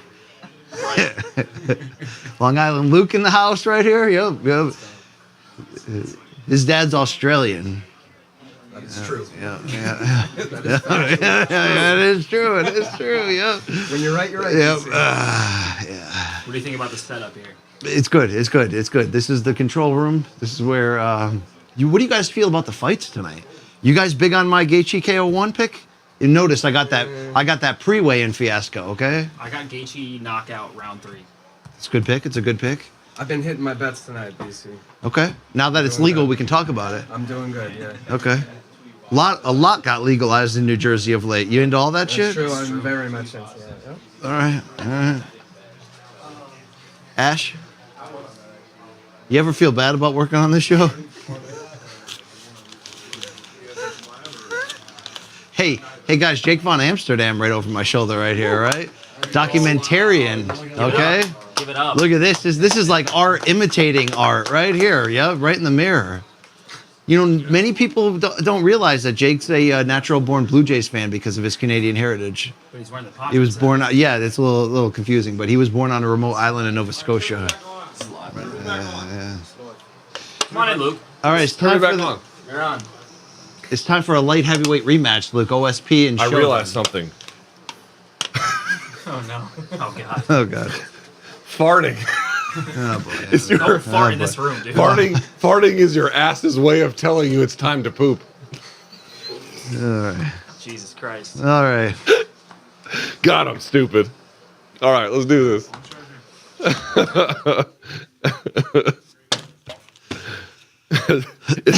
Is your ass trying to send you a message? Yo, it's time. Yo, Shogun is old. Dude, as shit, look dude. at this mother. I mean, what are we doing? Yo, I hope he wins and retires Hey. on the same night. International sign for I need a refill. Yo, I want to tell you how old Shogun is, okay? No bullshit. I remember his run through the 2005 Middleweight Grand Prix in real time. It was the most impressive thing to that point I'd ever seen. Yo, Maybe even athletically. he lost to Babalu. Yeah, it's the exact same.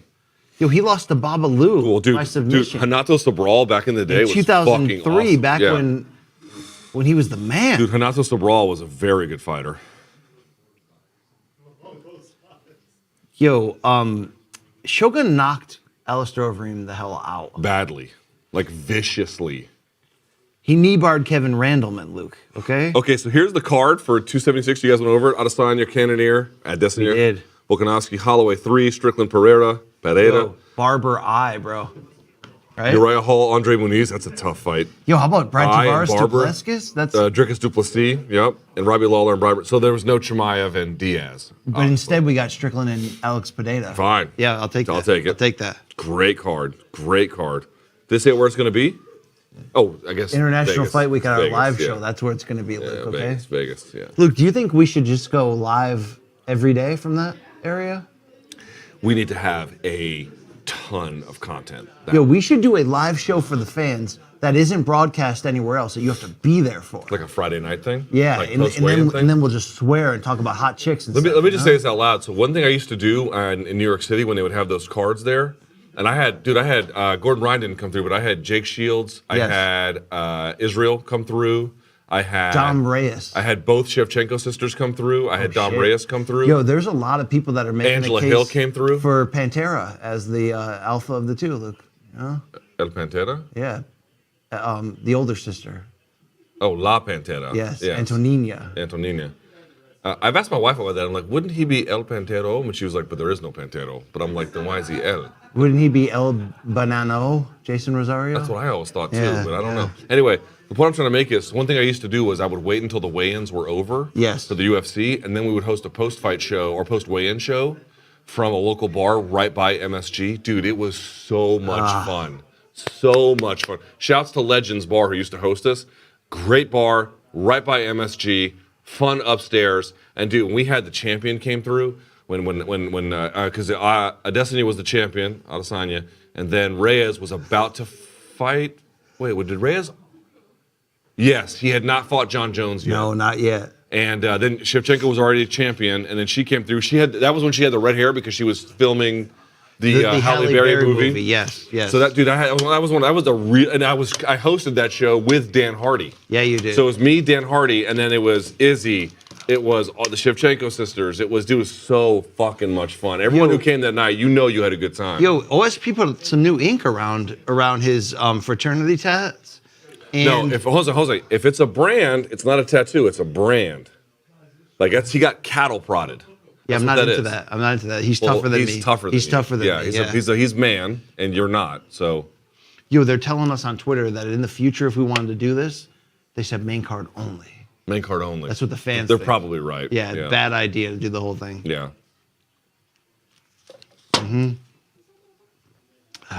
Luke, here comes your mixed drink. Why are they filming it like this is some debut? Are they putting poison in this? Like, what is the deal? Little nightclub. They're big nautical fans. There's plenty of seamen in there. It's a boat joke. It's a boating joke. It's a yeah. Salud.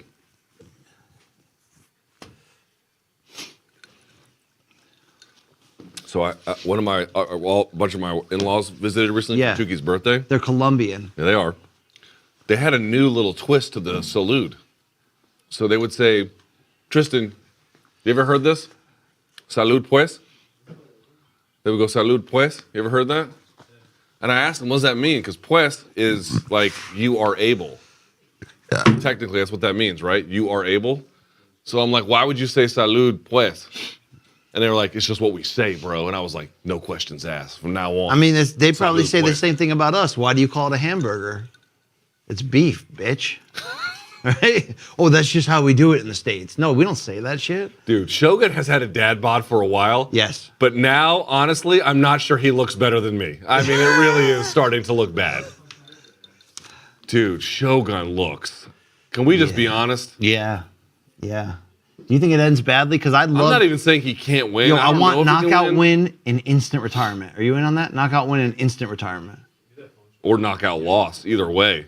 You're like, either way, I don't ever want to see your legendary ass again. Dude, I mean, come on, dude. Shogun's been doing this for a long fucking time, man. Okay, when was the last time? Is he wearing knee braces for real? Oh boy. When was That the would last be time we saw terrible. Prime?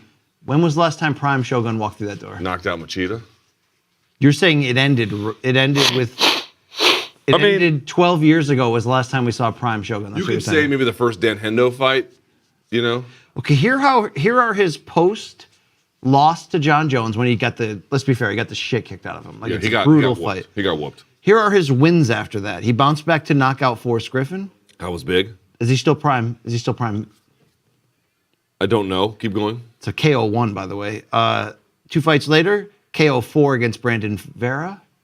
I don't even remember that. 3 fights later, KO 1 against James Tahuna. Okay, he's not Prime anymore. No, but that was a nice win by him. But 'cause then- Luna was building momentum at the time, and that was actually in New Zealand. Then he takes a unanimous decision from Little Nog and is like, yo, you ain't elite, bitch. That was an old shoot box versus BTT. Yeah. You guys may not know, back in the day, there was 2 teams that were major teams out of Brazil, Brazilian top team and shoot box, and they were bitter rivals. Do you think because he beat Corey Anderson by split decision in 2016 that Shogun would consider after this a run at the Shogun Bellator looks light heavyweight title? old, man. The problem is he leads with his best skill these days, which is his ability to take violent strikes to the face. His hair is thinning. I mean, I'm not even mad at any of it. Like, Yo, that's just who we are. But it's like, dude, this is. Please, Would you say that he has moves? I'm not going to insult the legend. I'm just going to say that he doesn't look as good as he has. Yes. I think that's pretty fair. But decent left bicep ink, right? Seems all right. I mean, he is a fucking legend of the He's sport. like a man among. Dude, what is this shit? This J. Crew shit they got? This Banana Republic shit they got the refs. Yo, wearing? Mark Goddard can wear whatever the hell he wants, okay? Okay, is this going to be funny, awesome, or sad? What do you think? All three. Okay. Funny, awesome, and sad. Okay, here we go.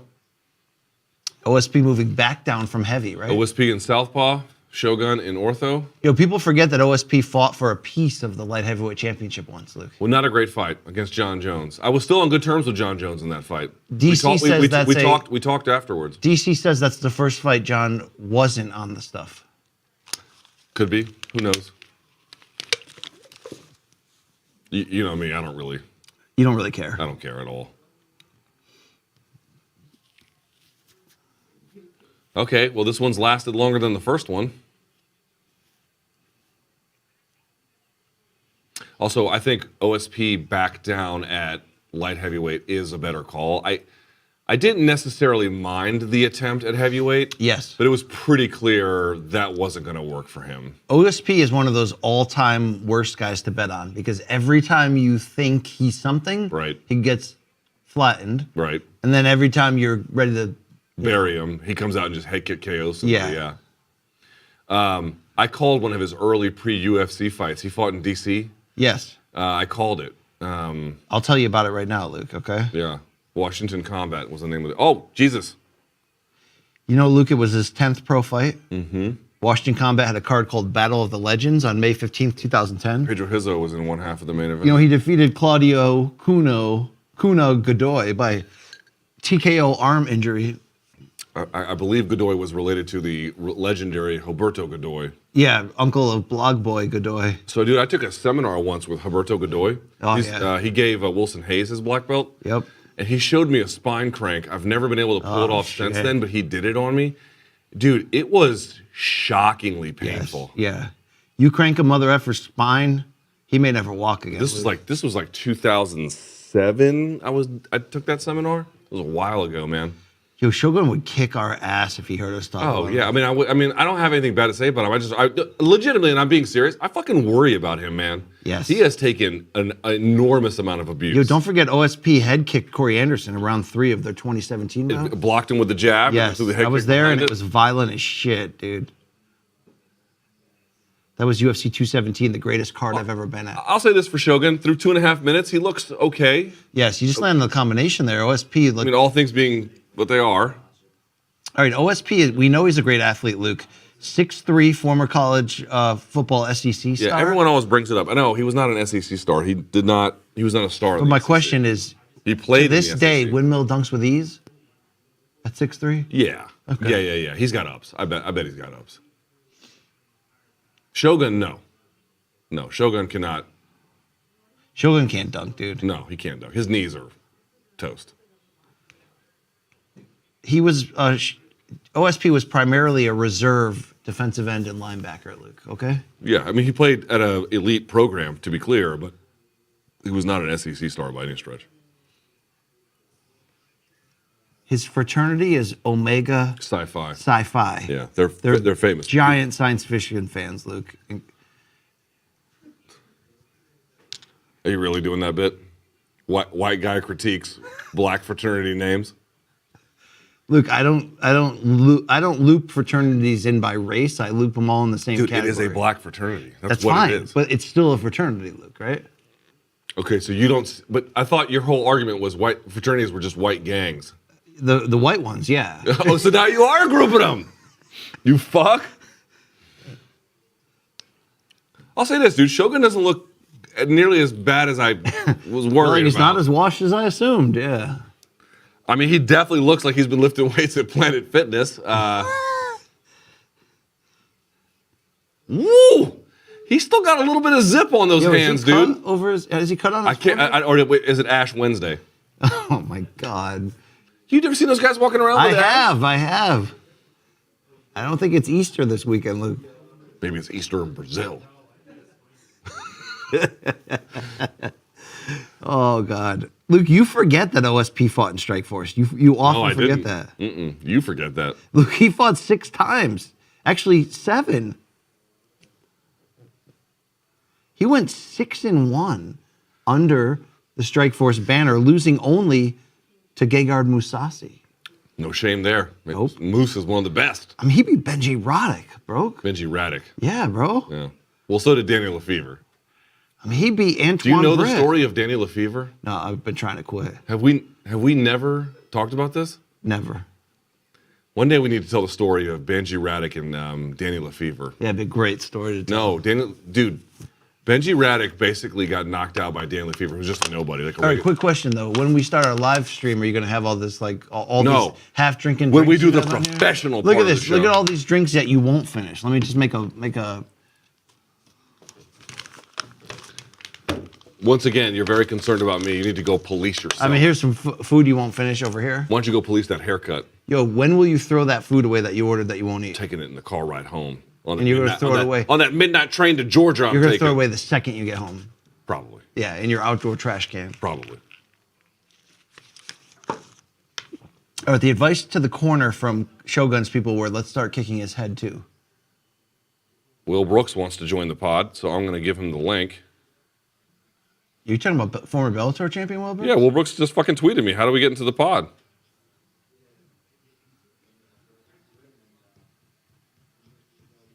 The car ride home.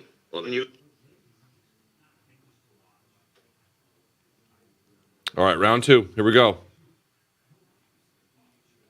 Will Brooks is the man, dude. I love him. There we go. Doesn't he have 2 wins over Chandler? Yeah. Yeah. Dude, Will Brooks was, his he still might be. I'm telling you, man, his UFC run did not go the way I think he had hoped or anybody had hoped. But I've seen what he's been doing on the regional scene. Of course, that's very different than UFC, but I really hope he gets another opportunity, man. He's 35, Luke.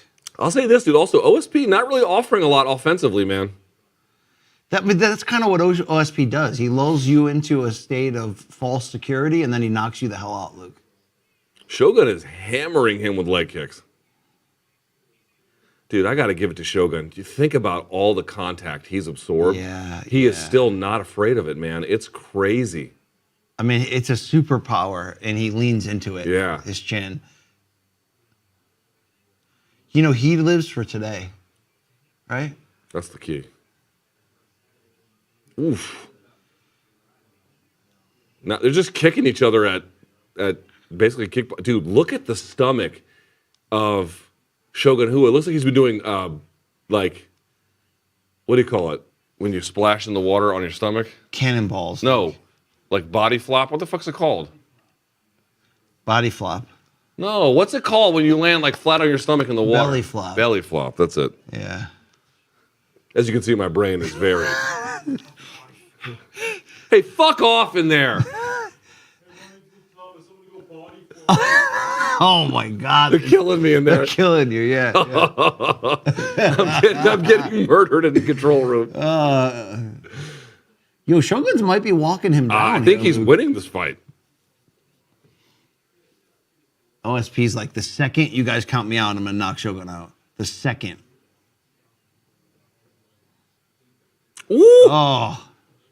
Shogun going with the hands, then going low high. Yeah. Sorry, with the kicks, then going high with the hands. It's nice, man. He learned that from Zuluzinho, Brazilian legend. He had more success in those Russian slap fights. Yeah, he did. Oof. Yo, is it time for Canelo? They're in the locker room, gloving up. I gotta say, Bivol has a look on his face. Well, it's a little hard to read him, but if I can be honest. That's his happy face and his extremely sad face. Yeah. No, he is stone cold, though. He is.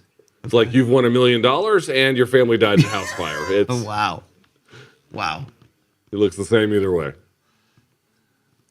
Yo, do you think OSP's down with OPP? Has Shogun had facial surgery? He must have had some, right? Because he's had so many injuries. Yeah. Over his left eye, it looks like he's turning into like Waleed Ishmael. Yeah, they probably took care of his scar tissue above his eyes, Luke. Scar tissue that'll wear shoes on. Yes.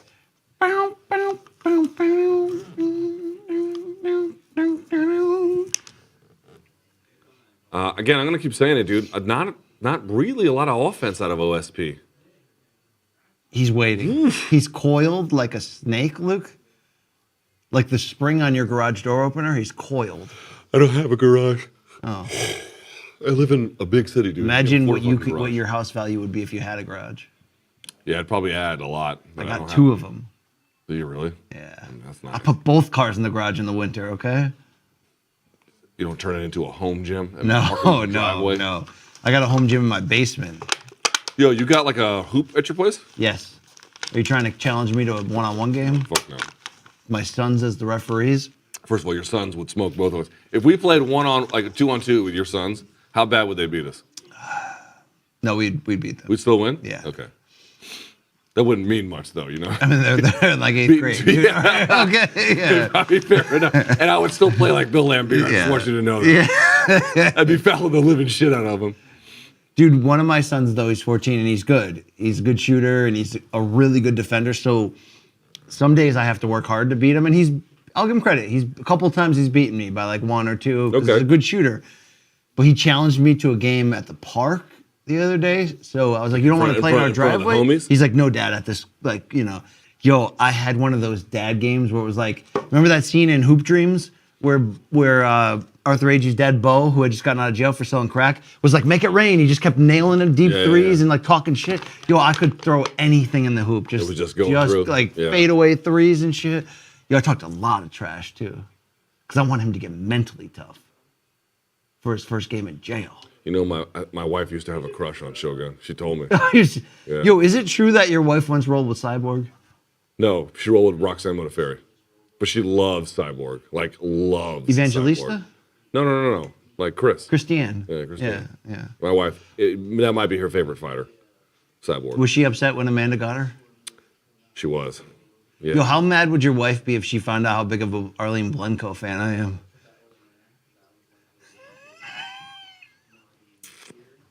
I'm gonna save you right now, and I'm not gonna bury you. I'm just gonna say probably a little surprised.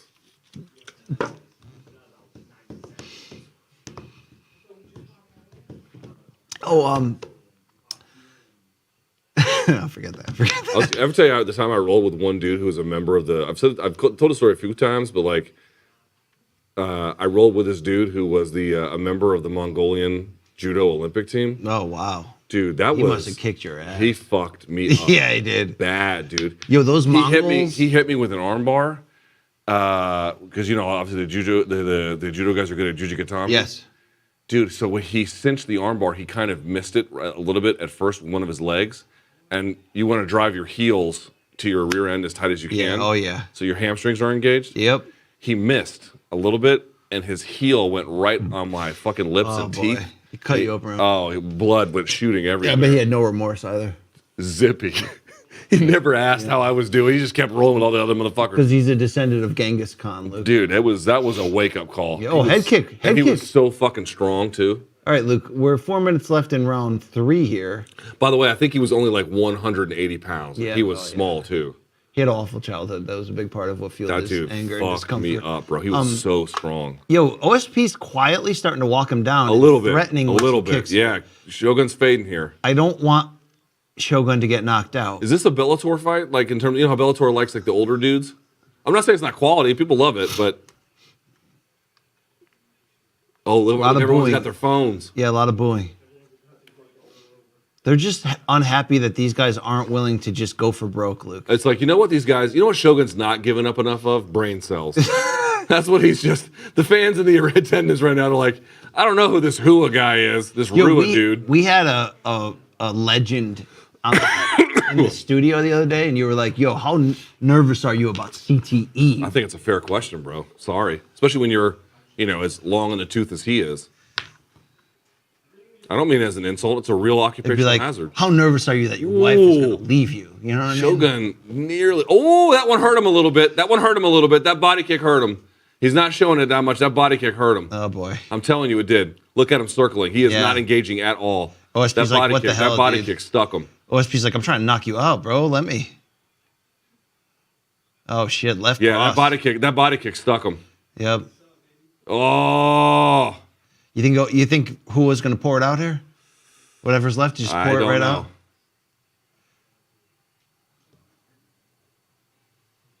Oof. OSP finally getting that sort of snap kick, push kick. Yo, OSP's patient. Yeah. To a fault sometimes. Yeah. I mean, sometimes I wonder, how did he fight for a title one time, Luke? Who did he beat on the come up to that? Do you even remember? No. He went 3-1 in the 4 fights leading up to the John Jones fight. Which were? Yeah, but that was supposed to be John versus somebody else, I think. KO of Shogun. And they put him in last minute. Wasn't it John Rumble? Yeah, it may have been Rumble, and they put in OSP last minute. It wasn't like he earned it, like they gave it to him long in advance. Here's the run. KO 1 Shogun. It's good. KO 1 Pat Cummins, the barista. Yeah, that's good. Submission loss to Glover Teixeira. Okay. And then decision win over Rafael Cavalcante, the former Strikeforce champion. Feijão. Which means, what in Portuguese? What, Feijão? Yeah. Warrior. No, it means beans. Beans, yes. First thing I do at a cookout, find out where the baked feijão is, Luke. Because I'm just gonna crop dust that outdoor scene, right? You never had feijoada? No, but I do put feijão on hot dogs. Instead of relish, you put some baked beans on the top layer. You never did that? No, I mean I am white trash, but feijão dogs. You never had that? Hey, come on. I'm not. I am absolutely dub T, but I am not that kind of dub T. I wish the production team would just talk louder. Yeah. That's what I wish they'd do. Yo, do you think OSP is gonna win this shit? Don't think so. I think we need a trilogy. Or at least Shogun Little Nog 4. That'd be good, right? It's like, you know what? Jack Lemmon and Walter Matthau might be dead, but we can resurrect the Grumpy Old Men franchise. Yo, do you think Joe Silva still watches fights? He has to because he's addicted. Probably. Probably from like a beach. He lives in Richmond. Oh, he does? Virginia. He's from Richmond, Virginia, yeah. Yo, when I've heard from a few folks they've seen him out in town once or twice. You know what they say about him? That he was a son of a bitch at his job. You'll read the emails? I heard about him. Bro, when he called me, he was not happy. Would you describe his demeanor as a son of a bitch? He's like a Tasmanian devil. He's like a little man. Kind of like Tukey at the splash pad? Tukey is a sweetheart.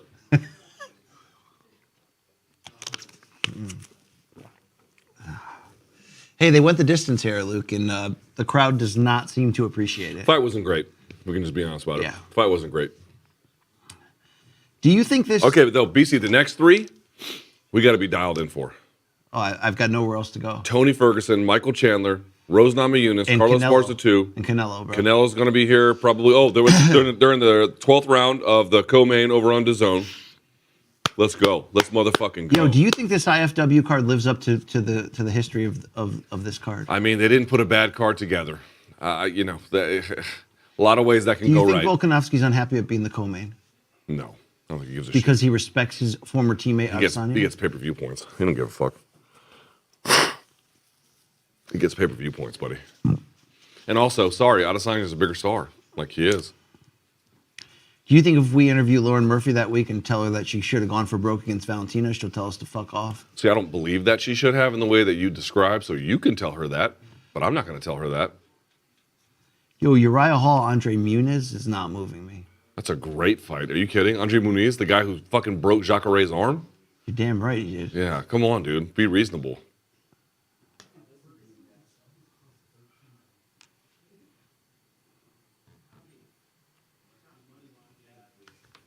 Oh, God, the judging is going to be... Yo, they deserve a draw. We should do this again.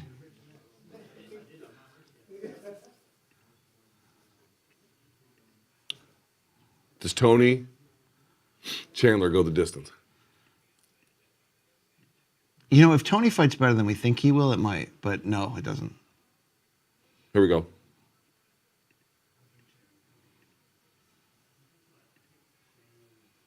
Ooh, 29-28 Hua.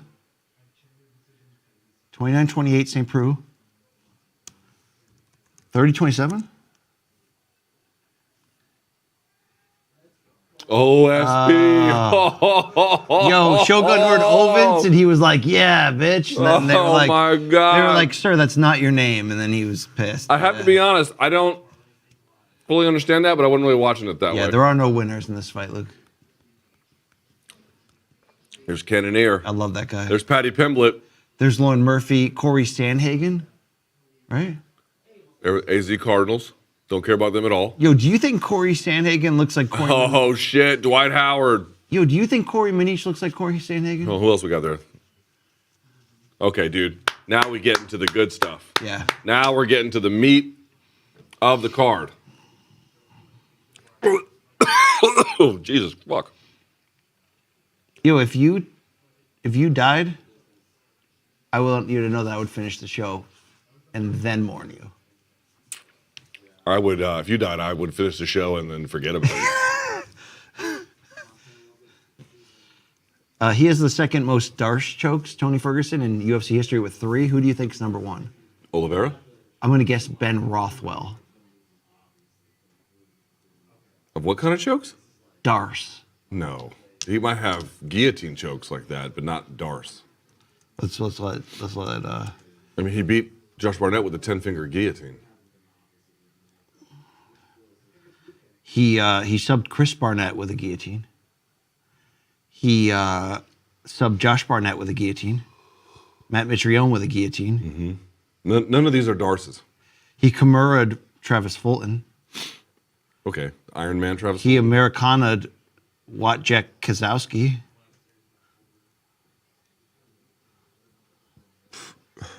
And he forearm choked Curtis Crawford. You're right. Fuck, Did you know that Ben Rothwell lost to Tim Sylvia in his 4th pro fight on the Indies, on the regionals? No. I need to charge my phone, though. Can I get a charger for an iPhone, please?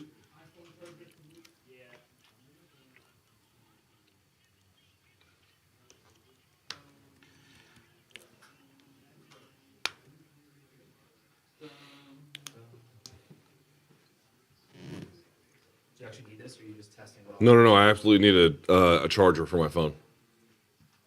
What good does that do me, bro? Someone's got to plug it in. All right, bro. What kind of plug do you have? Just normal. Standard USB? Yeah. Okay, bro. Thing here, right? Actually, do you want to plug it in? Oh, never mind. You're not using that.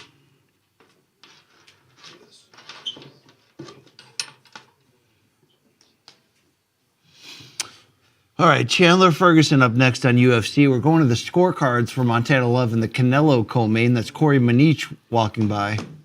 Yo, Manish, come here, take a victory lap, bro. Come over here. Victory lap? We're still got like 2 hours left in the show. Oh, shit, man. Well, then what the fuck are we doing? But these haircuts, though. How about him? My boy. Yo, what do you think about my hair? Your boy, Albanian Damien. He's the best. Dion, I know. dude. Fuck Oh, it. I'm Hey! so pissed when you said that. I know. I'm like, come on. Dude, my brain doesn't work right anymore. Yo, that guy was real nice. It's like, he's the man. And you got the line. I know. He looks. It really does. It looks just like your scar. Yeah. You know. That I wish you saw. He's so fucking stupid. Can you believe he's here? I don't like this show at all. Fart Manich. joke in the. Say what? You walked in, the controller made a fart joke too. So Listen, I'm equally horrendous. I mean, it should be. Manich, this was like just a stupid idea. Like, I'm never not party to the idea that like I'm awful. I get it. I understand. 2,000 viewers the whole time. Fans are loving it. Like, it's not to like. I don't think they're actually loving it. They love the idea of it, right? It's like being in love with me. That got dark. Yeah. I'm gonna get out of here.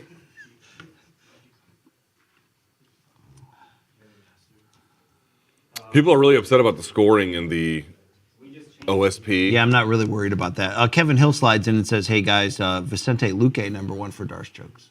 You agree with that? I believe that's correct. Yes, for that specific choke. Yes. Yes. Here we go. Here comes El Kukui. Yo, he gets a hero's welcome wherever he goes now. Good.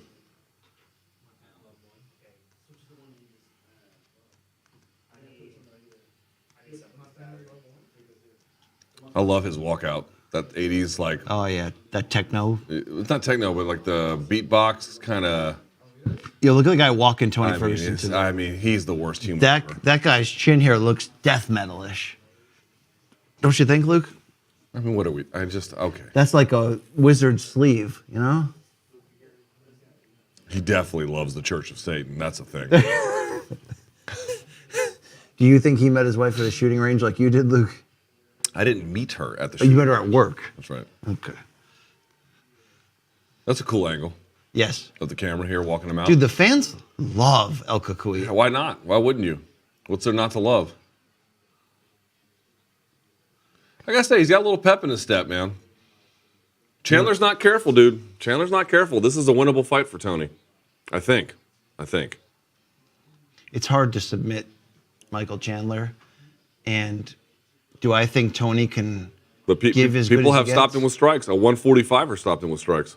Yo, they're eating pizza on the Barstool DAZN broadcast right now. But only are one they bite. doing a pizza tasting bit? Because everybody knows the drill. Are you going to try out this final slice here? Yo, that pizza sucks. That pizza sucks ass. That pizza is the worst shit ever, but I'm gonna still eat it. Here comes Tony. Now, Tony definitely still looks like he's in shape. Like Shogun. Do you know what I don't like about you? What? Is that as soon as it's time to go live with the post show, you're going to yell at everybody to get all this shit out of here. Yeah, of course. But all this shit is things you asked for that you refuse to finish. I know. Oh, that's the bit. They're peasants. I'm not. That's the difference. In all seriousness, dude, does Tony not look to you like he's in great shape? Yeah, I mean, mentally he does look focused. I'll say that. Like, it looks to me like he trained hard for this one. Yo, his cauliflower ear has like. Oh, it's receded into itself. Yeah, no, Bad. there's like peaks and valleys in it. There's like plateaus. Like it looks like the Ozarks in there, Luke. Yeah, you watched that show Ozark? You damn right, dude. I was watching second half of season 4 today in bed. You know, Never seen it. so good. I've heard nothing but good things. So good. 4 seasons, so good. What's the best season? 1, 3 is really good. 4 is pretty damn good. 2 is forgettable, but 1 and 3 are amazing. Okay, so who are all these weirdly dressed humans on the DAZN broadcast? That's Ak and Barack. I know Ak and Barack. That's Carson Kressley from Barstool Sunday Conversation. Caleb Presley, I mean. And that's, I don't know who the other two weird. I think the big dude there is, I think they call him Large. From Barstool? Yeah, it's Barstool's Large. I could be wrong about that. I don't know. Yeah, Large. He's a finance blogger for Barstool, yeah. Nice guy. I met him at SiriusXM one time. Good thing they have 5 people and 1 microphone between them. Yes. Or I should say among them. All right, Tony's in the cage. Here comes Michael Chandler.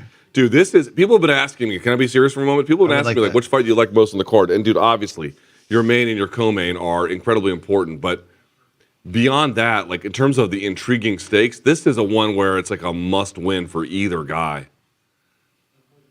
This is it, dude. This is a huge, huge fight for them. Michael Chandler going 1-3 if he loses in the UFC, which would hardly be ideal against very good fighters. If I'm Will Brooks and Chandler loses, I talk that shit on social media. Yeah, he might. He might. And on the other case, I beat you twice, bro. For Tony Ferguson, obviously a loss would be devastating, but a win would be transformative. What's up? Yo, I just emailed. I just responded, bro. I can never tell if you're actually looking at the Slack. Yo, I got Danny Segura messaging me. Yo, I love Danny Segura. Who doesn't, bro?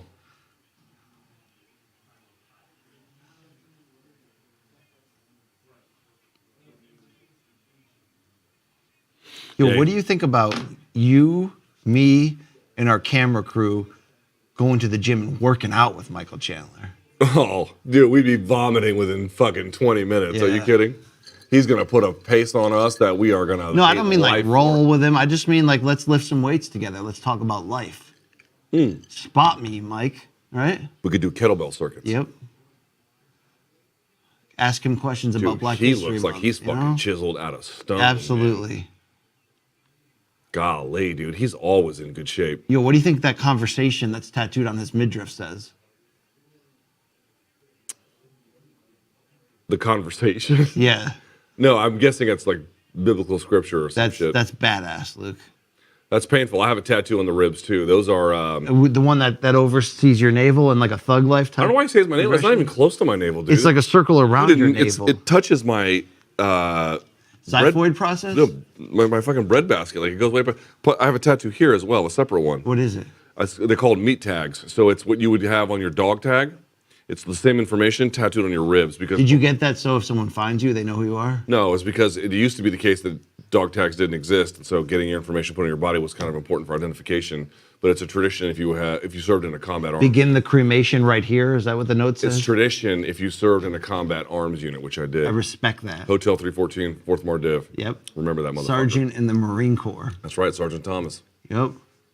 I would have you fucking... Were you a sergeant of the reserves or of the main team? Okay, the rank would carry over to any unit. That's what I'm talking about, right? Yes.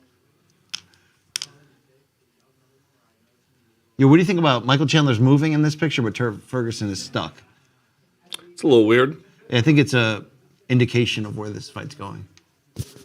Everyone's talking shit about like I don't know what's gonna happen though.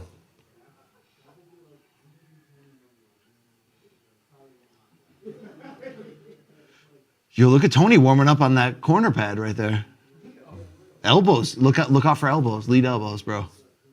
He's got some gray hairs these days. Plus 250 underground. He's got more gray on the sides than I do right now. Look at this.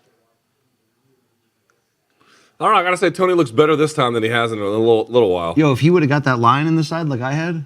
I gotta say, I think he looks better in terms of his energy with the fans. Yes. Versus the Apex, where it was, remember, Oliveira just turned him into a pretzel in silence? He lives on that energy. Yo, how ominous is Satan standing next to him, that guard with the long chanting hair? He's like, listen, if you lose tonight, but you want to go sacrifice a chicken to Satan, we can do that. Interesting. Chandler opened as a minus 155 favorite, closed as a minus 320. 320, wow. Okay, here we go, dude. This is the big time here. You think loser gets vaccinated? I doubt it. I doubt it.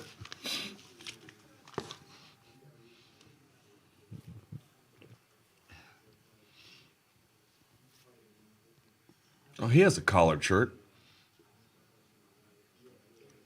Here we go. Music makes me lose control. All right, Tony. Standing in southpaw. You know, Dwight Howard in the crowd. Yep. Is he malingering there too? Yep. Collecting his salary. All right, Tony. Okay, so they're bouncing around. Chandler is in orthodox. But you're going to see this more reserved Chandler. Of course, he's ready to strike, but he's not going to overexert, right? Yeah. Because would you agree that against Oliveira and Gaethje, Chandler a little too aggressive? Gaethje, yes. Oliveira, yeah, even Oliveira, not as much, but yes. Mariachi band about to enter the arena for Canelo over here at T-Mobile in Las Vegas. Yep. All right, nothing really happening a minute in. Yeah, not a whole lot. Feeling each other out. Body kick by Tony, blocked by Chandler. Leg kick, inside leg kick, for two leg kicks. Oh, he's trying to bring the guard of Ferguson down so Chandler can land that right hand. That's all he's thinking about is that cross, that right cross, Luke. Chandler looks like he's trying to strike his way into distance. He's looking to land one punch to end this fight. Dude, Chandler is, he loves to go body head, but like a lot of different. Yep. Oh, Ferguson dropped him. But this is what Chandler does. Chandler gets hurt. Yeah, it's a winnable fight. It's a winnable fight for Tony. Dude, Chandler's hurt. Look at he's not moving. Here comes Poirier, bitch. Poirier. Right? That was a throwback too. Oh. Yeah, that's yeah. Dude, the crowd is going sick. Yeah, big time sick. Yo, I like the poise from Tony. He's like, okay, I know I hurt him a little, but let me not rush. Smart. You know what Chandler just said to himself? This guy came. Chandler has got to be real careful, dude. Those uppercuts are just missing. Dude, did I write the obit too early? Yeah, you did. Oh, that left hook. Chandler hit him with a left hook. Chandler's still targeting the body. Big. Oh, yeah. Wild miss from Chandler upstairs. Yo, Chandler, set your shit up, bro, right? I like these inside leg kicks, though, from Chandler to work his way back in. Yeah, I wonder if Chandler's going to go for a takedown. Yo, Tony will Imanari roll right through that, Luke. Something's wrong with the left eye of Chandler. He's been blinking. He keeps getting caught with that left hand. Yo, Chandler just did a little dance. Right straight to the body. You're right. Okay, so if you're not, look, there's no fainting. No fainting. Look, they're just reacting. Chandler's got to figure out how to get out of fight or flight. He's got to slow this down. Oh, shit. Yeah. Going. There we go. Okay, Chandler shoots. There you go. That's what I was waiting Double leg, got it. But this is where Tony lives, in the guard. He's against the fence. Yeah. But this will buy Chandler some time. And remember, for folks who may have missed it, Chandler spent a lot of time in the guard of Goichi Yamauchi, who I'm not saying is on par with Tony, but it is a very good guard player.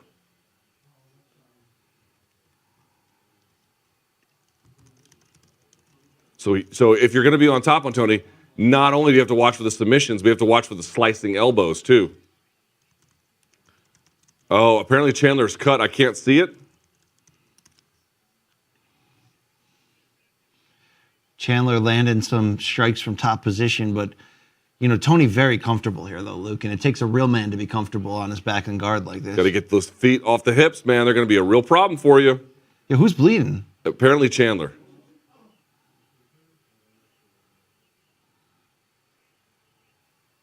Yo, Chandler got to watch it. Tony is busy underneath. That's what I'm saying. Chandler's got to watch catching an elbow here to the eye, get cut open. Got to break that grip off the right hand. You got to get off of it. There we go. That was big. Okay. There we go. That's better for Chandler. Now it's a little bit more back and forth. It's good, actually, Chandler has him kind of up against the fence. Kind of limit his mobility a little bit. Like that. Do you think Chandler's aggressiveness in top position, including cutting Tony's left eye, is enough to overcome the knockdown? No. You don't think so? He took him down. Well, okay, there's 49 seconds left. Let's see what happens. And he cut him. Yeah, but he cut him. What does that mean?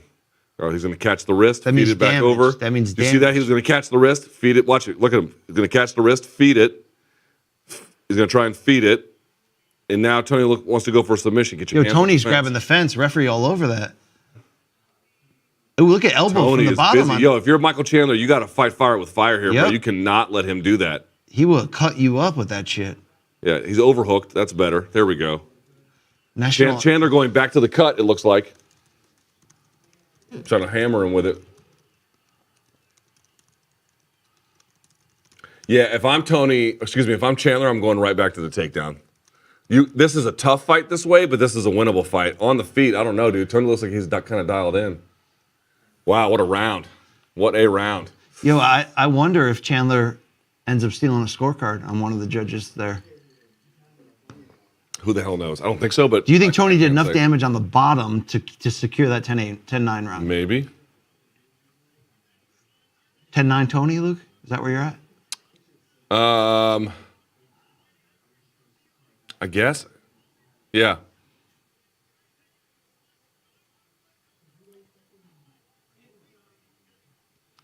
They're working on that cut above Tony's left eye furiously between rounds. Replays here showing us Luke. Oh, a right nice and two-punch a left. combination. It was a left Now, that cross. was more, it knocked him off balance than it really hurt him, but it hurt him. Sweeping left hand from Ferguson that sort of hurt him. Dropped him on that two-punch combo. But look at the double leg shot from Chandler. That was a huge double leg. Really well done. And then in top position, Chandler cutting him with that elbow. Yeah, still, it's but a Tony did round. eat shots. It's a Tony round. You think so? Yeah, I think so. Danny Segura agrees with you on Twitter. Okay. Mike Chandler needs to take this to the ground. Dave Meltzer scores at 10-9 Chandler. Okay, I just want you Okay, to know all that. right. I mean, yeah, listen, who the hell knows?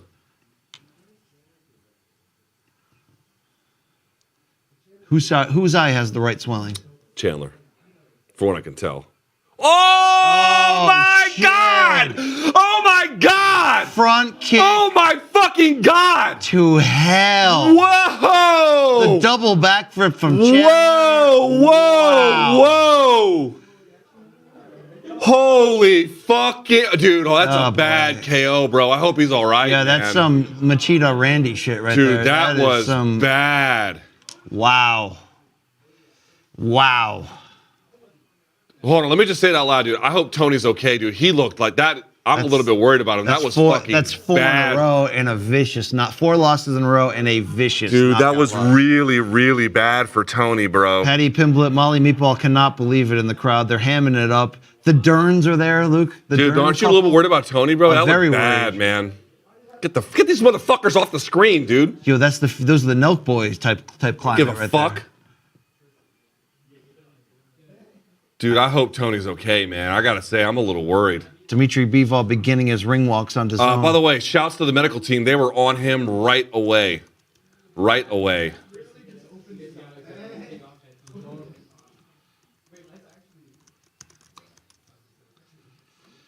So, Luke, a front kick. Was that what we saw there in real Yeah, time? to the face. Yo, Ferguson's still out right now, Luke. This is not great.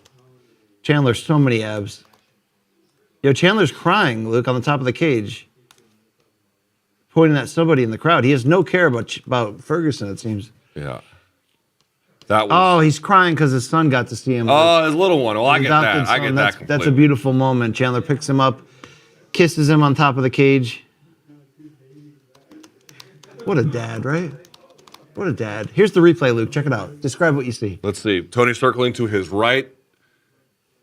Oh, I guess he shit. just kind of feinted a Oh, leg boy, kick. that's I think he flush. feinted a body kick Yeah, or a that's leg kick. And that's flush as shit. Tony knocked And he cold, didn't see it dude. coming. Damn, dude. Damn.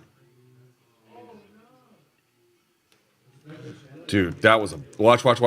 Tony thinks it's coming to the body, sticks the hands out, boom. He didn't see it coming at all. Dude, that's a Tony's in a bad way, dude. Tony's in a bad way. DC calling it a field goal to the face, Luke.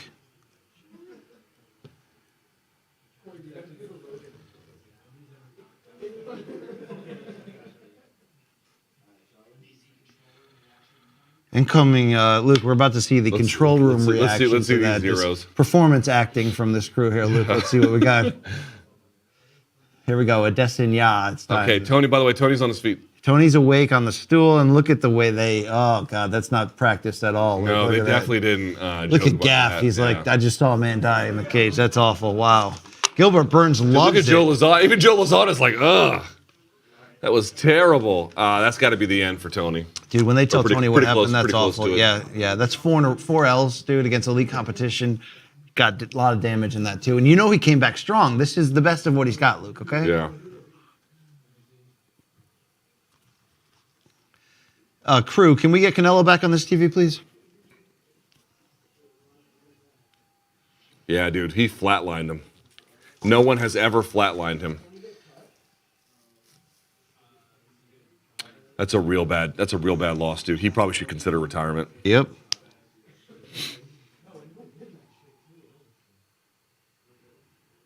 Can we check the latest text from Mikey and Here we go. Chandler He's about to interviewing be Michael interviewed Chandler. by Rogan.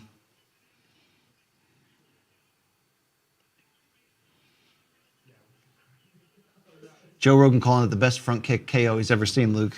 Most devastating.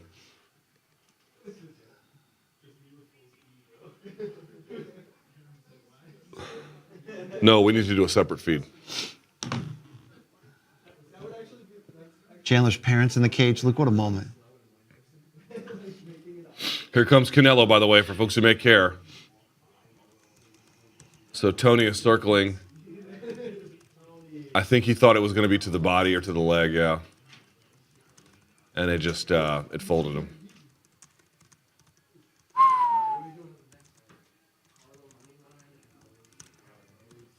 Dude, I gotta say, that's fantastic resiliency for Michael Chandler, right? Because he did this to Oliveira. The quote was, "We didn't even train it; it just happened." Really? Saw the opening and filled it, Luke. Dude, Michael Chandler is fucking chiseled out. I'm gonna hit the men's room before do it. Canelo. So why Yeah. don't you clean up your shit, take over here, eat that pizza, stop acting like a bitch. Name the waters. I'm doing a bit. I'm just teasing.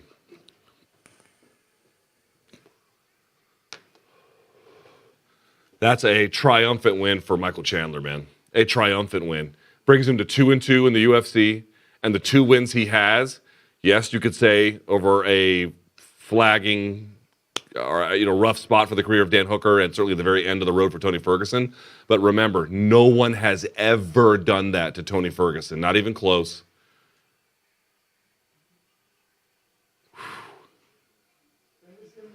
And for Michael Chandler, yeah, look, he is fired up.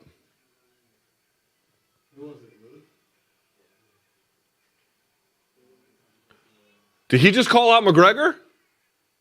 Who did he just call out?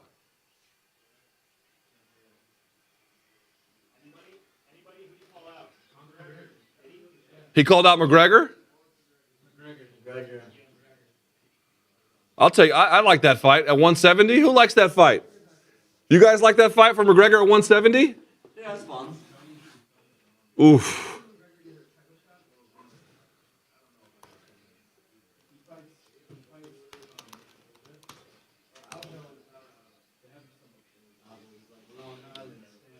There's Aljamain Sterling. Sean O'Malley. Kamaru Usman. There's Ali as well. There's Bilal behind him.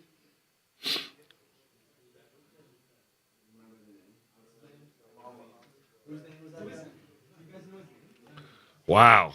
Oh, by the way, over on DAZN, we have a mariachi band playing, it looks like. Looks cool over there in T-Mobile with old Canelo. Oh, dude, they're showing a Gina Carano fucking movie trailer on this shitty. Oh, you gotta be kidding me. Can you imagine how terrible it is?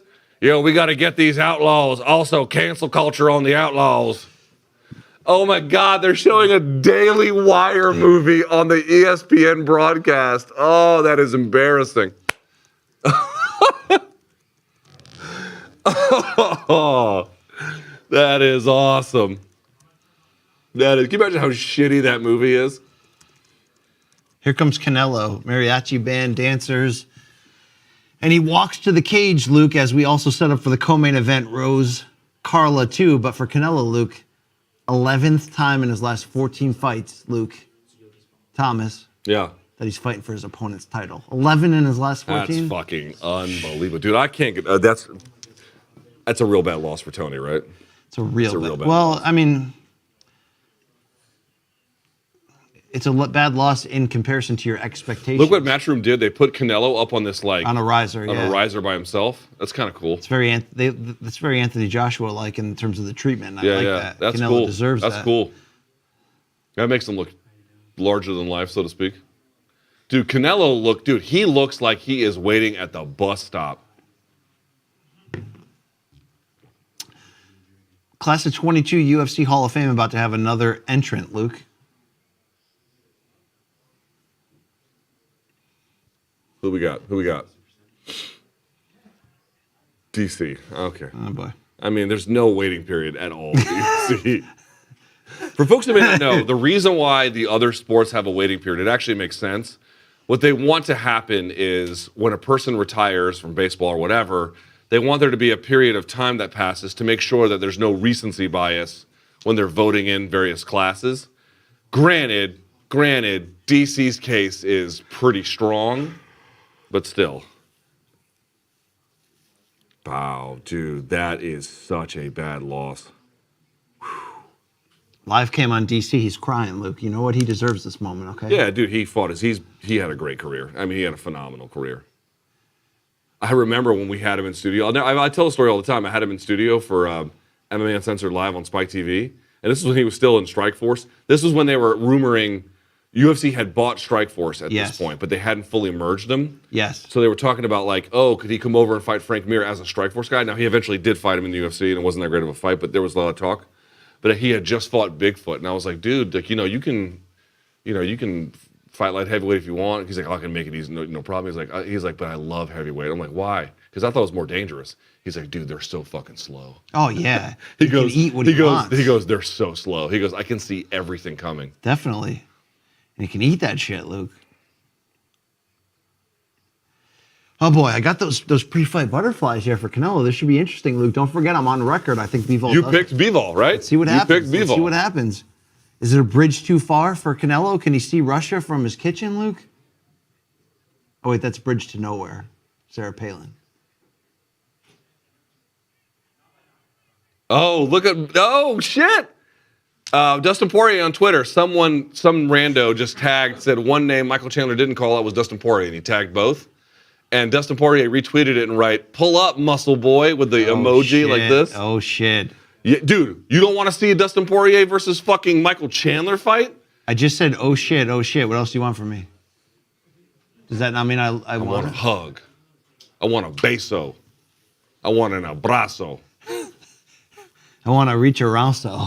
I want a abracito. If Tukey calls me Uncle Puto, I'm walking right out that door, all right? All right? She'd call you Tio Puto. I'd be like, Tukey, say hola to Tio Puto. I'll be like, Tukey, your functional Spanish sucks. It's better than mine. Their Spanish is pretty good.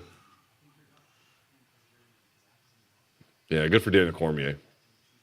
Daniel Cormier will enter the Hall of Fame. Good for him. Tom Cruise right there taking videos of Daniel. He deserved it. He's like, you should watch more videos. He deserves it. Happy for him. He had a great career. Yo, that's the Strikeforce Grand Prix champion right there. All right, we're about to get going here on Canelo. Ring announcements. There's Dan Hellie. Dan Hellie from Washington, D.C. Fuck your life. He used to be on NBC4. I used to love watching his fucking... Huh? Tony Hinchcliffe? Hinchcliffe? We're going to go with Is he a comedian? Yes. Is he good? Yes. Is he? Tony Hinchcliffe, yes. He's a podcaster, Luke. DC's still crying. He's crying more than when good for him. John Head kicked him at 214 right now. Well, I mean, what the fuck are you doing? I mean, this should be a moment of celebration. It is. It should be. He's a legend. Canelo and Bivol announcements continue on inside the ring. Luke, what would you do if Bivol won? What would you do? I'd be a little shocked. Would you Shocked? I don't know, but would you show your navel tattoo to the? It's not a fucking navel, dude. It's why around are you your saying navel. It's a circular. It's around my stomach, not my navel, dude. Your navel. Is It goes in the hip middle of to your hip. stomach. Yeah, and it comes above and around the navel. No, it doesn't go around the navel. It goes hip to hip. Over and around the navel. Yeah, so does every tattoo above the fucking waist, dude. That's what You're right. They're all navel tattoos, and that has nothing to do with your armed forces branch. I It's don't more think of you a know location. anatomy. I don't think you know anatomy all that well. Yo, if you've got a navel and you've got a tattoo that goes around your navel, it's a navel tattoo. Yeah, but if it's right around the navel, it's a navel tattoo. If it goes way around it, it's not really a navel tattoo, is it? It's more of a marine tattoo. More of a marine tattoo. It's more of that thug life tattoo. All right. Bivol getting announced. He looks calm, cool, poised. Yeah, I'd say he looks pretty ready.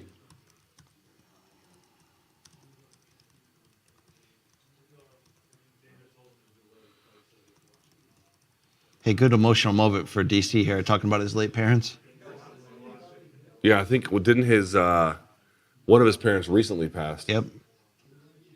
Good for him, man. Team Canelo dressed in pink. It's more of like a purplish pink for this fight. Dude, I got to tell you, Canelo looks like this is an inevitability. You want us to do the clock for the Canelo fight now, rather than UFC? Can you do both? I don't know how it's going to make sense on screen. We'll tell them what it is.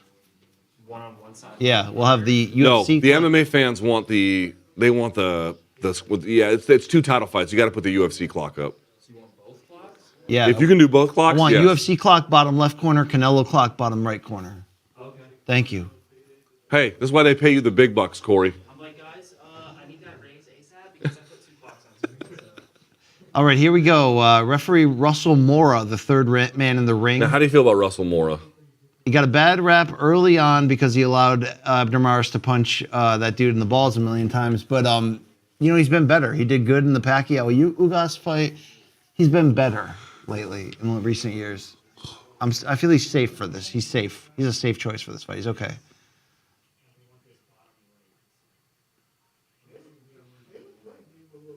Would you be more surprised if Carla Esparza became champion tonight or Bivol beat Canelo? Oh, that's a good question. Bivol. All right, we're touching gloves between Canelo and Bivol in the center of the ring. Still a few minutes out from the ring walks of Rose and Carla. But Luke, this is why we lift them weights in the offseason when combat sports hits the fan right here. 2 main events. Okay, they've touched gloves in boxing. Here we go. Canelo praying in the corner before the start of round 1. Canelo dressed in pink trunks with white trim, white gloves with a pink thumb. Bivol dressed in black. He's got purple trim, purple gloves. Las Vegas, 175 pounds, 12 rounds. Here we go. It's time, Luke. Here we go. Bivol out to the jab early from distance. Bivol looks like a fucking monster in there. Yeah, that rehydration, bro. Good Lord, man. Canelo using a high guard early, sort of taking everything on the gloves at the front. Oh my God, man.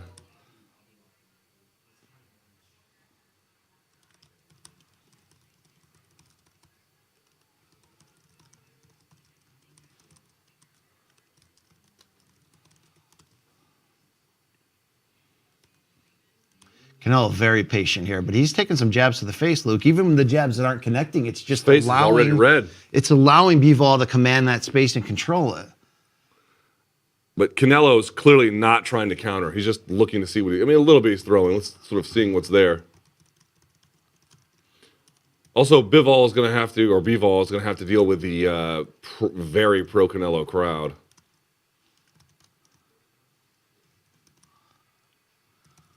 All right, shipping up to Boston on UFC side of things. Oh, yeah.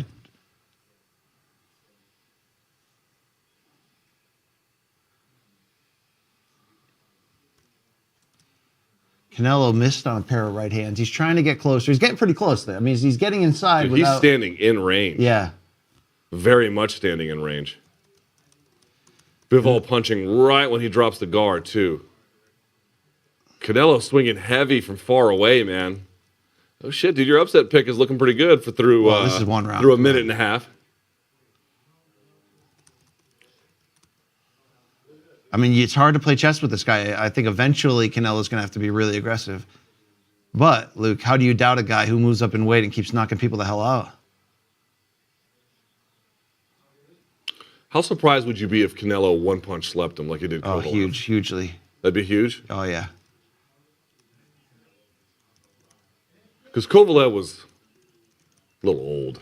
Yes. A little Shogun versus OSP. He also he was too afraid to go for the knockout or to really try to hurt Canelo. He was really just like, I'm just going to jab for 10 rounds until you knock me out. Dude, Bivol looks enormous. There goes that. Dude, his patented defense left hook. Did Canelo connect with that? Yes. How hard, I don't know, but did he connect? Ooh, there goes the combinations from Bivol.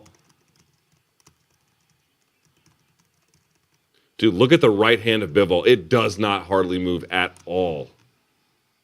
Oof. Canelo getting through a little bit. Oh! Big two-punch combination. By Bivol, right? Yeah. Canelo missing a lot, to be quite honest with you. Getting through a little bit. Oh, uppercut at the end there. Okay. Canelo a little bit better at the end of the round, but that was clearly a Bivol round.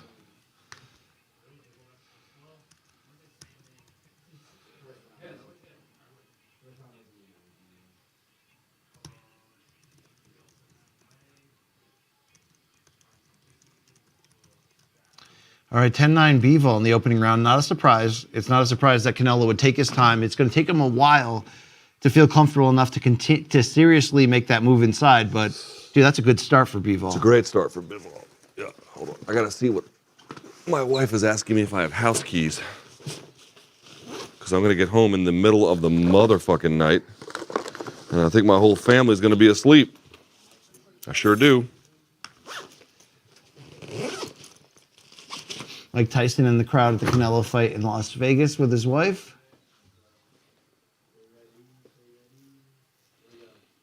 All right, round two about to begin for Canelo Bivol, just as the champion Thug Rose begins her ring walk.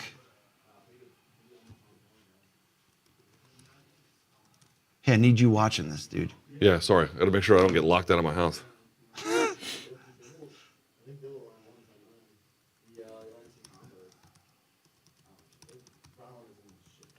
Okay, all right. Man, Canelo's going to have to work for this one, dude.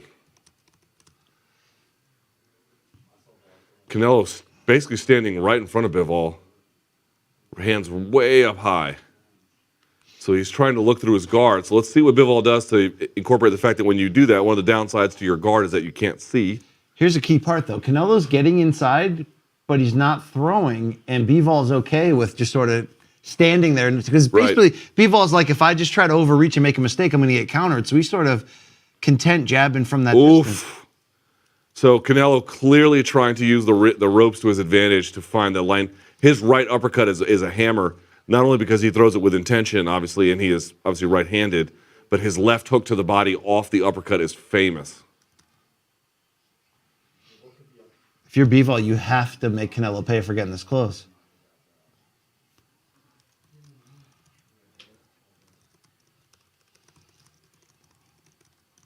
Canelo having a hard time having on the right hand. Dude. Oh, look at that 1-2 from Bivol. Dude, Bivol is giving him problems.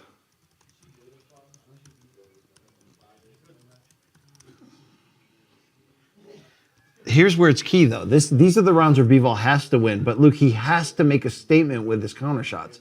So we don't know how much that power is working. But if he can't hurt Canelo at this distance, oh wait, that right hand might have gotten through. Yep.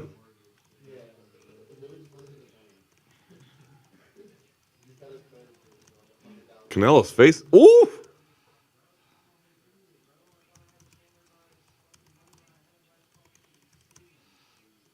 Well, you really got to respect Canelo's risk-taking here. Jesus. Yep. Bivol just sticking the jab out. Dude, look at Bivol's stance. He is almost square. Oh, good combo from Bivol. Oh, dude, these Bivol combinations are going to be a problem. They're quick. They're accurate.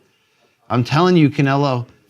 I mean, Canelo can't punch between them. They're too quick. Canelo has to completely sell out to getting inside to try to land these shots. That's right. Now, look, he does have speed and power. They will add up. Also, he can't wait for him to throw. Like, you need to be offensive and consistent. Because once the combo gets going, forget it.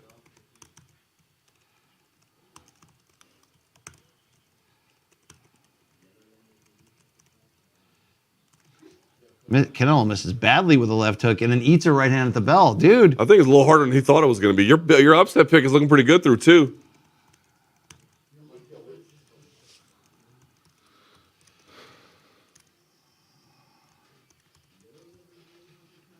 Two nothing Bivol. We'll see what happens here. Who is Hurricane Helms? Wrestler Shane Helms. I guess he follows me on Twitter. Nice. Good dude. Yeah.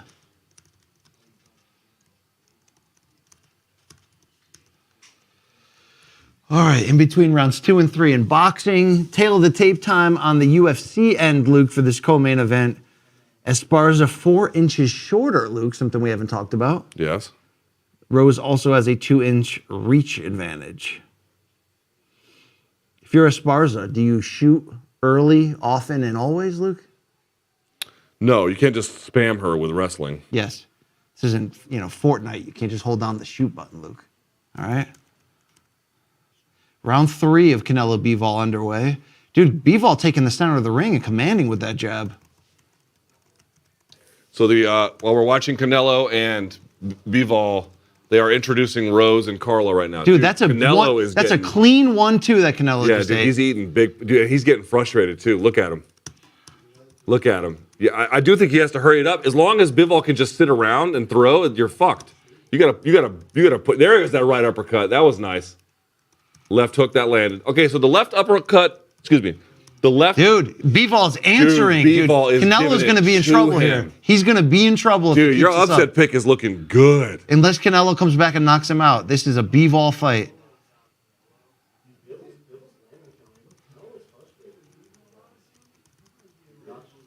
Oof. All right, so he's reversing him, but unable to really land clean along the ropes. Also, it doesn't look like the power of Canelo is really translating all that well.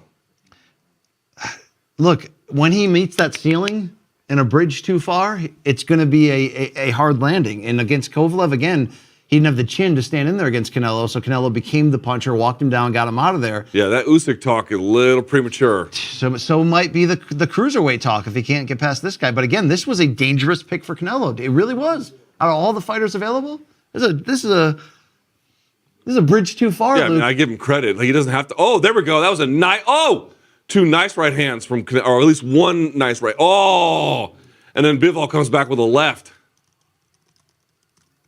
It's a good fight, actually. Yes.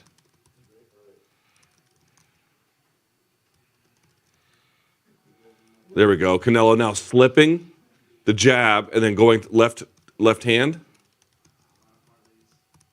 There he is, side to side. Okay, are you seeing Canelo a little bit more? You talk about Bivol being basic, but those 1-2 combinations are cutting right through the guard of Canelo. Yeah, they are.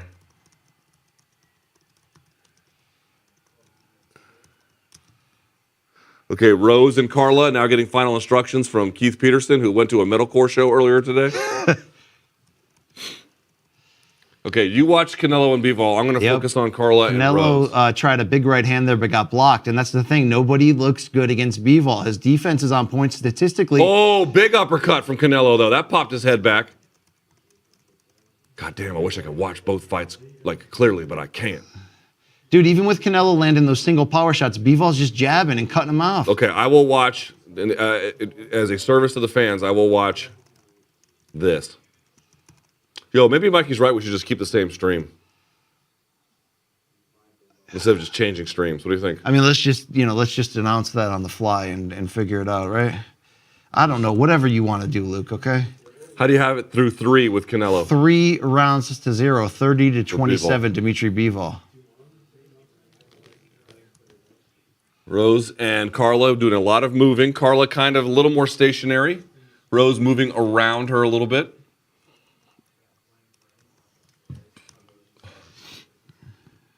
Wide stance from Rose here, Luke. Big wide. Lowering her stance. Looks like, and now she's alternating.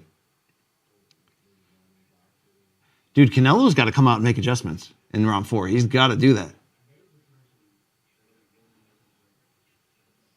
Conor McGregor saying he'd like to fight Chandler at 170.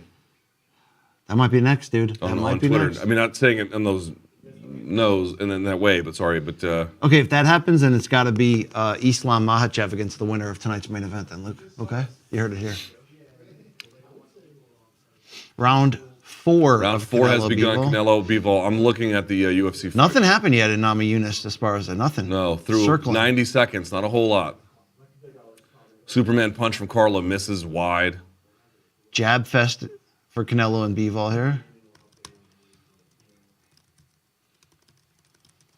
Dude, Canelo is trying to power punch everything. The only thing you can do is land to the shoulder and arms. Yeah, like he did against Callum Smith.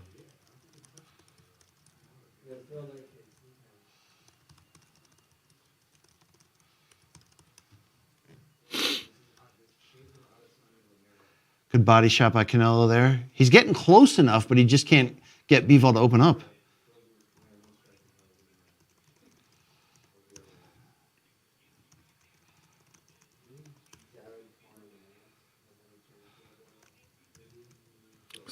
Through almost 2.5 minutes here in round 1 of Esparza and Rose 2, not a whole lot happening. Dude, Canelo swinging and missing. Canelo can get into position, but the problem is Bivol is getting right out of position Right. and not standing there long enough. Again, the power punching of Canelo doesn't seem to be showing up. But again, I'm watching this UFC fight. There's not a whole lot happening. Okay, there we go. A little bit of a left hook there attempted from Carla. Carla level changes. Tries to blitz forward, doesn't work.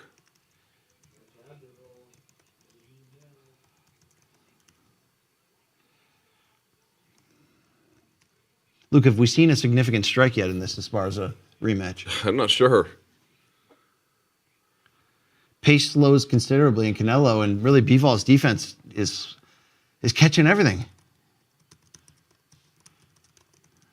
Oh, now Canelo's on the ropes getting eaten up.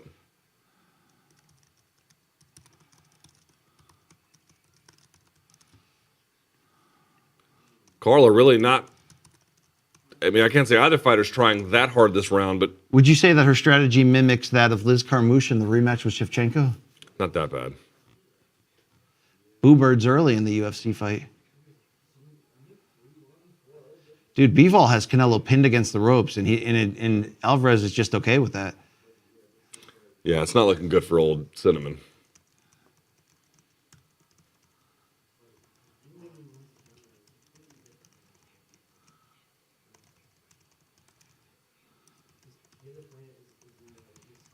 Bivol is boxing beautifully.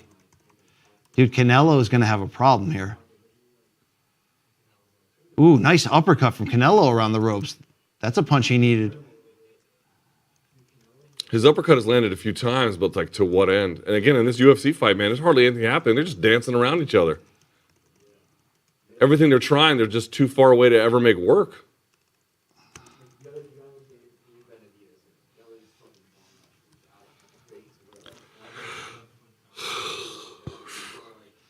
Four rounds complete. I've got a 4-0 Bivol. At what point do you get concerned here, Luke? If you're Canelo, If you can't start turning it by 6th or 7th, you got a real problem. who are you giving this opening round to? Honestly, it's kind of 10-10, man. I guess Rose, I mean, not much happened. Dude, hardly anything happened in the round. The crowd's kind of booing.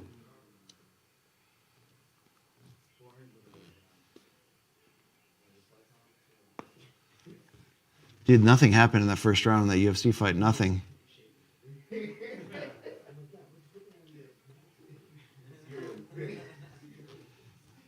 Luke, can you go 10-10? You can't go 10-10 in a championship UFC I fight think round. you can, but I mean, you can, but they don't.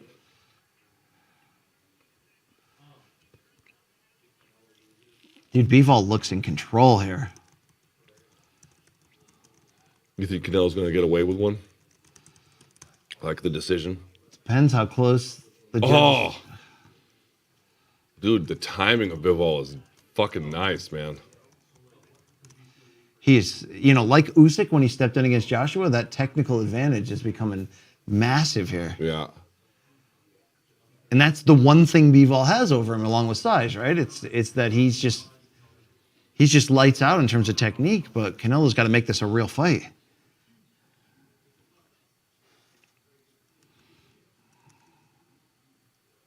Okay, round 2 is going on for Namajunas Esparza. Let's see what happens. Looked to me like both of them kind of gave the round away in a sense. Obviously, I'm sure one of them won it, probably Namajunas, but.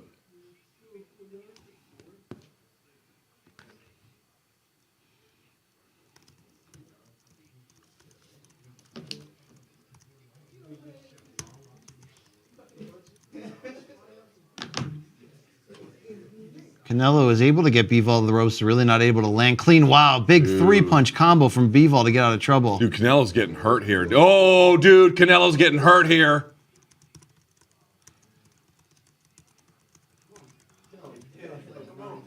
Dude, Canelo's getting tuned up. Yep.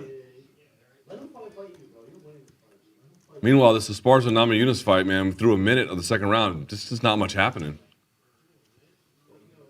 Has Esparza shot yet? No. She's changed levels and blitzed, but not really like full on. Namajunas doing everything to deny her distance. There we go. There we go. There's your shot. Single leg, runs the pipe, can't get it, Rose stands.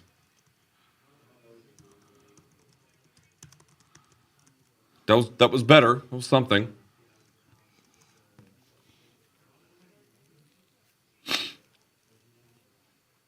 Good jabs from Bivol. Dude, he is just completely taking away the type of things Canelo normally does to break down his opponents here. Dude, what's this going to do to the Triple G fight?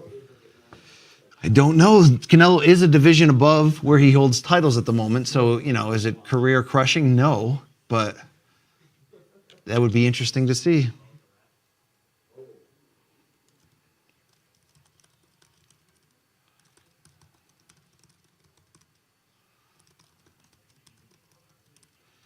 Another round for Bivol, Luke. Yeah, this is starting to look bad. That's 5-0 on my scorecard. That's bad.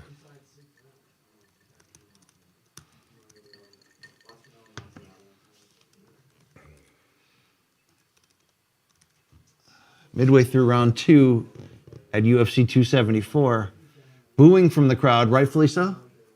No. Okay. It's a fucking title fight. Shut your whore mouths.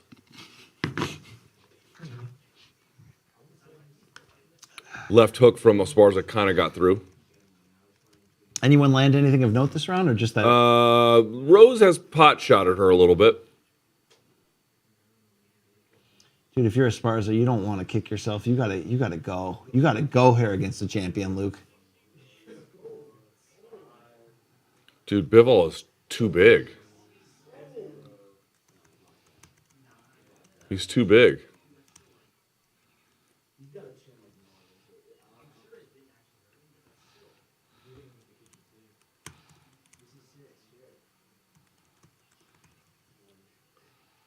I mean, I'm not going to sit here and tell you this Namajunas Esparza rematch is all that exciting. It's not. It's real dull.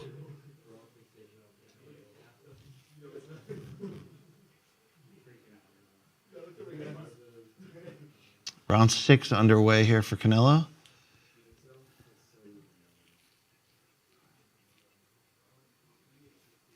Dude, Bivol jab to the body, right hand over the top again.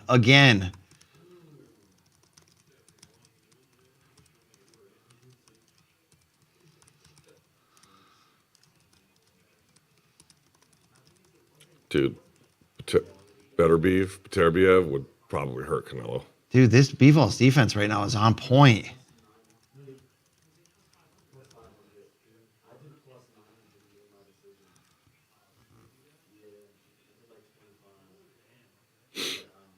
Yeah, so Rose landed a left over the top there. She's kind of pot-shotting a little bit. What is Esparza doing? Nothing? Seems to be waiting for her to get close enough, which is just... But the thing is, Esparza's not doing a lot to, like, cage cut. Yeah, but Rose is the motherfucking best, Luke. She is quite good. I don't have the volume on the Canelo fight, but you wonder how frustrated he's being here, Luke, in the corner. It could be interesting. Or is my scorecard off 5-0? Is it 3-2, Luke? I don't think so, but you never know. I don't want to drink anymore. I won't make Makes you. my head hurt.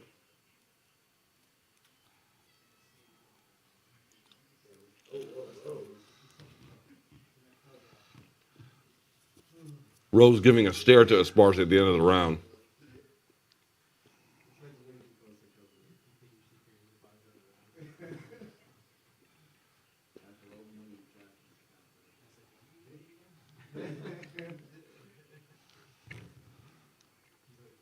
Who do you think won round 2? Luke, what's your score for round 2? Still, Namajunas up 2-0.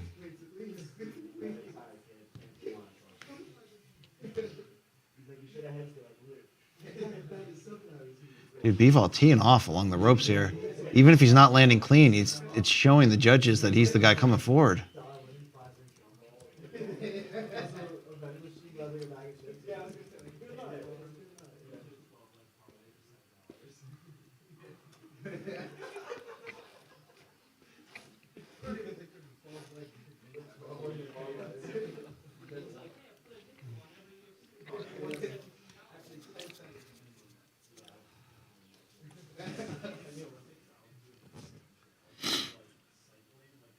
All right, round 3. There's really nothing happening. Namajunas Esparza.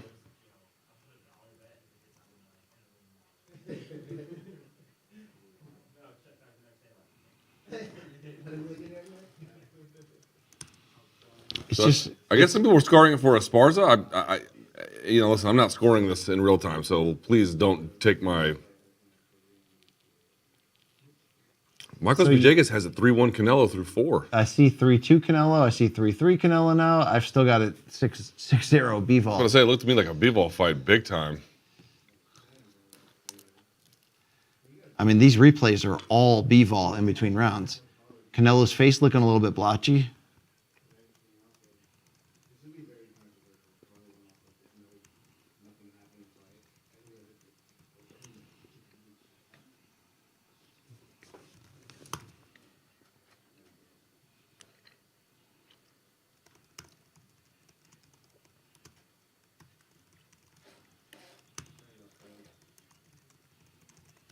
Failed shot there from Esparza. Okay, there we go. There's the shot from Esparza, but she gets whizzer hard and then pushed out of the way. Wow, it was really good Rose work. right back up. Good work from Rose. Never letting the position settle.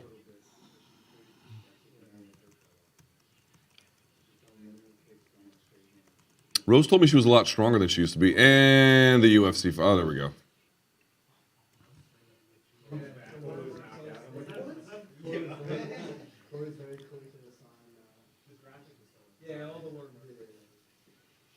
I got some people on Twitter saying they've got Canelo up 5-0. What fight are you watching? Oh, dude, he's gonna pull one out here. You bet. I just don't see it. Canelo coming forward, Bivol swallowing everything up.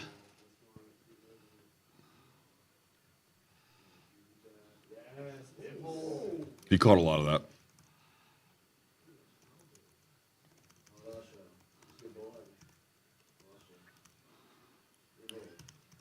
Esparza landing a bit of a left hook, but Rose landing one of her own, it looked like. Esparza level changes, misses. Does it again, gets framed out.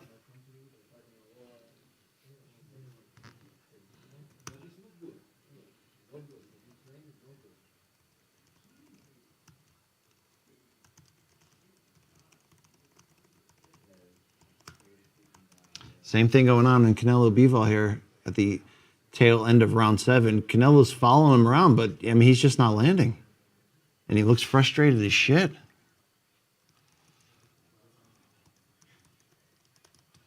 Oof. This is a clinic from Bivol right now. He looks good from what I can tell. Esparza having a hard time finding Rose in a position where she can back her up. Here we go. Now she's sort of stutter stepping. But Rose is doing a good job of disrupting her rhythm. Throwing a strike or changing an angle right when she's sort of trying to get an attack sequence going. Right there, that jab intercepting her before she can even try. This is a better round I'm not sure how people are scoring it, but this looks like one of the better rounds for Rose for sure. I mean, just one of the more action-oriented rounds, at least on either side. But Rose looks in command.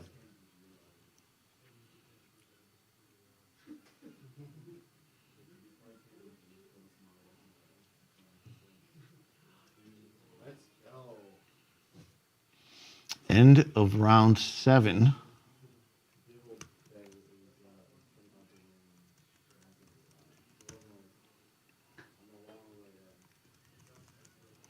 Carla getting a little bit closer. Not too much. Not with much success, but just a little bit closer. All right, we're through 7.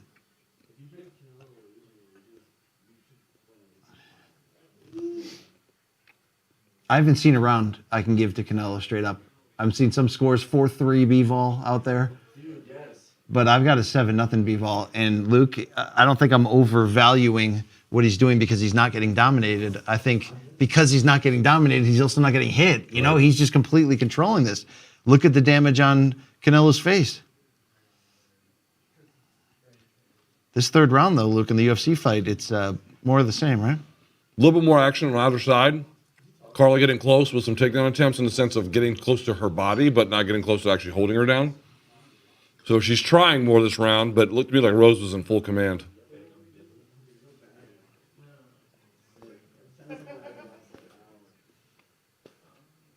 Who'd you give round 3 to?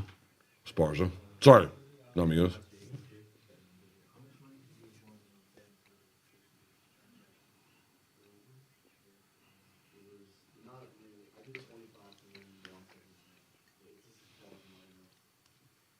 All right, round 8 here, and it's Bivol getting more aggressive.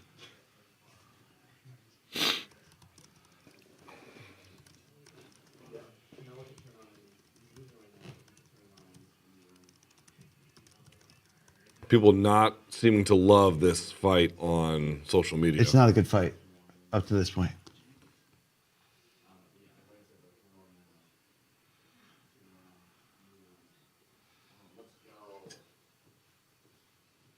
People saying Carla could be up 30-27. I get. I don't know what I'm watching. But I thought she was good for at least 2 rounds for Namajunas, but I guess we'll see. All right, here we go. Round 4. Namajunas and Esparza. Bivol has become the aggressor here.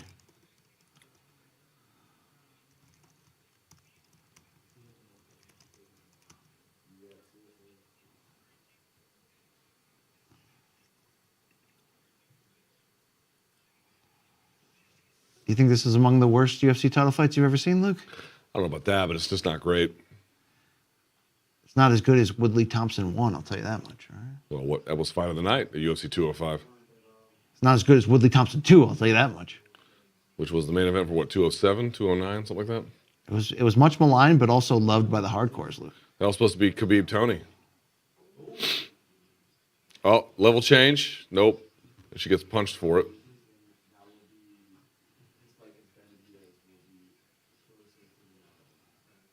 Yeah, dude, Dean Thomas apparently on the broadcast being like, what is Esparza doing? He's accusing her of keeping her face pretty for the wedding pictures, Luke. I don't know about that.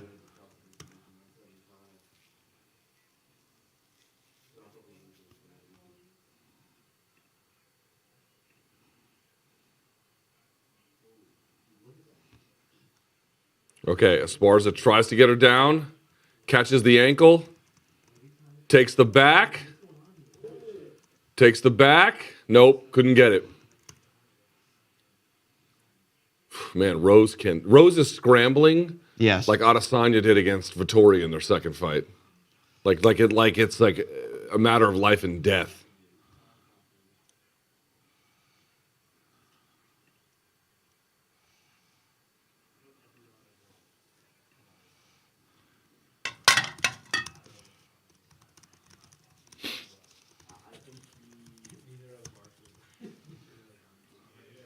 I'm not seeing a round I can give to Canelo, and I know that some people might think that crazy. I don't know what the broadcast is saying, and sometimes that can certainly influence people, but yeah. I'm watching a dejected Canelo go back to the corner between rounds, Luke. I'm trying to pay attention to this UFC fight, but in general, I've not seen a whole lot that gave me inspiring. I mean, luckily, I'm not a Canelo. professional judge here, but what else can you do here?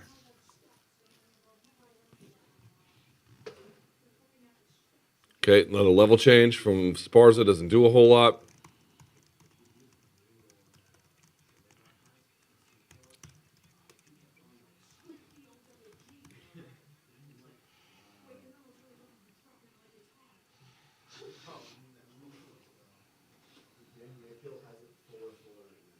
Nice right hand to the chest from Rose right there, Luke.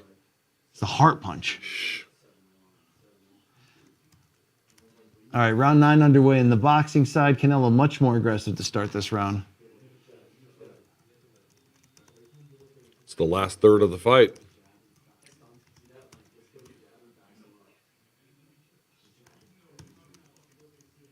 Demi and Maya.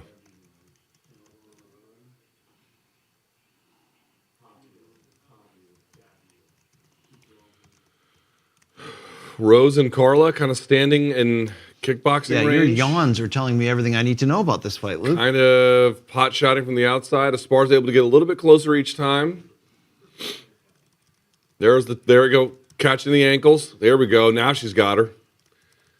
Let's see. Go. She's got her back. She's gonna take her almost mat return her. Looking for that body triangle to secure the back, Luke. Get that body triangle. Oh, look at Rose spin out of trouble. That was crazy. Oh, and a right hand to follow. So Carla can get takedowns, and she's going to like single legs where she can trap the ankle or trap the knee, but she can't really do much with them.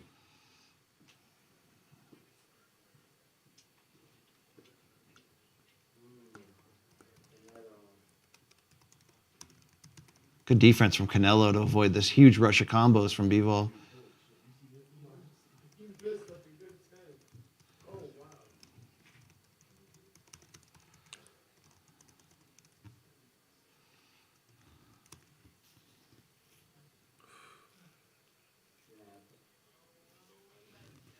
Good body work from Canelo. This is a good round for him. Actually, it was a pretty good round for him here, I got to say.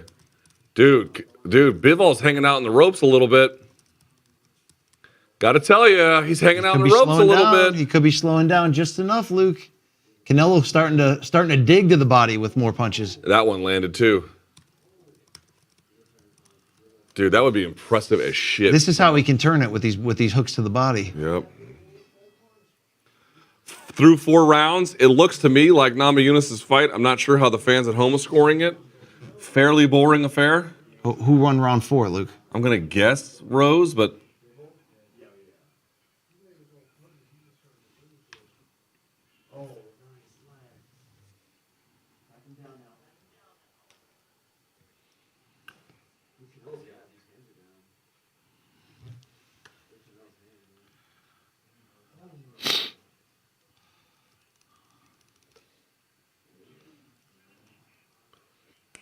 Canelo, oh God, did he just barely miss a right uppercut? That could have ended the fight.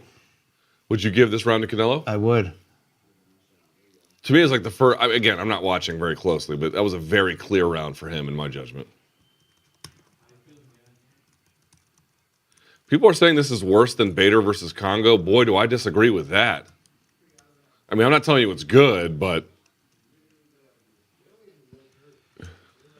All right, I got an 89-82 So, Bivol. dude, people have this fight 38-38 heading into the 5th. Again, I've not been judging it.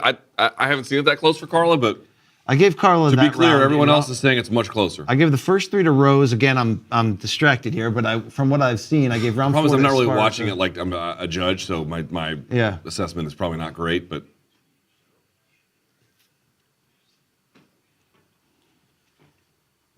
what's all the activity for? What activity? A lot of movement What you got so far? from you whores. Round 10 of Canelo Bivol. Getting ready here. Round 5 just began on the UFC side. Does either fighter know they need to go for broke here, Luke? Or do they think they're winning a chess match? Good answer about the UFC fight. I'm watching this fight through. It's... Rose landed right. It was hard to tell if... Okay, here's Esparza, framed out, pushed.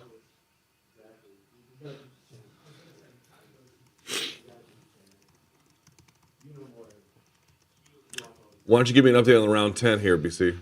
Good pot shouting from Bivol. They're fighting at close range in the center of the ring. Bivol is he's throwing one punch at a time, but they're landing. He's picking out. Right hand lands for Namajunas. Great use of his jab this round. Oh, left hand for Esparza whipped the head of Rose. Any damage to either face here, Luke? Rose's face is a little bit marked up for sure. I think, well, both of them have a little bit, but Rose is noticeably a little bit marked up. Oh, nice combination from Bivol. 3 punches catching Canelo backing up.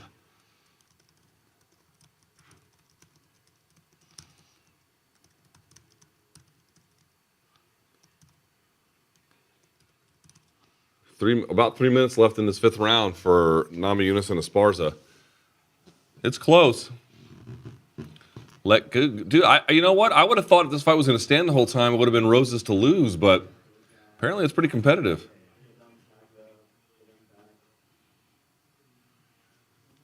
Bivol has Canelo cornered here in the final second half of round 10. I mean, he's not overcommitting. He's just, again, little pot shot shots for him.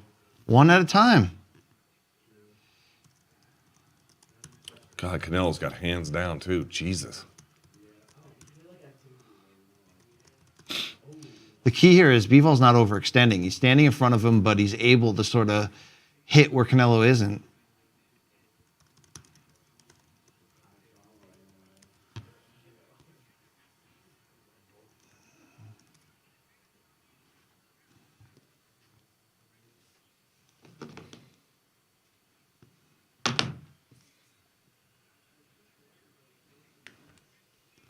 Final 30 seconds of round 10 here for Bivol and Canelo. And look, Canelo's just sort of circling away, man. He's not throwing. Canelo not throwing much in return. I don't see how he's I don't see how he's in this fight at all. Another shot from Esparza goes nowhere.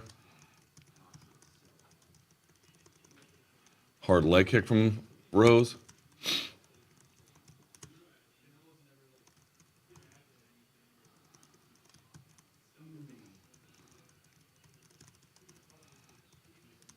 Luke, this fight sucks. This UFC fight. Yeah, it's not great.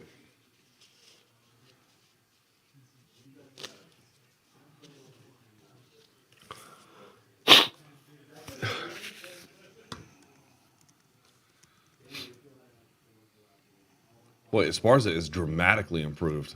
Yo, did Rose allow us that Whaley rematch to get too close for the same reason here, Luke? I don't know. Hold on, we've got less than a minute to go here. 5th and final round.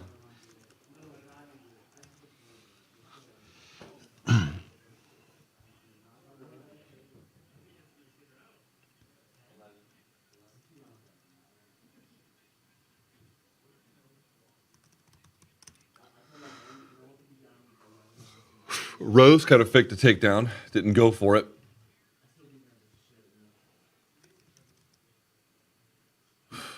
Overhand right misses for Esparza. Less than 30 seconds.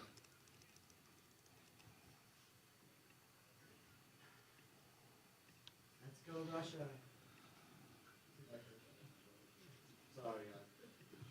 Round 11 underway. Okay, 10 seconds to go. Takedown by Rose. That could be big. Takedown by Rose. Probably does it to ice the round. I don't know that it actually seals it. We'll see.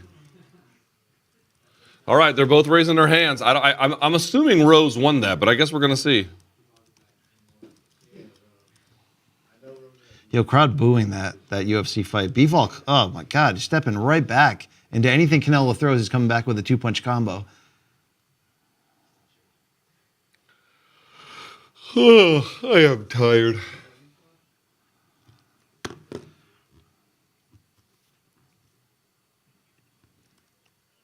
All right, rolls through. Luke, what's your score? What's your score for this fight? I'm pretty sure Rose has 3 rounds, I think. I gave Esparza the last 2. Some people gave Esparza all 5, Luke. Yeah.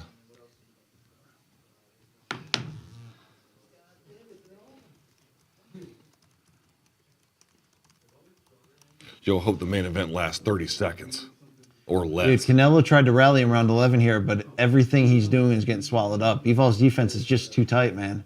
Luke, it's gonna have to be a robbery for Canelo to win this. I'm telling you. Robbery? And even though I've seen people give Canelo as many as 4 and even 5 rounds online, and again, I don't know how that's possible. There's going to have to be a robbery for Canelo to win, a straight up robbery. Dude, they're literally head to head. Oof. Oof. Oh, Canelo almost double legs him.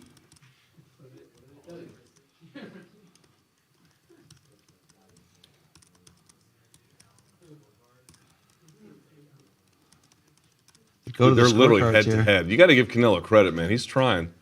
Oh, he's trying. Here we go. Just shh.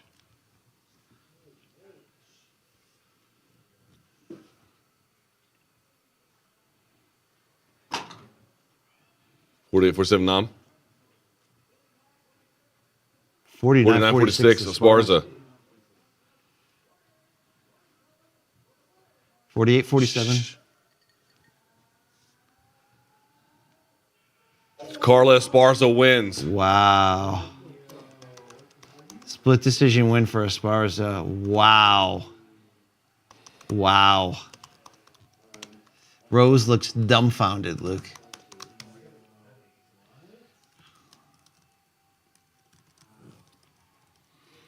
Yeah, dude, I wasn't really watching that as a judge. I'd have to go back and take a look, but it is what it is. By the way, Dan Tom from MMA Junkie predicted Esparza was going to win. Remember that? He did. I thought it was going to have to be on the back of the takedowns, but it wasn't, dude. Esparza, we should acknowledge that. We thought it had to be takedowns for her. We thought she could win, but with takedowns. Dude, she did it basically without it. Let's listen to Esparza. She's getting booed.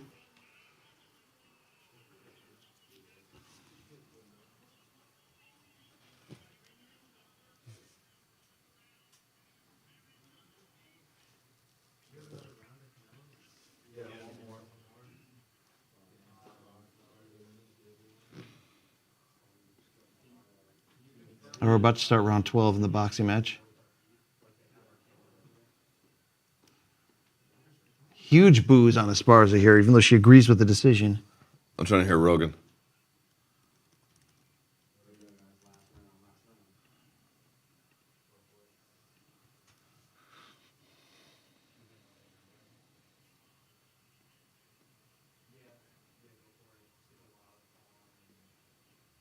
Final round. Canelo pushing forward.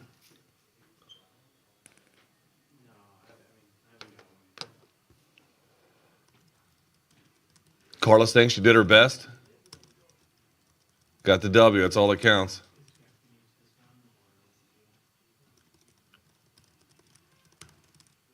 Yeah. Rogan reminding her, you're getting married next week and your face is fine. I mean, congrats. She's getting booed aggressively by the crowd. Bivol's defense is stopping everything Canelo's trying to do in this final round. Well, good news is we'll have the UFC fight unobstructed to watch. 2 minutes left in Canelo Bivol, round 12, man.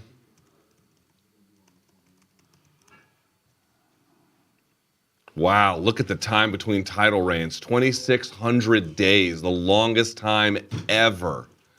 Couture was 1,000, Frank Mir 1,200, 2,600 days for Carla Esparza. Good for her, man. She clawed her way back. Again, I was watching it shittily, so, you know, my judging is probably not great. I'll have to go back and take a look. Canelo gets Bivol to the ropes, but Luke, he just can't land. Can't. Oof. And Bivol's fresher here, too. It's a bridge too far for Canelo. Somebody should have called that, Luke.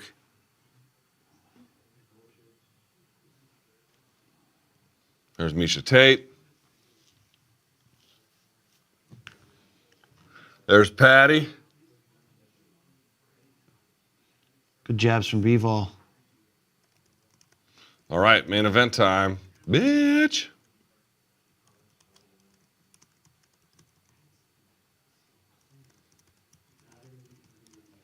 Dude, Canelo can't crack this code, Luke.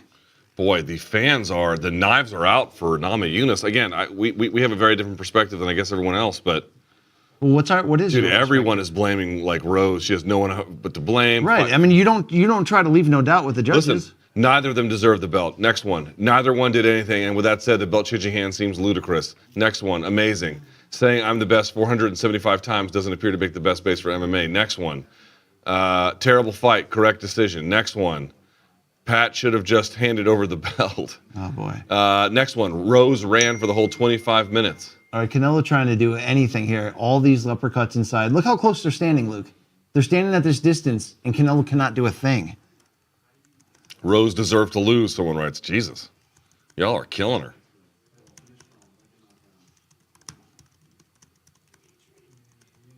Dude, Canelo, I've never seen him like this, Luke. That is it. They go 12.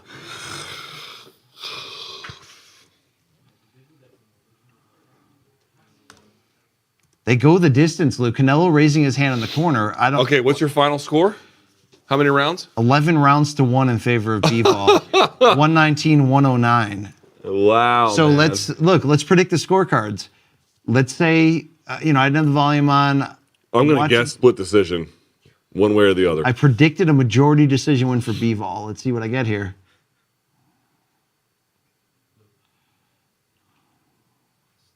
What? Yes. Solid? Okay. Sure.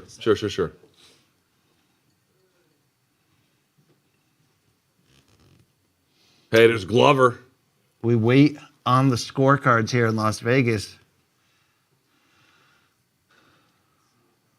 Dan Rayfield scores at 116-112 Bivol.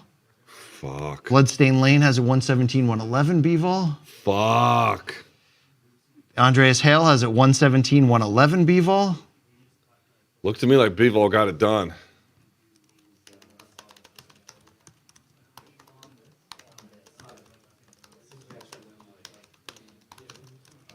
Canelo still seems semi-confident. Oh, Gaethje turned into the favorite now. Yeah, with the change. With the weight class or with the weigh-in issue. All right, we head to the scorecard reveal here. Guys, I got to get the volume of this fight in some form. I guess we don't have that now? For DAZN? Yeah, to get the quotes.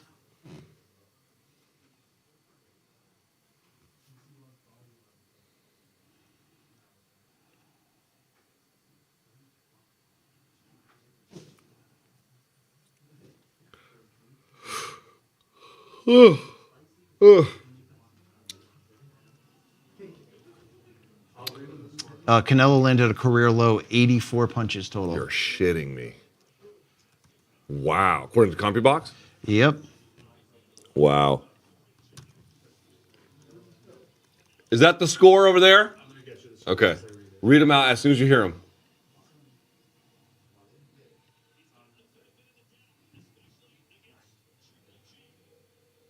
If they rob Bivol here, I'm rioting. This is unbelievable.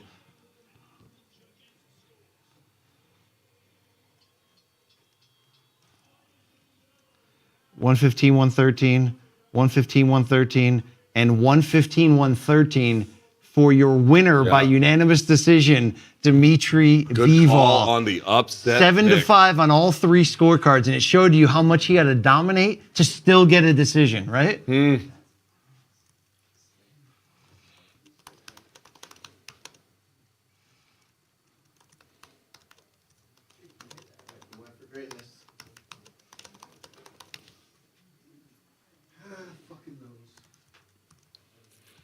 All the fan favorites are losing. Tony lost. Dude, Rose lost. Canelo lost. So I guess that means Charles is going to lose. Or no, I guess Justin's the fan favorite, right? Because he's in Arizona. Yo, I called that shit, bro. All right. You did. Hey, great job with that. Hey, can we talk about this? How significant is this loss? I mean, on the one hand, which loss is worse, the one to Mayweather or this one? Because the Mayweather one was early in his career, and he was compromised physically. I mean, that weight cut was horrible for him. They're comparable. But here he is trying to dare to be great, and it was just too much. It was 175 pounds. He just couldn't get it done. Jesus, he won 7-5 on all three scorecards? Yep. Which 5 rounds would you give? Okay, round what? 10 was his best round? Dude, I can't give him more than one. I don't understand that at all. That's wild, man. Let me know when you're ready to talk about it because we want to get some. I got to write a quick recap. BC's going to write a recap. I wish I could hear what Chris Mannix is saying. Yeah, any quotes? You got a vamp. Yeah, I got to vamp. All right, if anyone wants to join me on set, you may. Let's reset here. Luke Thomas, Brian Campbell. This is our UFC 274 and Canelo Bivol live stream, whatever the fuck this is. If you're just joining us, Dmitry Bivol has defeated Canelo Alvarez via unanimous decision. And our own Brian Campbell had it basically, what was it, 117, 111? What did you have it? 119? 119, 109. 119, 111. No, 119, 109, 11 rounds to 1. So what am I saying? Dude, I can't do math. 119, 109. It's late. 119, 109 for Dmitry Bivol. That's how he had it. The judges all had it 115, 113. 7 rounds to 5 for Bivol. Dude, Bivol looked huge in this fight. We all knew the jab was going to be there. We all knew he had combination punching. All of that, it was what we thought it was. But what I had anticipated, what I thought some other folks had anticipated, as we begin, by the way, the UFC card for the main event here, what we had anticipated was that he was going to be able to make adjustments and get inside the conventionality of Bivol. But his defense was on point. He never let himself get trapped along the ropes a whole lot. He did get hit with the uppercuts. Those were nice. But his jab was consistent, and apparently he held Canelo to a record low for him for any fight that's gone a full 12 rounds. He was able to lower the output. Canelo had a hard time landing the right hand, especially other than as an uppercut, getting around the gloves. Bivol's defense was just super solid here. And so he was able to just weather what Canelo was able to do. Canelo having a hard time getting him between punches, having a hard time getting him at the end of punches. His combinations, his hand speed, his power, his durability, his ring craft. It was just way too much for Canelo, honestly. I really thought that Canelo was going to be able to make more adjustments than he did. And again, he had a really strong 10th round. I'd like to see what the judges' scorecards are. That would give him the other 4 in this particular case. But unanimous decision. Dmitry Bivol, man, I was asking BC about it. He's not here, but you really have to wonder what this does to the Triple G fight. It's not like it ruins it because this fight was at 175. That's not the weight class that they would compete in for that one. But nevertheless, does it take the shine off? Does it take the luster off? Is he going to want a rematch? Is there going to be an appetite for a rematch? A lot of different questions here. I really don't know what the answer to that's going to be. I'm trying to watch here out of the corner of my eye. We have Justin Gaethje in the prep position. We have Dmitry Bivol talking to Chris Mannix here. I would love to hear what Canelo had to say, but he just seemed to be incapable of eliminating the jab of Bivol, getting inside of it enough, other than with the help of the ropes, but that was pretty fleeting and few and far between. He just now Canelo's talking to Chris Mannix over on DAZN. I'd be curious if anyone tells me whether he can what he said. I'd love to know. I can't hear it. A monumental moment in Canelo's career. I saw the fight with Mayweather. I was there. Here he is at 175, not getting it done. I think he wanted to unify, obviously, in this weight class. But I had sort of thought, the fight I wanted to see at 175 was Beterbiev. I also have to say, Canelo was hitting him with hard shots, but they didn't really ever appear to really sting Bivol in any kind of dramatic way. Canelo impressively was able to withstand the offensive onslaught for Bivol. He was able to withstand big punches, big combinations from the guy. And again, I thought was a little bit better about distance management as the fight wore on, getting out of the way of the combinations, at least the majority of them, rather than sort of standing in front. He went from this guard early to a little bit more of an evasive position as the fight wore on. But it wasn't enough. He still couldn't get that. The real problem was that Canelo was able to weather the punches pretty nicely. He was able to eliminate some of what Bivol was able to do as the fight went on, but he couldn't ever really get offense going. The left hook never seemed to transfer defense on Bivol. The right uppercut was nice, but not enough of it. And then the right hand around never really got there. And you could say, well, he was landing to the arms like he did against Callum Smith, but against Callum Smith, he couldn't ever do anything except wait and absorb. All he could do was just kind of play the levels. Bivol was never really deterred by what Canelo was doing in that particular regard. So, yeah, it was a tough fight, man. It was a tough fight. He just didn't have enough. Long story short, he just did not have enough.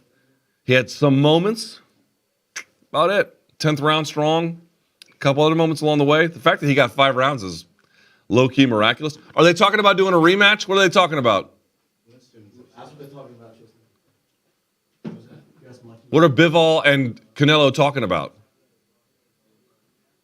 And by the way, as an update, here comes Charles Oliveira walking to the cage here. Yo, Mikey, where's our producer, Mikey? Mikey. Yes, of course I do, he said. They just did it. He said, yes, of course I want to do a rematch. Canelo said that. Yes. What about Bivol? They both agreed?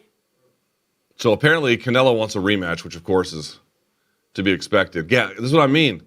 Saying, yeah, no problem. Yeah? They're both agreeing. Yeah, they're both agreeing to doing a rematch. Yeah, no problem. See, this is what I mean about the Triple G fight. It doesn't hurt the interest in the Triple G fight, but it might push it back at a bare minimum. And then by pushing it back, then you don't know if it's ever going to happen again. Hell of a win by Dmitry Bivol. Hell of a win. I thought for sure Canelo was going to be craftier. He wasn't. That was very difficult for him.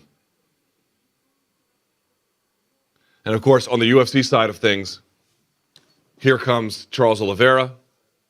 He is making his way into the cage. He's saying sort of goodbye, as it were, to his cornerman as he steps up. Man, I can't wait till Brian Campbell gets back here. For starters, I got to use the bathroom. But the other ones, any new updates? No. Hey, are we switching streams at the end? What are we doing? Yes. We are? Yeah. That's still in play? Yeah. Okay. You can go to UFC now. We're good? Okay. So let's switch gears over to UFC again, sort of resetting here. Luke Thomas, Brian Campbell will join us in just a moment. He is writing his feature for CBSSports.com. We are just minutes away, I should say, from Charles Oliveira taking on Justin Gaethje. Justin Gaethje already in the cage. Charles Oliveira now making his way. Of course, at this point, there is no UFC lightweight champion. That title is vacant. The UFC putting out a statement, as everyone can recall, saying that if Charles Oliveira wins, he will be considered the number 1 contender. There they are, shaking hands. Charles Oliveira shaking the hands of the corners of Justin Gaethje and making it way to his own cage, or his own side of the cage, I should say, excuse me. So here we go. Damn, Bivol's team is hyped.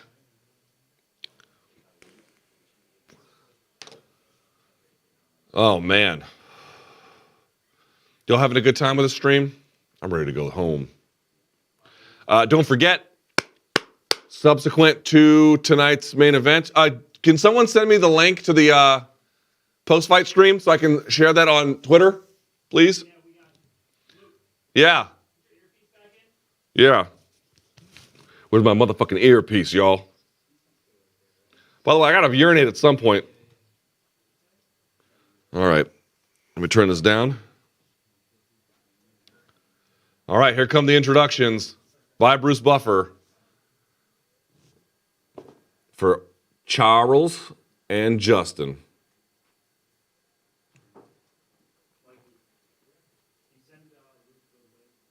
Yes, please send it to me now so I can share it.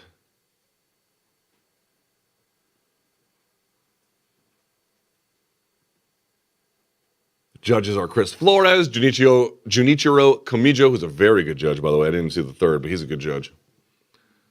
So that's good. But do we really think the judges are going to be necessary here? Really? Do we think that? I don't think that. I like the horse tattoo. That's nice. Hasta la muerte.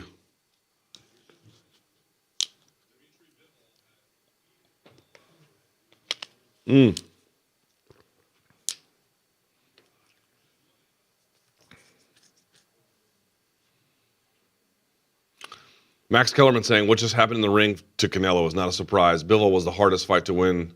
Canelo could have taken 175 and below. I mean, are we saying that he couldn't have taken the Better Be fight? Because that would be pretty hard. But yeah, fair point. I mean, otherwise, it's very difficult. All right. Main event time, UFC. What do you think, Tristan? Does this one make it out of the first round? Jake, you think this makes it out of the first round? I'm gonna say yes. Okay. I think it probably does. Probably I does. think it seems so obvious it won't that it will. It's not gonna go the full 5, but it's Not the full 5, yeah.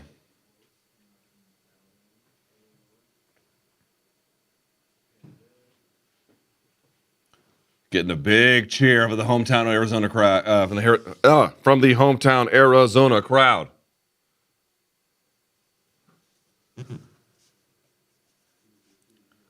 Here we go. Justin looks ready. One of you jamokes should be here with me just to point this out. I mean, I'm just, vamping like a dumbass over here solo. Give me some analysis, Tristan. Oliveira looks good. I mean, he doesn't look too bad. We'll see.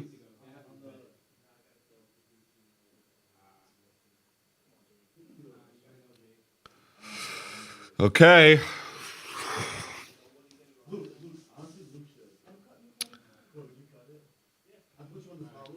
Charles fist bumps old Bruce.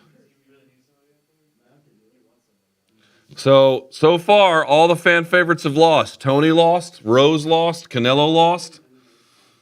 I'm going to guess that Justin is the fan favorite here. We shall see. Mark Goddard is giving them their final instructions. Here we go. All right, that's it.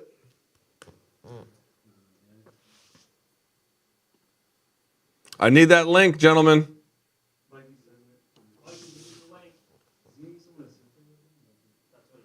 Okay, here we go.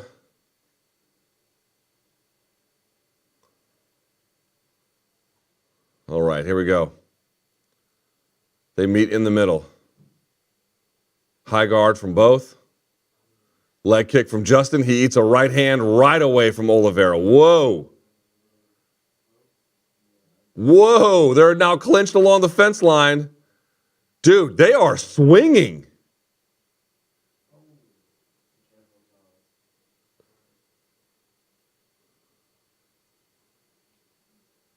Man. Hard leg kicks. Oh! Right hand drops Oliveira. Gaethje doesn't even bother going into the guard. Oliveira stands right up.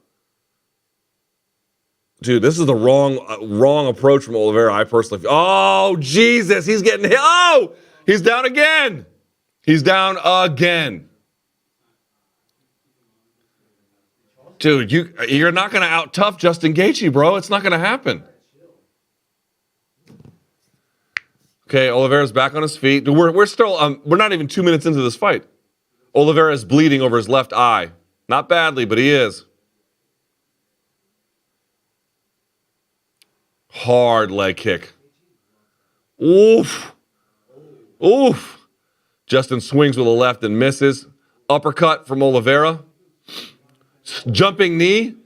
Right hand from Oliveira. Front kick from Oliveira. Dude, these two are getting after it, boy. Just Oliveira is absorbing the leg kicks, I think, in hope that he can land something after it or catch. He eats another left hand, dude. Oliveira's eating hard shots. Oliveira shoots. Looks like he's looking for a clamp. Pulls guard. Pulls guard. Oliveira pulls guard. And then Gaethje stands up. Dude, this fight is, I can't believe hard leg kick. Okay. Oliveira looking for the clamp of the, when I say clamp, I mean this.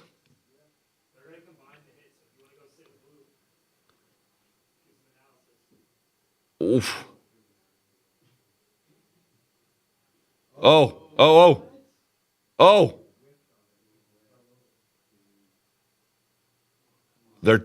They're like standing very, like in boxing range with each other. Jumping front switch kick from Oliveira kind of lands.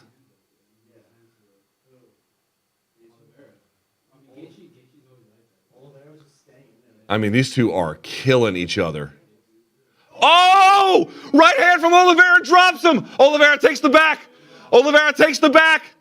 And it should be pointed out, one of the left arm of Justin Gaethje is blocked by the guard of Charles Oliveira. He is in the almost like a modified This is like what they call like chair sit. Now he's locking up Senkaku, which is the triangle. He has a triangle.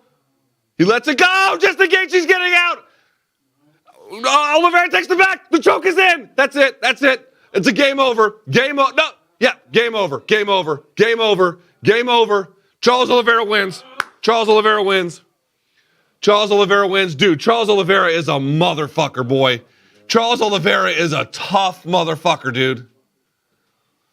All that talk about being a quitter, you know, I gotta say, I kind of thought after he missed weight that maybe it was worth revisiting. Maybe not, y'all. Maybe not. Holy shit.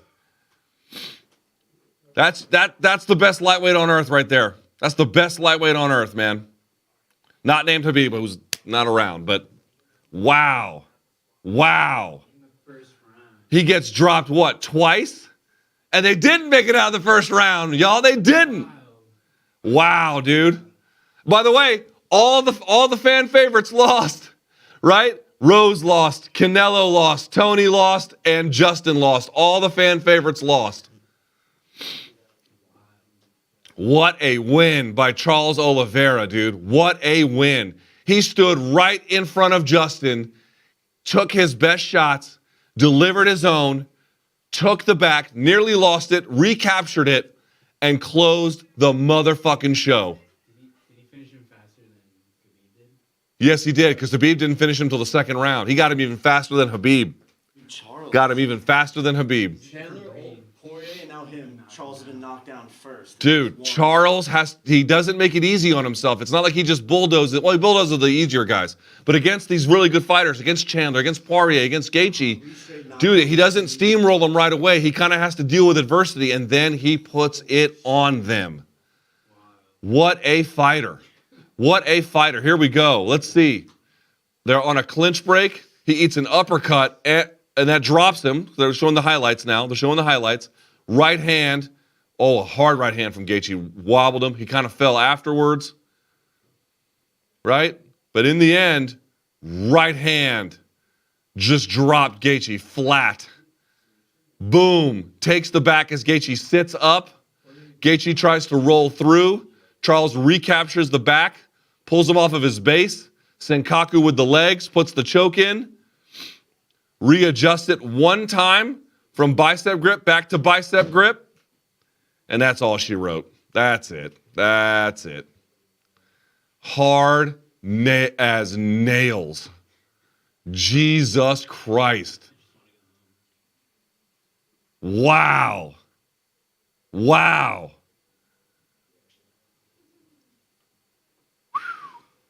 But dude, he stood in front of him, bro. He stood in front of him. Dude, if you wanted to erase the narrative of all of the, if not erase it, certainly undermine all of the negativity that came out of yesterday's event, this is a great way to do it. He didn't look like he was missing a beat at all, dude. He is a force to be reckoned with. 3:22 of round number 1. Wow. Charles's left eye is a little messed up, I have to say, but, you know, small price to pay for a performance that dramatically good. And Charles's team is going bananas.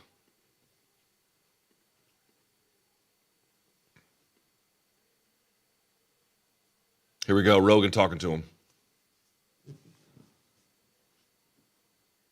Here we go. So Rogan's asking him, like, what does it feel like? I can't hear him. Oh, I can't hear him anymore.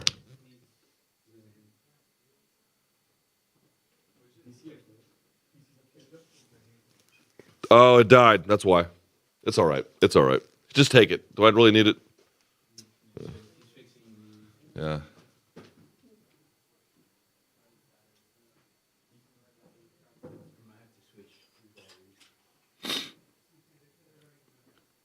All right, so we should sort of reset here. Is Brian Campbell coming at some point? Like, what are we doing here?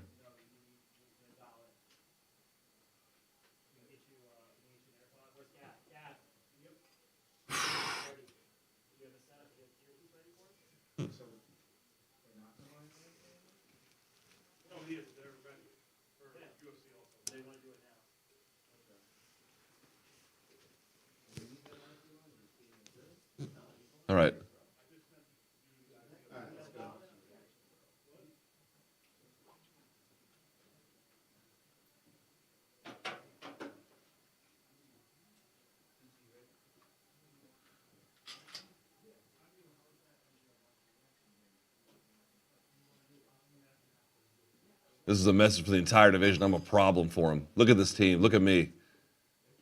I'm the champ. This is my title. Should be right here.